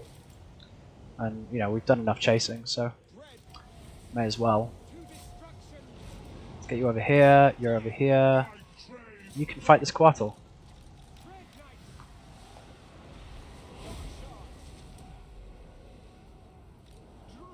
I can't remember, do Dreads have ITP? I don't even know.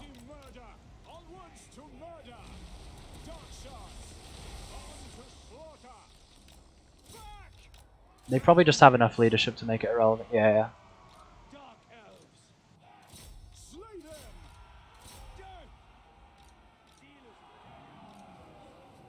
Yeah, so I know Balance of Power hates me, but I don't know, I'm not entirely convinced it's over yet.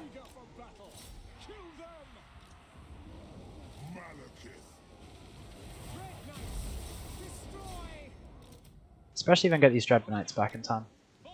Right, so they're off.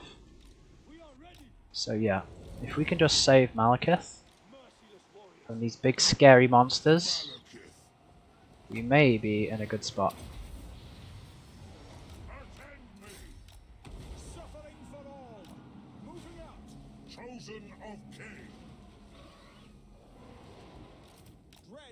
What are you guys doing? Let's come over here. But yeah, the new Stalkers I think are probably decent against Dark Elves. So that's a thing, I guess. Yeah, he's actually being knocked around like mad, so let's just drop down. If we can force an engagement with the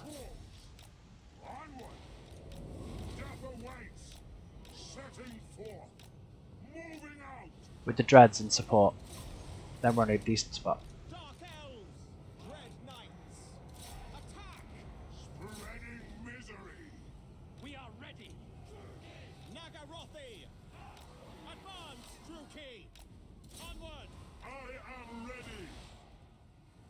The other thing is we've got to keep Malekith alive for one more Soul Stealer.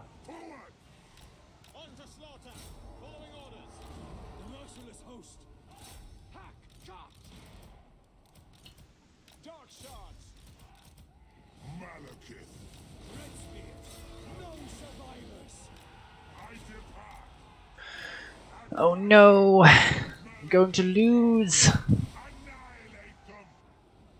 All shall tremble. But yeah, no, this isn't entirely meta Dark Elves here. You'd probably take Foot Marathi, despite the squishiness. Setting forth. And, you know, who cares about the fact that she dies to Trogodon, because you shouldn't really be allowing a Trogodon the chance to fire. So, Death awaits. Spreading doesn't really matter which Lord you have if you allow Troglodons to fire. fear me. There's the Soul Stealer, Onward. Malekith, and it hits everything. I am dead. Maybe we can get a good engagement, but I don't think it's going to matter. Actually, Dread spears. True heir of Anarion. yeah, you see how Cold on Malekith is actually pretty good. But yeah, maybe he just doesn't have the stats to kill all this. Problem also, this King Chief is just going to shoot him all games, so that's also a problem. Crush them. Okay, so Massacre them.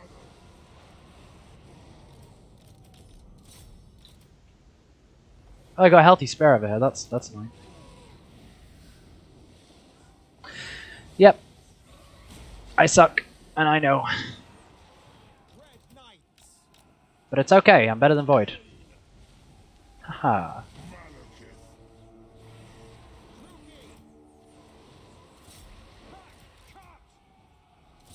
Glorious carnage. No, Malekith, don't run. You had one job. GG, well played. Misery. So yeah,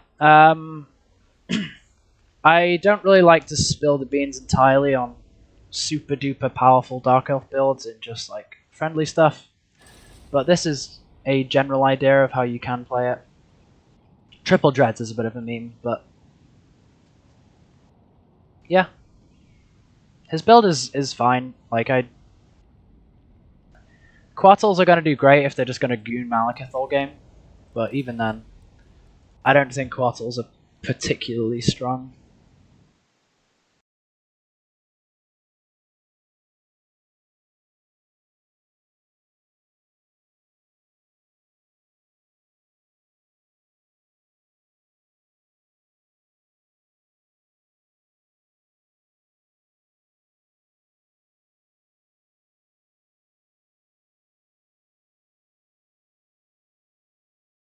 Malice is probably not terrible versus Lizards.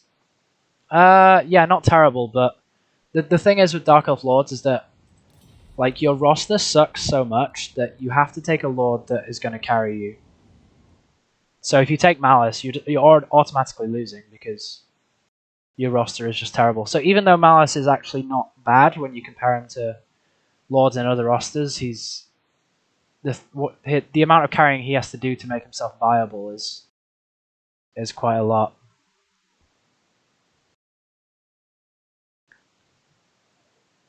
Two Quartles, yeah, it's a pretty cool build.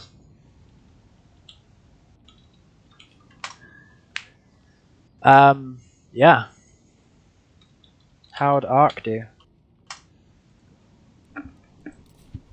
Yeah, Arc of Sotex, and I think Chameleon Stalker is going to be okay here, because Bleak Swords and Dreadspear spam is just so common, and Dark Shards too, like trying to crack down into a backline. I do think that his build would have been hurt a lot more by repeated crossbow play. So if you wanted to make this like an actually meta build, you probably... Well, Dread Knights are fine now. Probably do something like this. And then you can move around the chaff. Or you probably swap this for Marathi. The problem with Marathi is that she can get sniped very easily. So you got to know what you're doing if you bring her. And probably bring K-Knight Assassins to help out as well.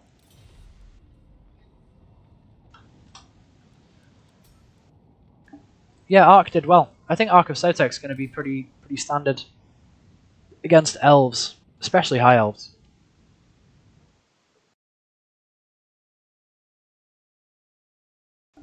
Oh, we got Robbane in chat.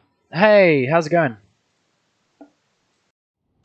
Yeah, good job with the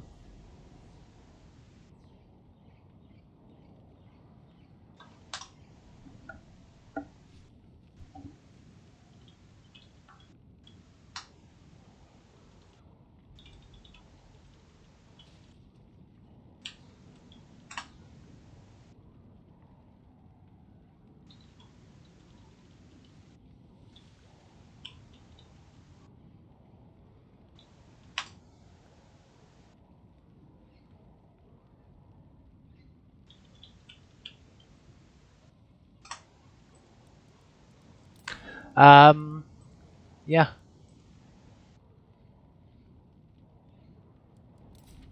So I guess I'll play some Beastie Boys. Let's go to Lungi.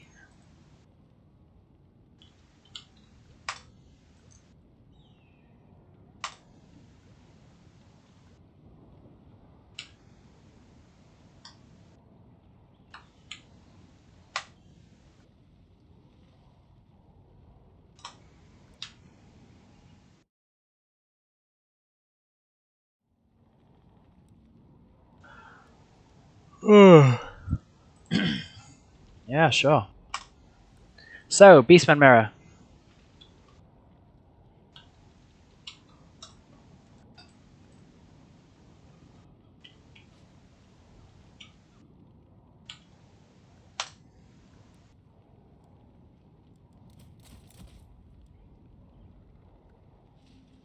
I think this rule set, like, so no single entity chariots, except for one, possibly on casters, and max 2 of these guys is probably going to be the meta. People may take Razor Gores as well, but again, that's a big investment, so it's probably not as bad. Let's take Malagor.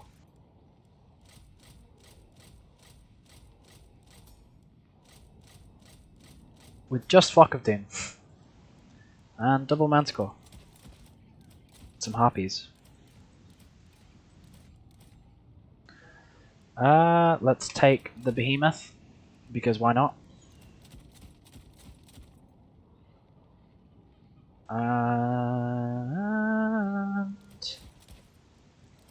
actually, we don't need great weapons at all, do we?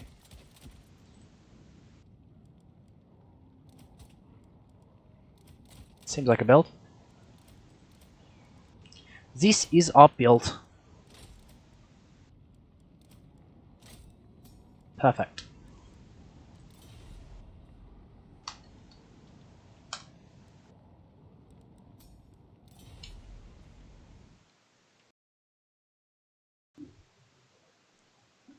Play versus a Lizard army similar to that as Dark Elves today too. Yeah, I think it's probably just good. Don't worry about the classes. Just like Belagar in the end, he claimed Caricate Peaks right until the end times come. But the point is, you got to do what the Dowie do and push on. Yeah, for sure. Good night, everyone. Congrats on the victory. Hey, thanks, Kadane. Good to see you. Yeah, have a good one. So we'll probably play this match and call it a day.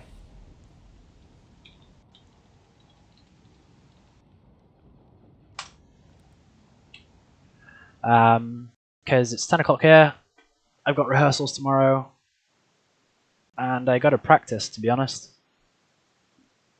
And I don't like to leave practicing until super duper late because I get like, not this year, not in this house I've been in this year, but in my last house, I had some real issues with with the neighbors. And that was me practicing until like 9:30 p.m. and they like really didn't like that. Which I guess I can understand, but I don't know, 9:30 is maybe a little bit extreme.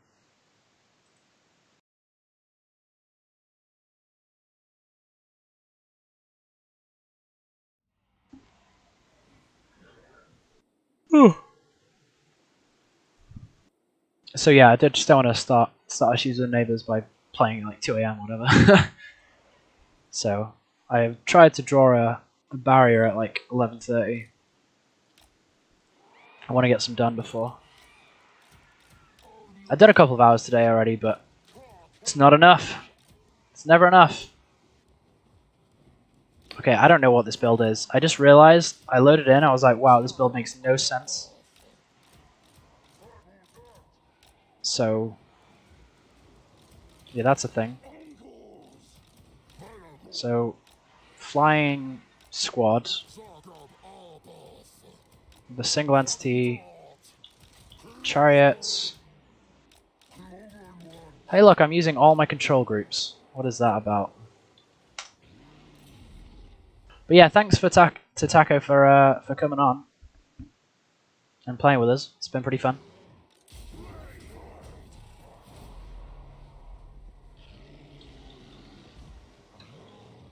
So yeah, these guys like are really cost effective, but there are also some things you can do where you shove like 4 of them in like a death ball all at once. Oh, he's got double Gorgon and Jabba Slice. Wow. What an absolute champ.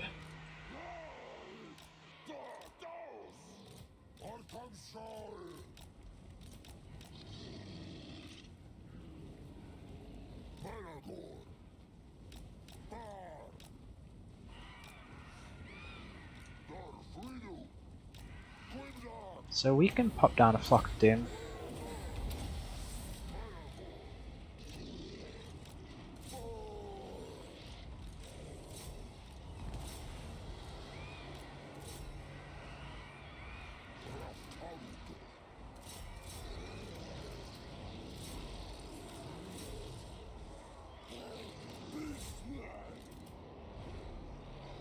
Maybe sending Malagor in here was not a good idea.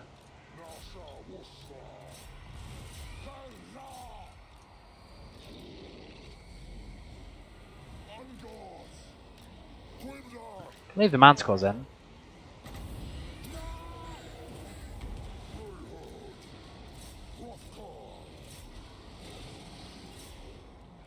But yeah, for similar cost, I probably think my Goon squad is maybe a little bit stronger than his.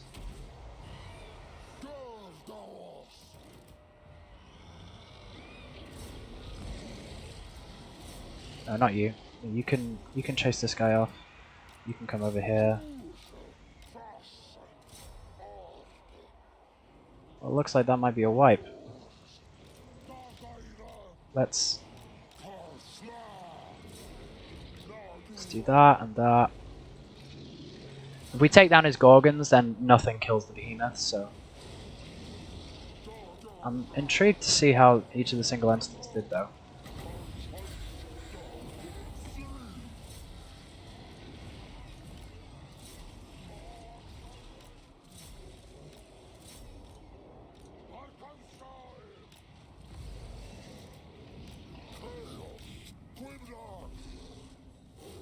Okay, so the Gorgons should be dying just about now.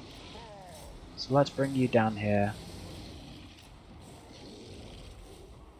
Doesn't look like he wants to follow. Fair enough, I won't want to follow either.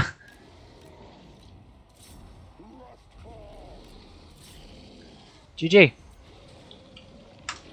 So yeah, I think this Goon squad is going to be pretty good.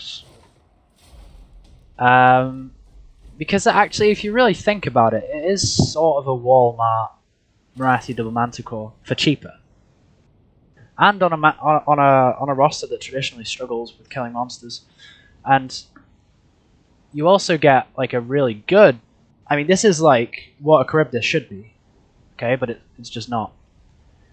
So yeah, this won't be Beastman Meta, that's for sure.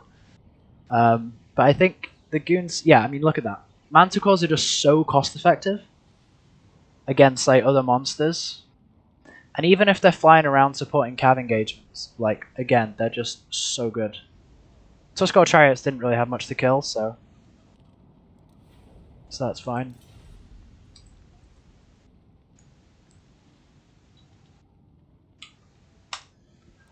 Metacore's OP, yeah, for sure.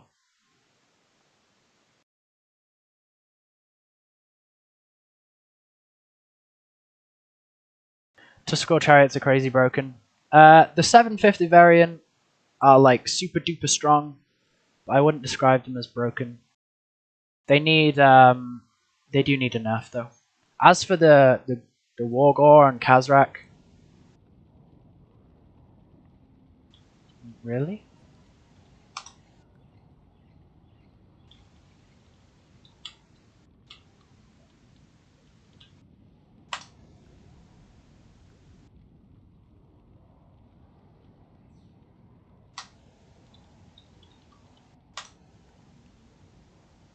Yeah, so apparently there was an old meta of like Chaos Spawn spam, which I sort of understand.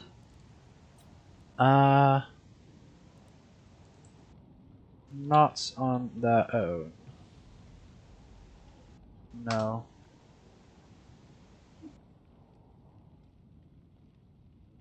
Yeah, that's interesting.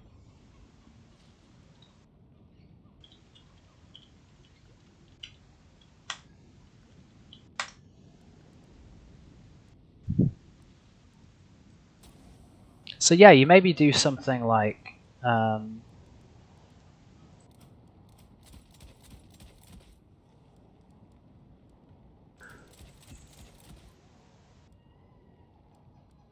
think Malagor is pretty good here.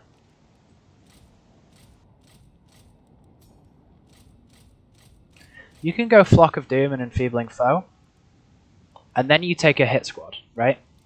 So then you take the Malagor hit squad. And the idea is that this grind fight will be going on for a while, and then maybe you like pick apart the edges, pick a Chaos Spawn to just goon with Enfeebling Foe, Flock of Doom goes down constantly. And then on top of that, maybe you just have more chaff. But you got a lot of gold left. There's a lot of options here. You can take Behemoth. You might need it, just in case they take like a Jabba Scythe or Gorgons of their own. Or maybe you don't do that. Maybe you just take 3 of these guys. Oh no, I tell you what you really need here. You need Tentacles.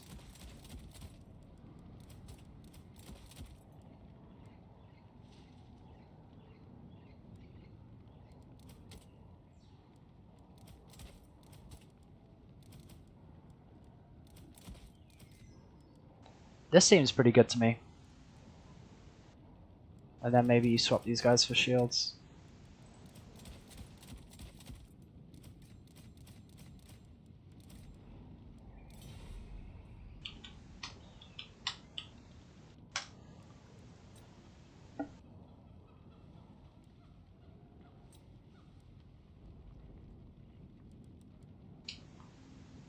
Asking Taco because he knows a lot more about this than I do.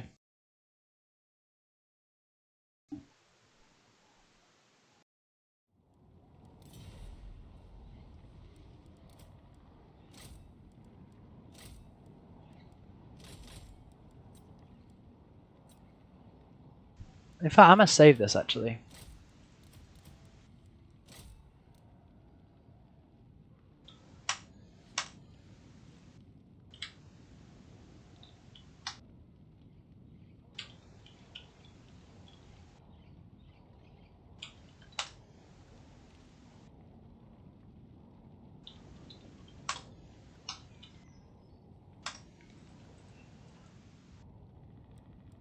Cool. Well, thanks for joining, guys. The stream was a blast. Really enjoyed today. It was fun.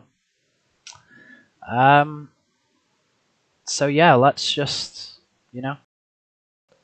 call it a day. Do some practice. Have fun and have a good one, bye, guys.